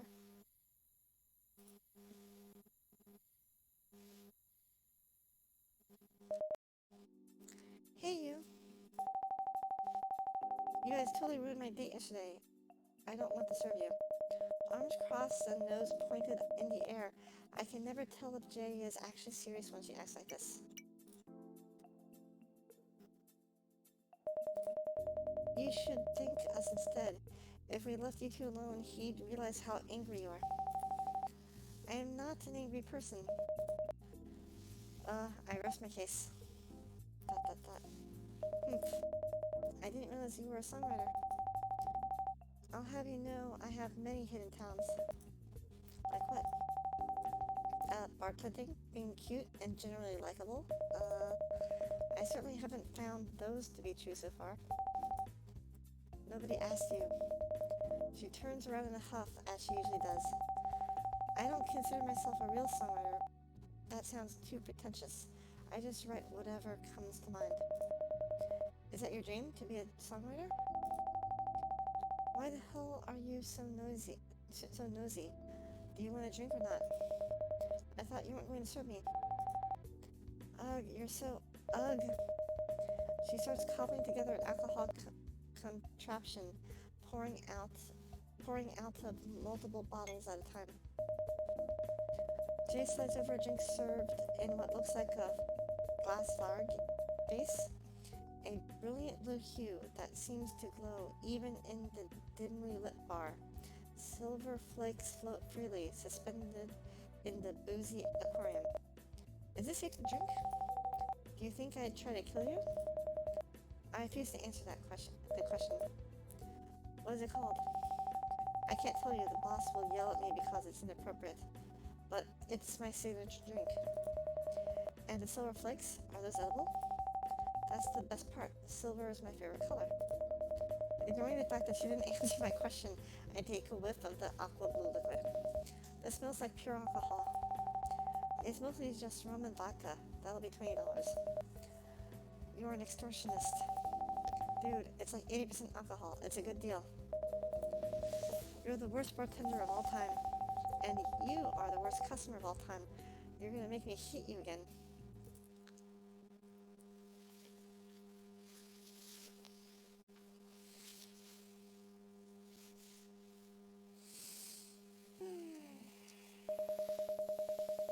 They're not that different, Jay and Hidong. Jay is probably a little more mischievous. Her mind doesn't wander as much. She also seems less... Nah. Maybe I'm overthinking it. Returning home for dinner, I glimpse at what must be half a dozen silver shopping bags on the front steps. Delivery? No, these bags look like someone just brought them from the store. As I lean forward to carefully inspect them, I can hear someone rumbling from down the stairs. Oh, it's you. You almost hit me in the face with the door. Oh, sorry, friend. She picks up 3 of the shopping bags, awkwardly attempting to bounce them while holding the door open with her leg. Patient Nico? A little help? Sigh. Okay, I'm really starting to get a little hungry.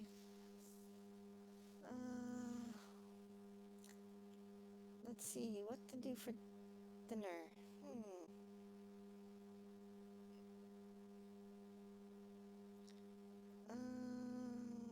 What are the options? What are the options? Looking at what I can get. Oh boy.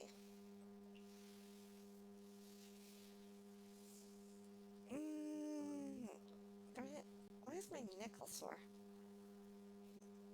No, probably because I'm sitting in this chair streaming for so many hours a day. It's not healthy. Streaming is not conducive to a healthy lifestyle.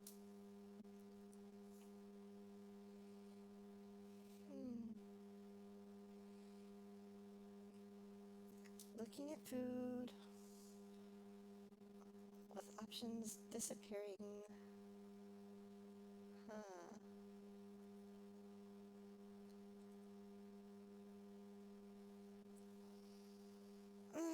Stretch, stretch, stretch.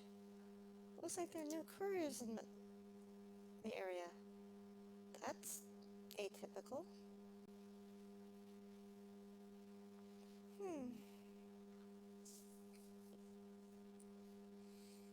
Yeah, the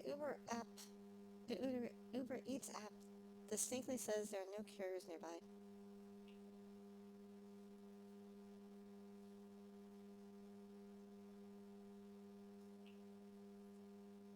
Weird. Oh, because it snowed, of course. Never mind, I'm an idiot. What did you even buy? This is a ton of stuff. Just doing some retail therapy. Some tops, shoes, you know the drill. Oh, I'm envious. I'm so envious. I don't, but okay. Dropping her bags gently on the floor, I look around Hyedong's room. Rosy pink walls are lined with trendy white and antique gold furniture pieces. Fittingly stylish for a young adult, I guess. Don't look, it's a mess. Ignoring her request, I notice a few Polaroids clippings on the wall, hanging by a string. Curious, but not wanting to intrude. Should I stay or should I go? Ask about her photos? What are those pictures of? Oh, just some old friends. Photos of Hyedong and others eating together, going on vacation, laughing together. Lots of good memories, it looks like. Noting the date on some of these, it looks like they were from her middle school or high school days. Your friends growing up? Yep, my best friends from the good old days. She sighs softly as she tosses her new clothes onto her bed. Shame I don't get to see them much anymore. Why is that? Well, I don't live in my hometown anymore. Do you ever go back? To reconnect? Even if I wanted to, they wouldn't be around. Everyone's gone their separate ways. Part of growing up, I guess. Sometimes you don't realize you have the time of your life until... sometimes you don't realize you're having the time of your life until it's over. That's why I always try to take photos of my happiest moments. A rare austere moment from Hyedong. I struggle to find the words to console her, but I know how she feels. Growing up doesn't always have to mean growing apart. She perks up a little upon hearing my words. You think so? I hope you're right. I like the friends I have now, so let's stay together. Anyways, I gotta wash up and go to bed now, Neko. Thanks for helping me out. Bed? It's 8 p.m. I need my beauty sleep. I'm such an insomniac. It's so bad. She gently nudges me out of the room. Thanks for making me feel better, PhD Neko. Day 17. Third, fourth, fifth. C major, E major. This is so boring. Music theory is like homework.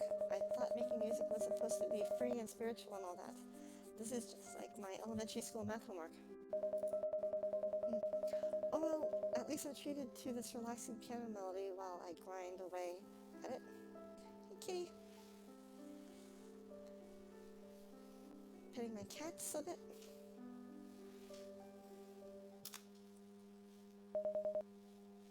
She stopped. She looks down at the keyboard.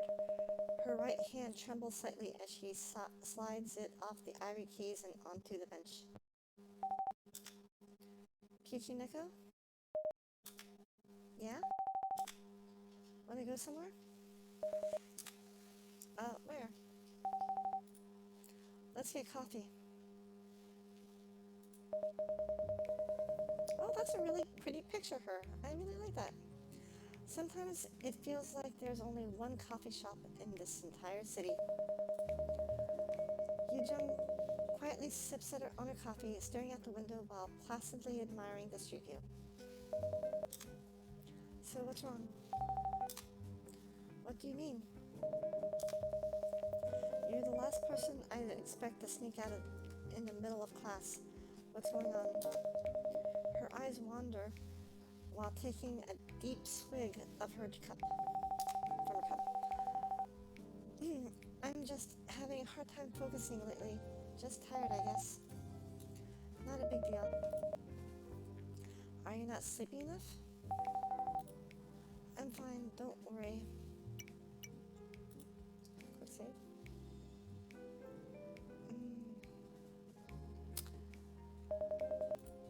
I just want to help. Eugen's brow furrows slightly. I'm able to handle myself. I appreciate the concern, though.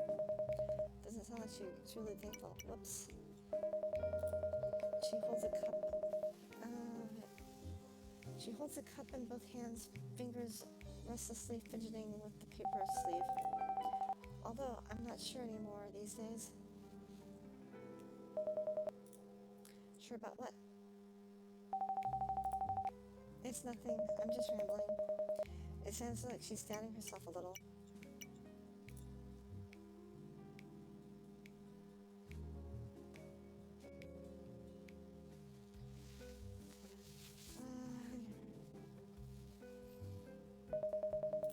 That's why I'm around, right? To be there for you if things go bad. I may not be great at piano, but at the very least, I can be a good friend. You don't? Her eyes are closed. She seriously fell asleep on me. Her eyelashes flutter as she stirs, slowly waking before emitting a slight yawn. Sorry, did I fall asleep? Yeah. I'm sorry, I'm just really tired these days. Maybe, well, all the time. You're right, I should go to bed earlier. Well, this was a good break from class. Shall we go back?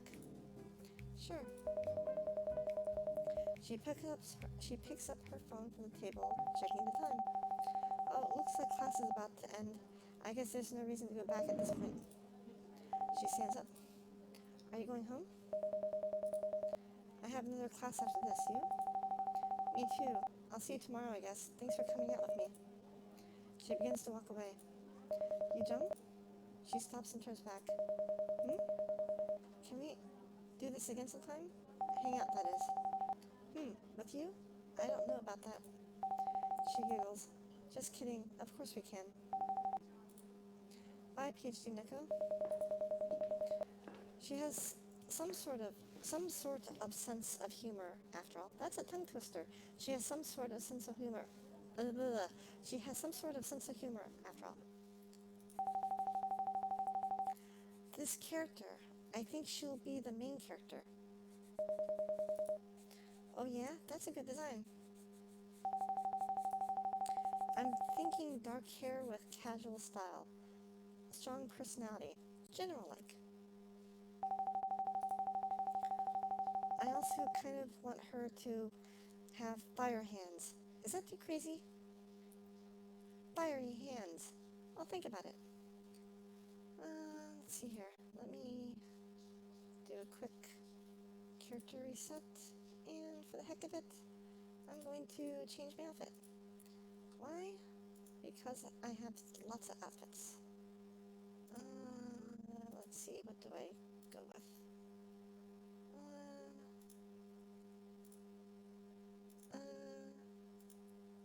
Sorry, one moment, please. Maybe okay.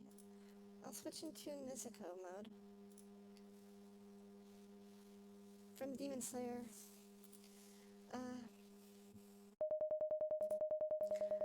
Chang flips through her sketchbook of designs with recurring characters that have clearly evolved and grown with years of practice. It's apparent that she has had these ideas floating around in her head for a long time now. Maybe one of those characters with a sad backstory? An orphan street urchin or something? Or is that too cliche?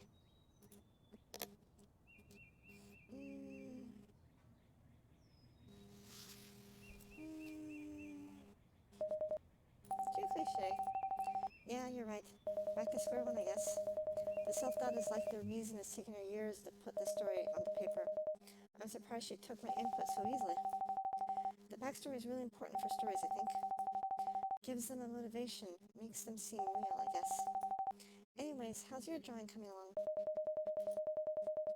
It's unusual sharing to talk this much about anything. I can't say it's a bad thing. It's a refreshing change. I don't know how you guys deal with this. There are so many assignments every day. You have to be a prodigy like me, I guess. Truly a master of deadpan delivery. She glances over at my paper. You're getting better at least. Oh, thanks. I guess I'm learning from the prodigy herself. She chuckles as she goes back to sketching. There's a vibrating noise that seems to be emanating from Chang's pocket. Are you going to get that? She rolls her eyes and begrudgingly pulls her cell phone out, briefly looks at the caller ID, and casually tosses the phone onto the ground beside her. Who is that? No one. I enter the kitchen to see Kay standing in front of the open fridge, carefully placing wrapped bowls inside. A small silver purse dangling off her left shoulder. Heading out? Off to work again. Another lovely day. She closes the fridge and smiles at me before walking towards the door. Part of me wants to say something more before she leaves.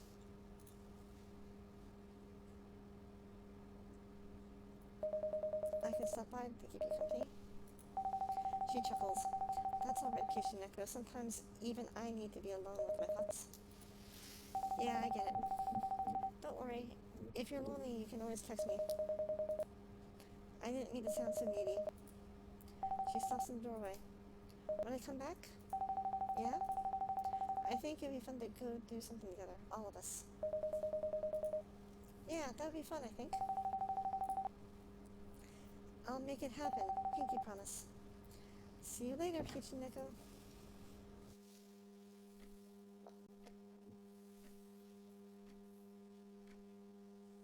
What are you feeling? The hermit that longed for love. Day 18.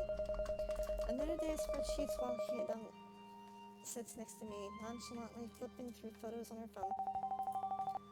Are you an animal person, Kichineko?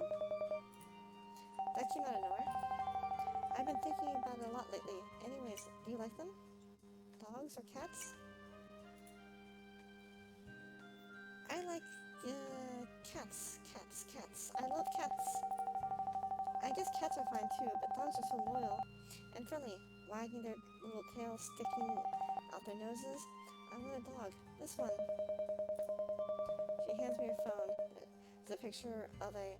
What is that? It looks like a hairless mole. Isn't it cute? I think it's cute. I'm gonna adopt a dog one day. Hopefully soon. Oh, I kind of want to see what happens if I answer dog. I really do kind of want to see.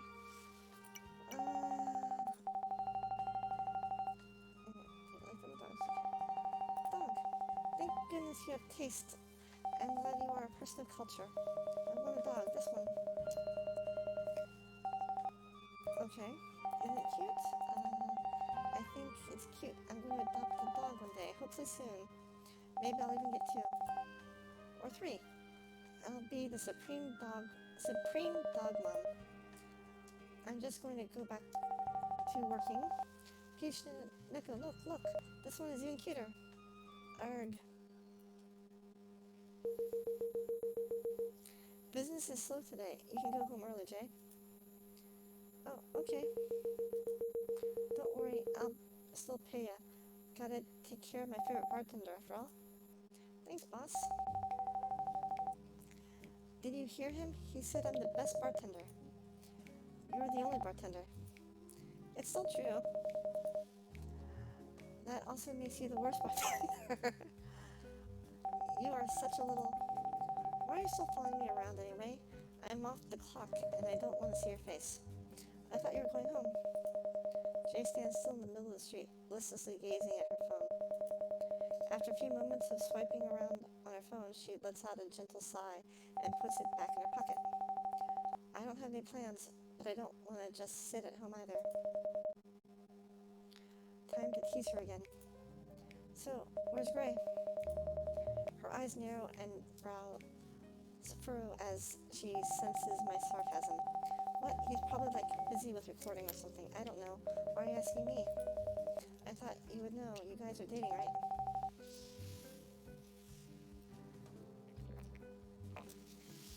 What? I don't. Shut up. What? I don't. Shut up.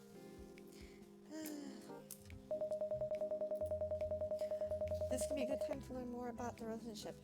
Do I even want to know, though?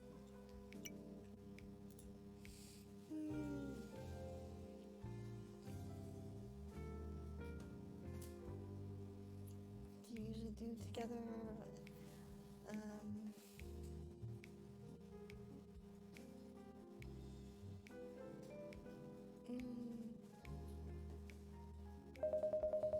How often do you see each other? I don't know. Not that often. He's busy and we're trying to get that contract figured out. And I can't read, cat! Cat! You're blocking the pet. You're blocking the... Come on, kitty. Kitty! My cat has this screen. Kitty cat.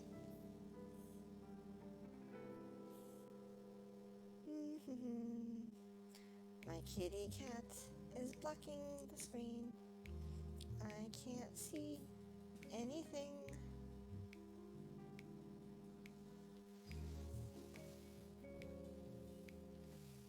Hey, girl.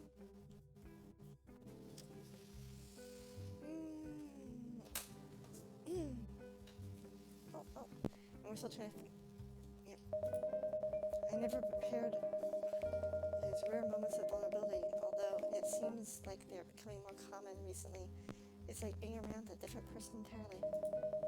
This could be good to learn more about the relationship. What do you usually do together? Stuff? What kind of stuff? You were there last time, you know. You should know. God, you're nosy.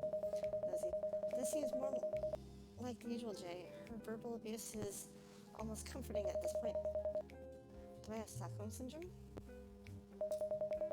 This would be a good time to learn more about the relationship. Do I even want to know the truth? Have you kissed? Jay's face instantly turns severely bright red. That's none of your business. What? Have you done more than that? You idiot. That hurts. How are you just going to assault me in public like that? You deserved it, you naughty person, you. You're literally the worst.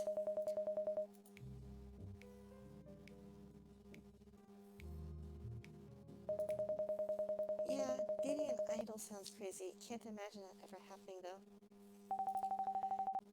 It's gonna happen, just you wait. How's it gonna happen? Tell me. I'll make it work. Why is this all about me anyway? What's going on in your love life? Where's Dong Dong? What do you mean? In one quick motion, she deftly swipes my phone from my pocket. What the heck? Are you some kind of street rat or something? How did you just... I told you I have many talents. Let me see. Hidong. I reach over to grab my phone, but then Jay turns away. Give it back. No. I reach towards her right, causing her to turn left. Seeing an opening, I use my superior arm length to snatch the phone out of her hands from the left. What is this? Are you trying to hug me, you gosh darn pervy person, you? What? No, I'm grabbing my arm. Don't touch me. I don't want to touch you if I don't have to, you short-armed dwarf. Dwarf, you son of a... She ducks down and shuffles a few steps away. I look down at my phone.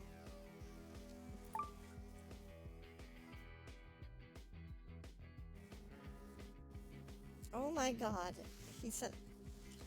Okay, well, it could have been worse emojis.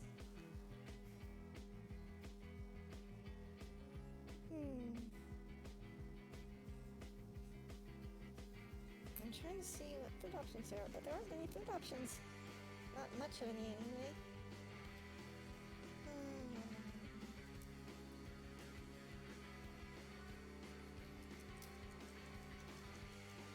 Oh well. That's alright. Sorry, that was Jay. Well, you guys are so silly. I'm missing that. Where are you anyway? I was taking a nap. Now, if you excuse me, I'm going back to doing that ZZZ.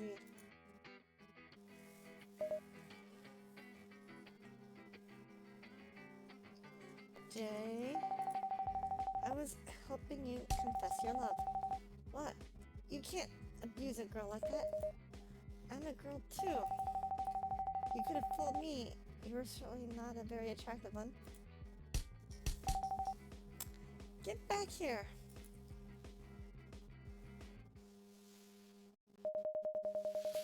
Thoroughly exhausted after chasing each other around like little kids all evening, we finally returned home. You were tougher than I expected, PhD Neko. You only cried once. I didn't cry, you cried. That's not important.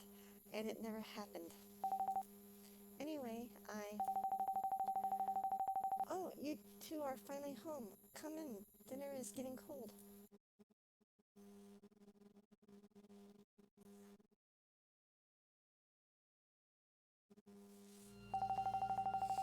Did you see the dogs I sent you today? Yes, you sent me like 20 pictures a day when I'm sleeping. You know, when I'm awake? But it's so boring at work, PhD Neko. PhD Neko doesn't entertain me enough. Anyways, some of them are cute, but that weird, hairless-looking one, no thanks. What? That one was my favorite. My first choice when I get a dog. Ridiculous. A smaller dog is cuter. And what's the fun if it's not fluffy, too? That's like half of the cute factor. You're absurd. And who names their dog Cum Cum? It almost sounds like something... Alright, settle down, you two. Also, I want to see. The three of them continue to squabble, pulling Kay into their bickering by asking her which breed of dog she finds cutest. I decide this is a good time to slink back to my room unnoticed. Man, am I tired.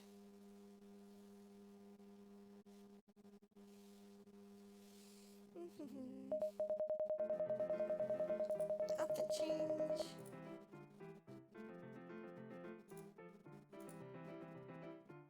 Oh my goodness, I've been playing this for 4 hours. Okay. Making my way into the classroom, it looks like Yijong is taking notes in one of the music theory notebooks. What time is it now? Oh my goodness, is it already almost 3? Sheesh. Hopefully she's doing it for me, because I swear if I have to spend another day in that stuff, I'm going to... oh, whoops, forgot to turn on. Oops, sorry, forgot to turn it back on. Good morning, PhD Neko. Her unusually bubbly greeting takes me by surprise. Did she add more work to the book? I'm going to lose it. How's that music theory going? I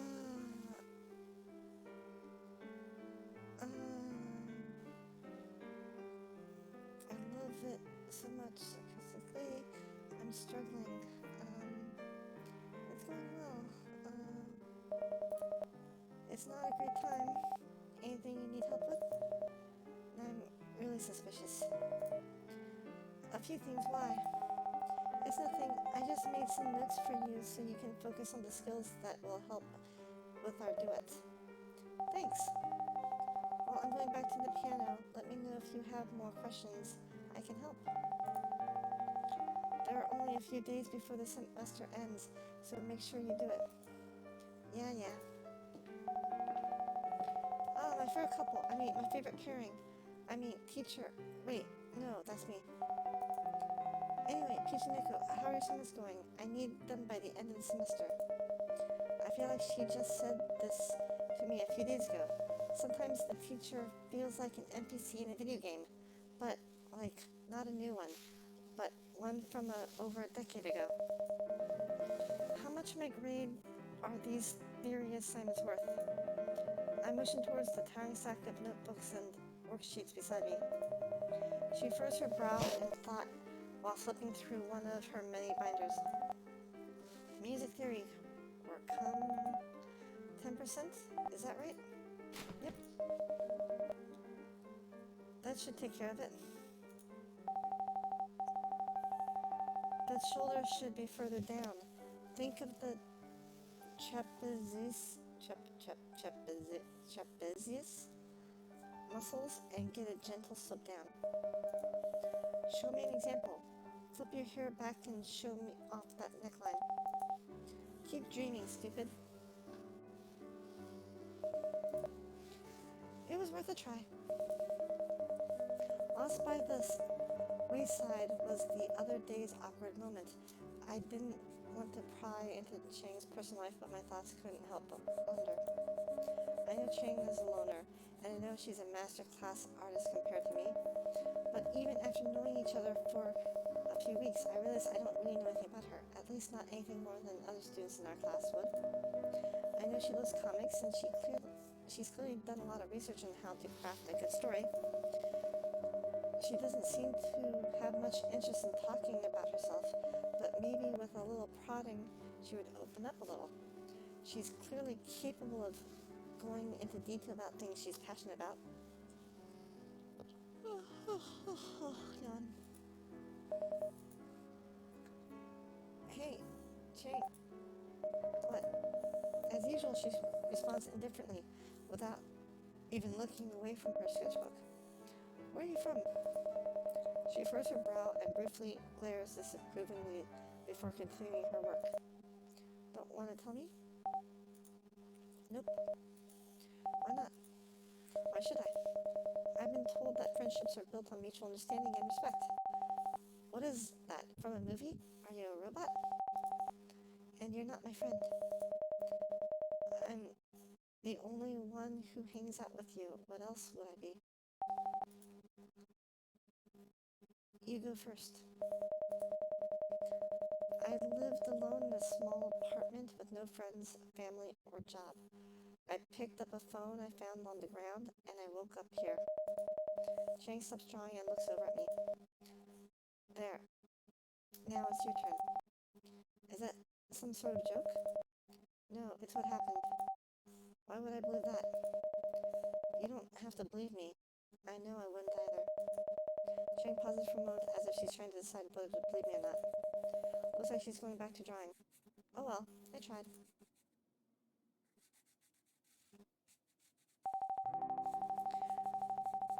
That would be a pretty cool backstory for a comic character. I'll have to remember that. I've been to a lot of places. This is my third school in 4 years. I spent the longest at this one so far, though. Why did you move so often? Just bad situations, I guess. How bad? It's not important. Was it a family thing? Hey, your drawing is off. Let me help you with that. Sigh. Looks like we made some progress today, at least. Building her backstory, one line at a time. Another night alone. She's off to work and I'm trying to keep busy. Shouldn't you be sleeping? Wait, what are you doing here? I wanted to go for a walk or something. She walks up beside me. What's this? Music theory? You should work on your art skills instead. What am I going to do if you fail the class? I think music suits me better. Why? Would you miss me? Right. Why? Would you miss me? She scoffs with a slight chuckle. That's a good one. You didn't answer me. Shut up. I pull out my sketchbook. She points at some areas that could be improved, but generally seems a little less flippant than usual. She moves the chair next to mine and sits beside me. Texting other girls? Good joke. I was talking to Kay. She wanted me to ask everyone if they'd like to do something together when she comes back. I don't know what though. She didn't say. Why would I do that when I have everything I could ever want right here in this house? Her words drip with sarcasm.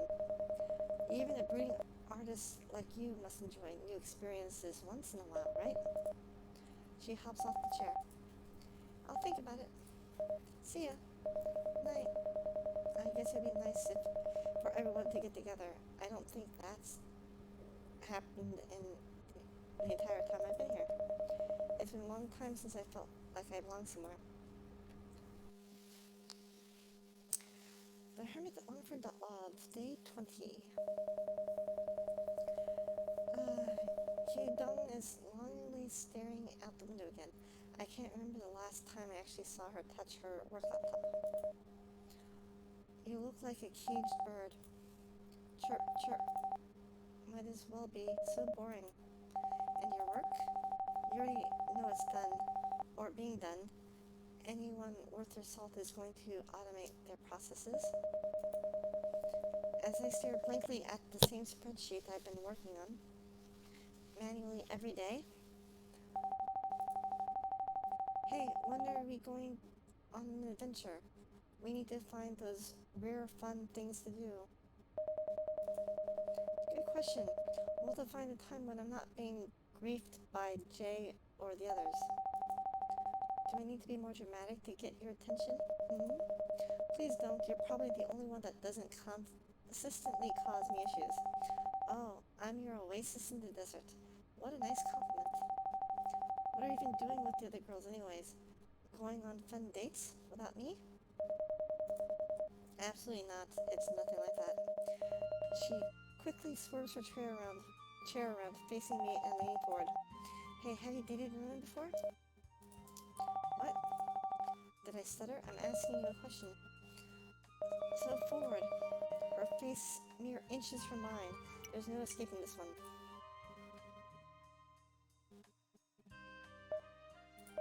No. She sticks her bottom lip out to show her exaggerated disappointment. So lame, I want to hear some stories. What kind of stories were you expecting? I don't know, anything. Provide me the spice that I need to live, PhD Neko.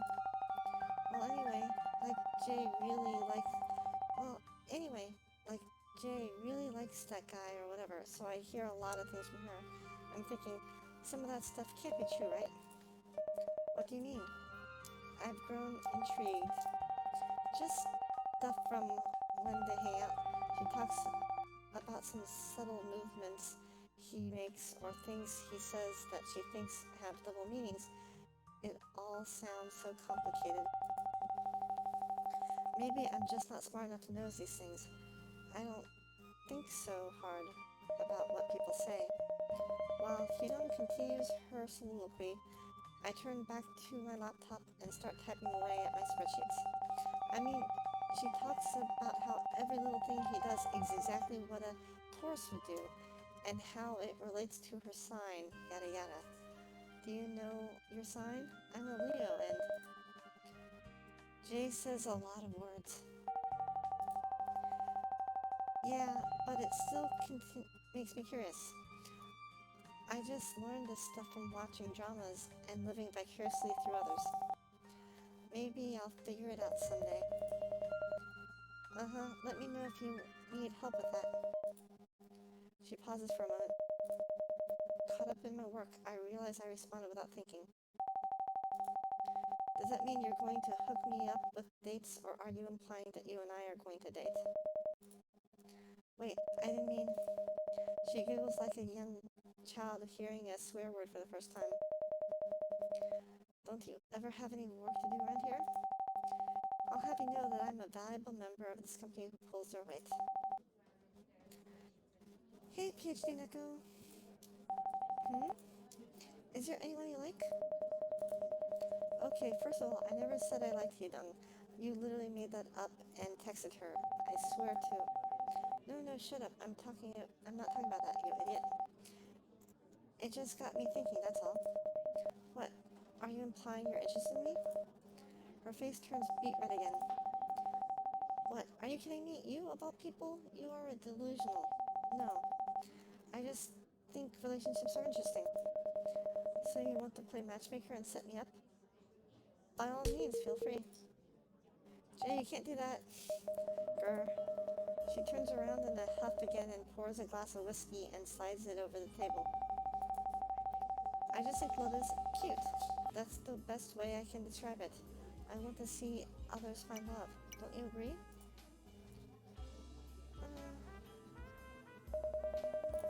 Yeah, I guess I agree with that.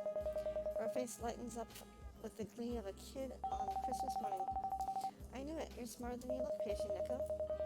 Seriously, why do people keep saying that? So what's your idea of a dream date? What? You're a dream girl. Or guy, I guess. If you went on a date with them, what would it look like? Where would you go? Tell me everything. I never thought of something like that. Have I? Well, it's not like people can't recall these things on the spot anyway. What is this? A job interview? You first. I like to go somewhere warm, tropical maybe. Obviously good food and beer are a necessity. Sitting on the beach sounds good. A date where I don't have to walk around so much. This bartender job has way too much standing as it is.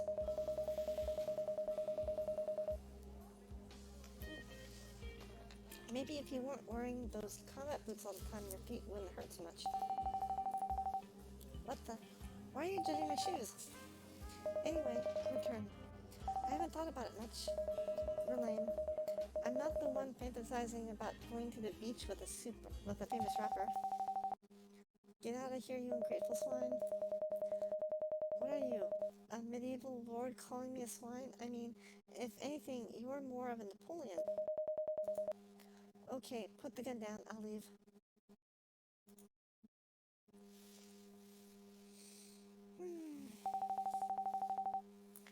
Ready to get started with today's lesson?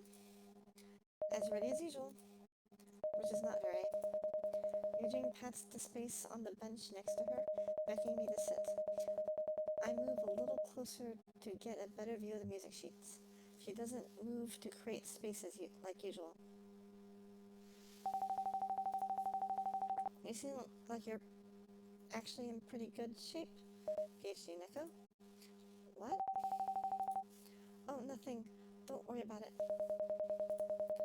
Never thought I'd hear a compliment like that from her. There's only a few more days to prepare for the duet. You wouldn't want to fail your first semester. We wouldn't want you to fail your first semester. Especially since you forfeited your music theory grade. That stuff was awful, and you know it. It's good fundamental knowledge. I'll learn in other ways, right? Yeah, well, let's just get started, shall we? Okay, 1, 2, 3. Despite my practice alone, playing with another person feels like an entirely new and bizarre experience. I'm lost and unable to keep up with Yu Jung's pace, nervously tripping over the keys like I just started all over again. I'm sure she's playing at the right pace, but it's definitely too quick for me. Constant dissonance emanates as the phone whines in protest. Seriously, I can hear my own keys. The music has slowed and Yu Jung's accompaniment has quieted. I briefly look over at her. She watches my fingers, clearly noticing my struggle. She slowed her own pace as well as playing softly so I can hear my part. Effortless effortlessly. She continues to play on without even reading the music, focusing solely on my hands and adjusting her speed to match mine. I feel a little like a child having her hand held, but maybe that's what I needed. Frustrated but finally finished, we managed to make it all the way through the piece. So how was it? I have a lot of work to do. We'll be fine. You said there's only 2 days to go. I have faith in you. She smiles. I'd remarked that she's just saying that to make me feel better, but I don't know if Yu Jung is capable of lying. Her words drip with sincerity at every turn. I'll stay late and work on it. I'm holding my cat in my hands and blocking the webcam with her body too. Okay, we'll stay late and work on it. I'll stay late and work on it. You don't have to do that, PhD Neko. I don't want to let you down. I need a lot of practice. She laughs. Just go, PhD Neko. That's an order from your teacher. Fine. It's all muscle memory. Rest up and come back next time. Thanks, Yujung. Today we'll have free work time again. Tomorrow we'll have a lecture once I find my notes. I feel like I haven't been in this classroom in a long time. It doesn't look like I've missed much, though. Idle chatter fills the room as the teacher slinks to his desk. Among the clicks of students sharing photos on their phones, Hiyori sits alone in her usual spot, grinding away at another sketch. Hey, Hiyori! Her head perks up at the sound of my voice. Oh, hello, PhD Neko. What a pleasant surprise. It's been quite a while. How are your studies going? Oh, there. Come on, loser. Much to my bewilderment, Chang pops out of nowhere and grabs my arm. She starts to walk away, dragging me along with her. Hey! Hiyori giggles and waves goodbye to me as Chang pulls me out of the room. Why are you so much stronger than you look? So what's on the agenda for today? I don't feel like drawing today. Let's go somewhere else. You don't want to draw? That's like your thing, though. I don't want to do it today. What do you even do other than draw? Stop asking so many questions. Fine. What are we going to do then? Chang is either deep in thought or trying to avoid further questioning by pretending.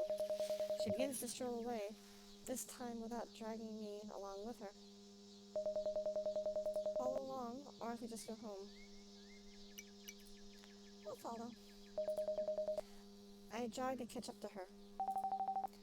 I want an Americano. What? You heard me. Let's get coffee. Is there only one coffee shop in this entire city? We sit in relative silence, Chang nonchalantly sipping her coffee while staring at the passerby outside. The soft white, smooth jazz, and sweet aroma of coffee beans create an atmosphere that is certainly more relaxing than the dumpster. Chang pulls her sketchbook out and begins to scribble away. I thought you didn't want to draw today. Yeah, I lied. I'm a liar, and you shouldn't be around me.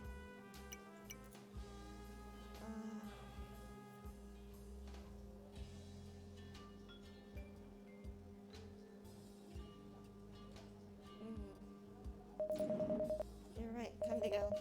Chang's pencil briefly stops moving. Clearly I've gotten her attention. Did I make you worry for a second? I sit back down as Chang flashes an unamused glare in my direction.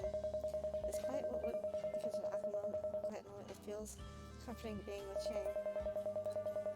I think she secretly enjoys the company, even if she doesn't like to talk much. Against my better judgment, I figure now is an opportune moment to learn more about Chang after my last attempt fell in its face. Keychain? What?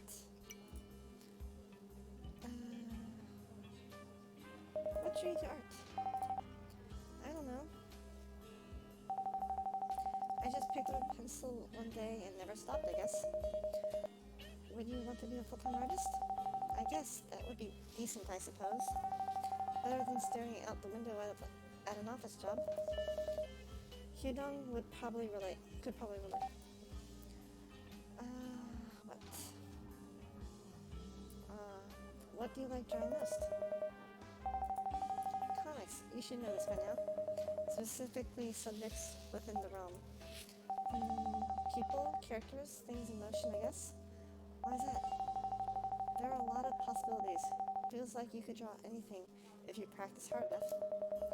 She definitely does her fair share of practice. Imagination is important, and my daily life is so dull, I need that imagination to keep me going, or else I'm going to fall into a coma during art class. What? Do you have family around? Nope. Not at all. Next question. I should have known by now that family isn't on the table for discussion. What?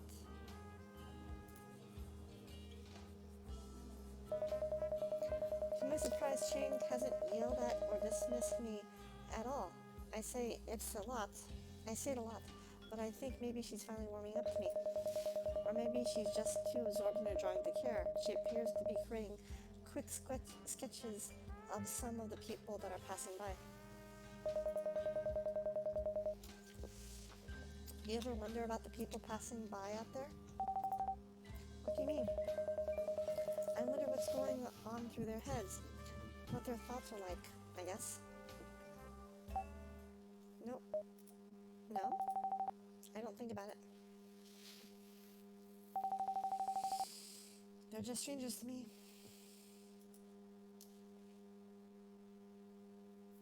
Strangers?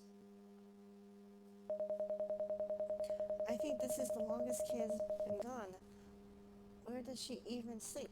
Or shower? I have a lot of questions. Maybe I'll text her? I don't want to be bothersome. She said she needed her alone time, and I don't want to seem so clingy.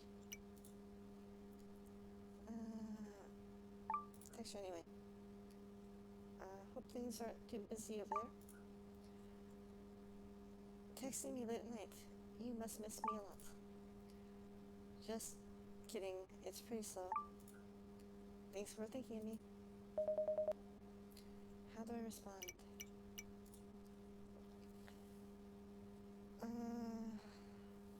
It's a little boring here. I'm touched, haha. I'll be back tomorrow. I hope you and everyone else are free. The beach?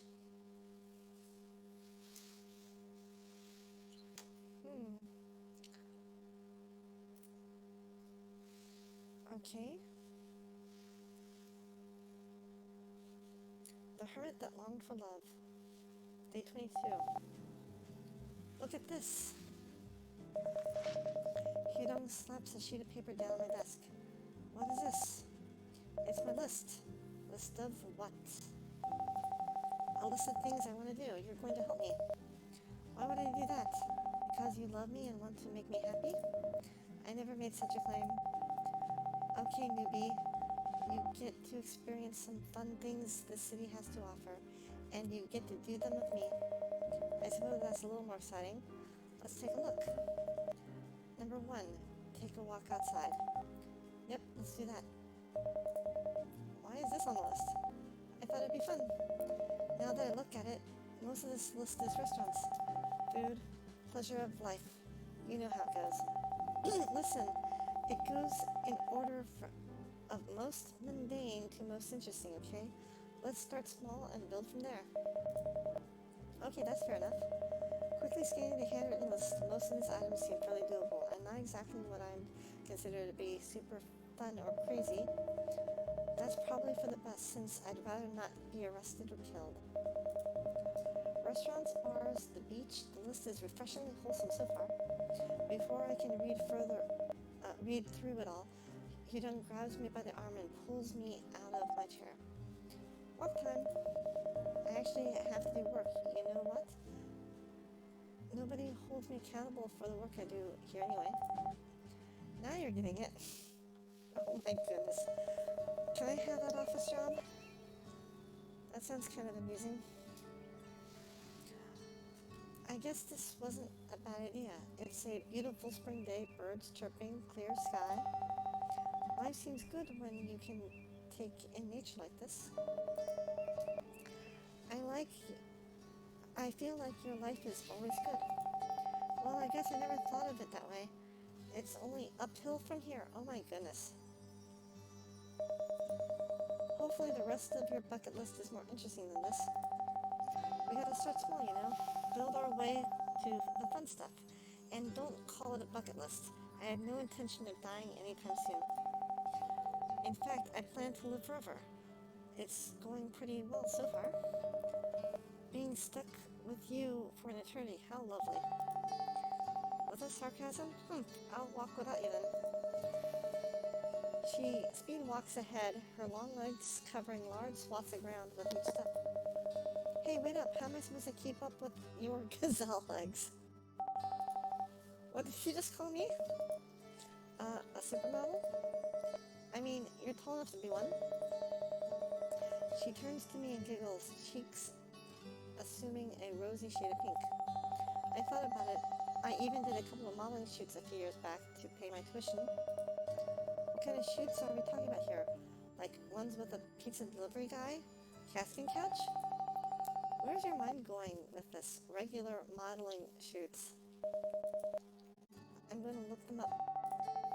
Wait, no, stop. It's so embarrassing. She covers her face with her hands and turns away in shame. I didn't choose the outfits. It's not my fault.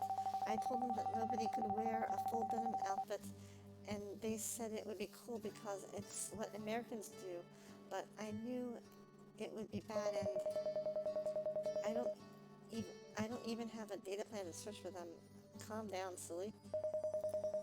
She slowly lowers her guard and laughs. Oh, thank God. The two of us continue down the road, no particular destination in mind. What's your favorite season, PhD Neko? More dialogue flashes, huh?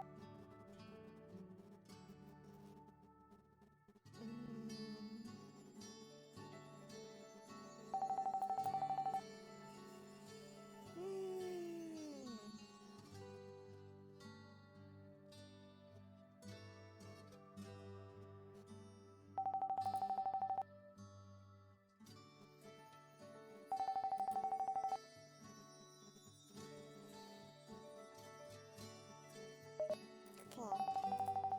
I like fall too. I love playing around with leaves and smelling nice air. And pretty colors, cute sweaters. I think she could go on all day. Anyway, no matter what season it is, the world feels alive when you're walking around in it. It's so stifling in the office, but literally and figuratively. Both literally and figuratively. I'm kind of curious what the other options would have been like. What's your season? Spring? Spring. I love spring too. Yep. Quick load. Just out of curiosity. Winter. Gross, it's so dark. Okay, quick load.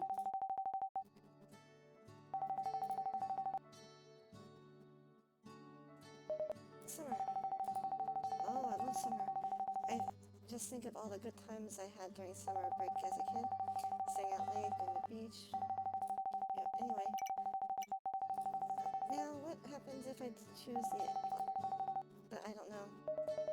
I don't have one. Okay. But we will go with summer.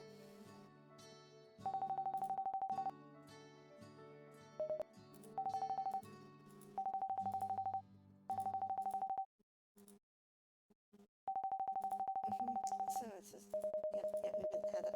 It sounds more and more like office life might not be for you. Maybe not. I'm just a little bored, and there's not much to make up for it. Jay is literally on an opposite schedule Plus, she's chasing her boy. The rest of the girls are busy.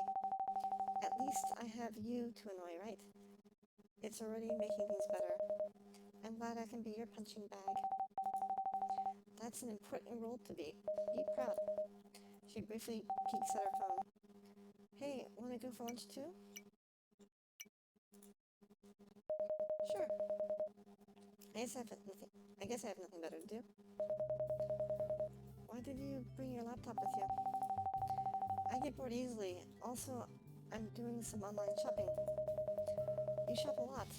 Are you just ignoring your problems by buying things? How silly. Of course not. Isn't this place cute though? Next on Hyedong's list was lunch at one of the trendier places in the city. Despite being outside of downtown, the clientele is certainly more in line with our age group. The corporate suits and busy suburban moms of the coffee shop have been replaced by flannel shirts, scarves, and scruffy beards, with a menu far more experimental.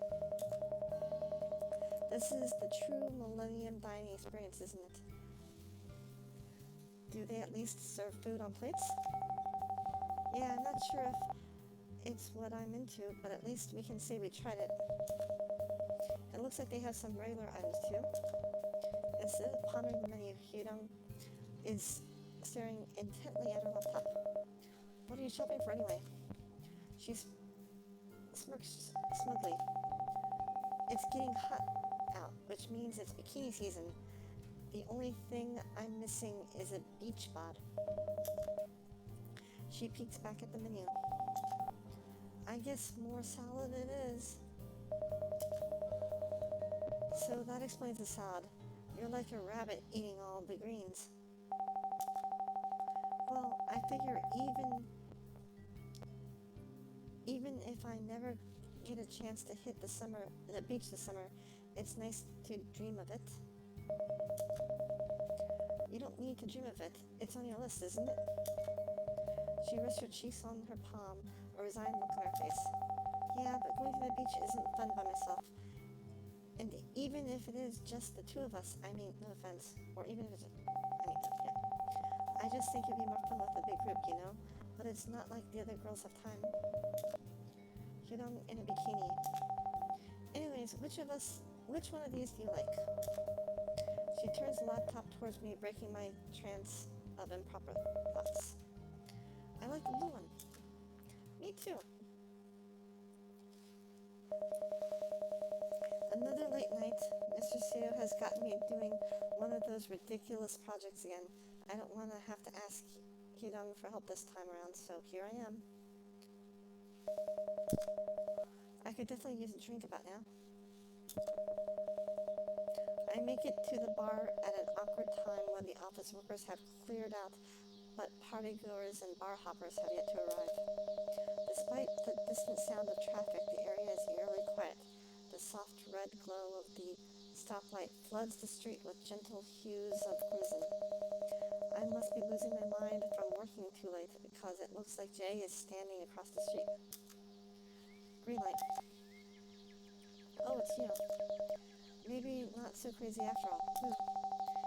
Yeah, as you can see, there's nobody around tonight. Boss said I could leave early again. Makes sense. Guess we could walk home together. What? I don't want to be seen with you. She smirks smugly. It's too early to go home. Let's explore a little. You're not going to grab my hand and drag me around, are you? Why would I want to touch you? Come on, let's go.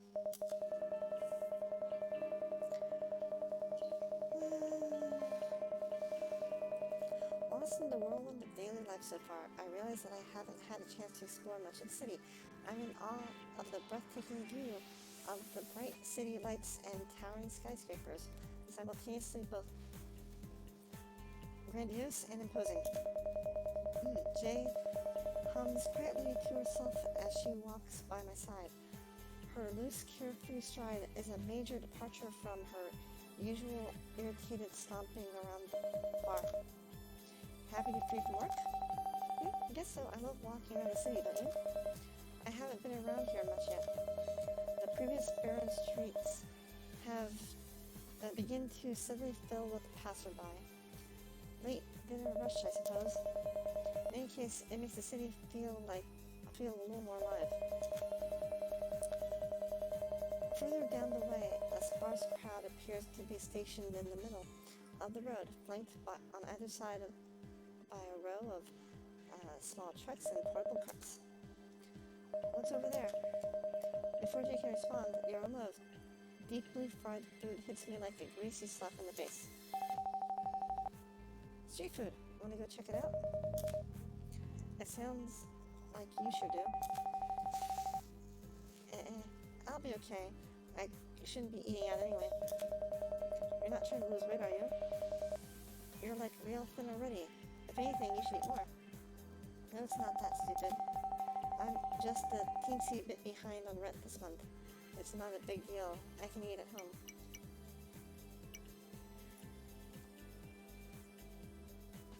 Come on, I'll buy something.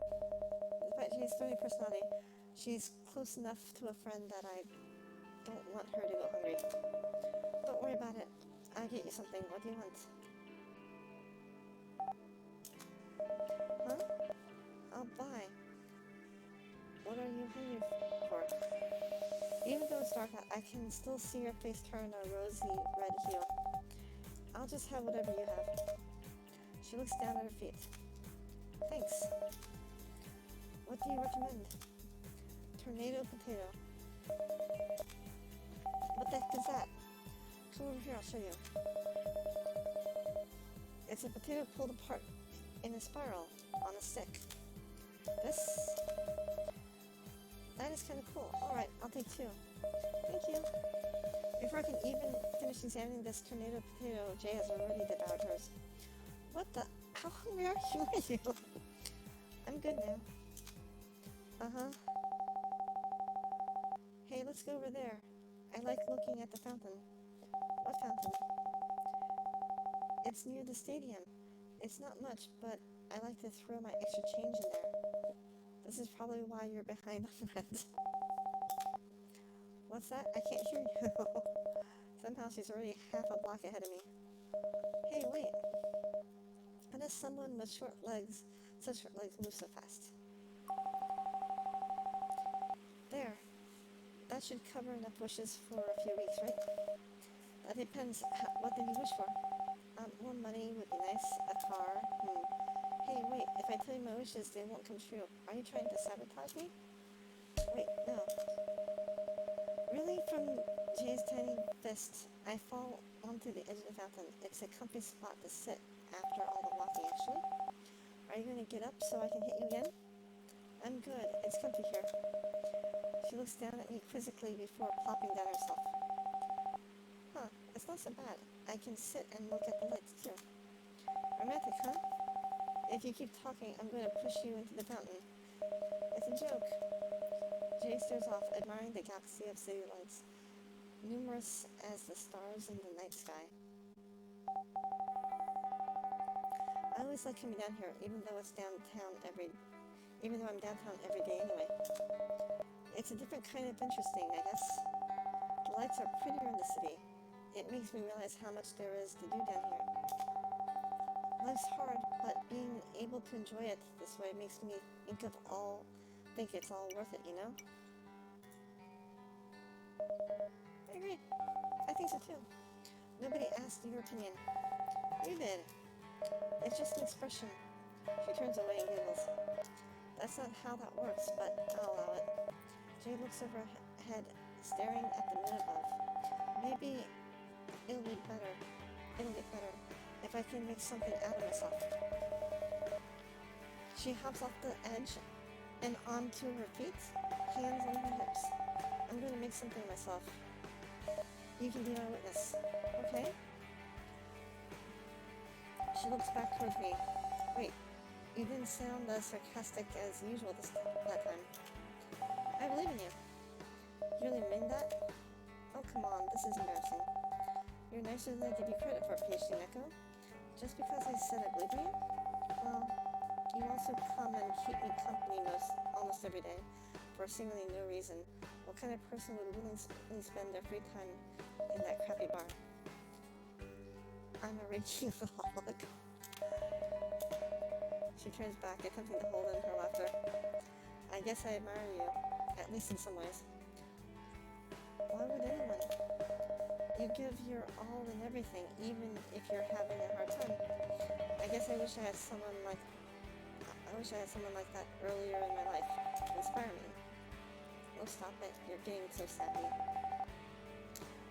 And it's never too late to get inspired. I reach out and pat her head. What the? I'm not a kid. What's wrong with you? You pout like one. Should we call you Baby J? I take back literally every nice thing I ever said to you.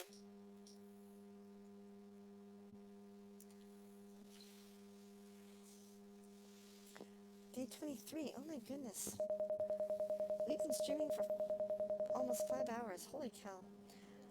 I'm woken by the sound of chatter outside my room, as if a crowd is moving furniture in the living room. I check the time on my phone. It's nearly 7:30 a.m. What could be going on out there? Ah! Oh, that's so cute. I'm suddenly tackled to the ground by what appears to be a massive inflatable duck. You guys have to watch where you're going with that thing. Dazed and confused, I sit back up, my gaze settling on what looks like to be pool noodles and other inflatables scattered about the kitchen floor. Can you guys let the air out of that thing? It's never going to fit in the car otherwise. Kay turns to me after pushing the gigantic yellow home invader out of view. Well, good morning, sleepyhead. Good to see you're finally awake. What is that thing? Oh, I'm not sure whose it is, but it seems like it'd be fun to bring up with. We're going to the pool? Even better, we're going to the beach. While I'm still new to the city, I certainly don't remember there being any major coastline around here. I hope you don't mean that little beach next to the lake. No, silly, we're going to the ocean. Besides, I think you'd get some sort of gross bacterial infection if you went to that lake. She shudders before regaining her train of thought.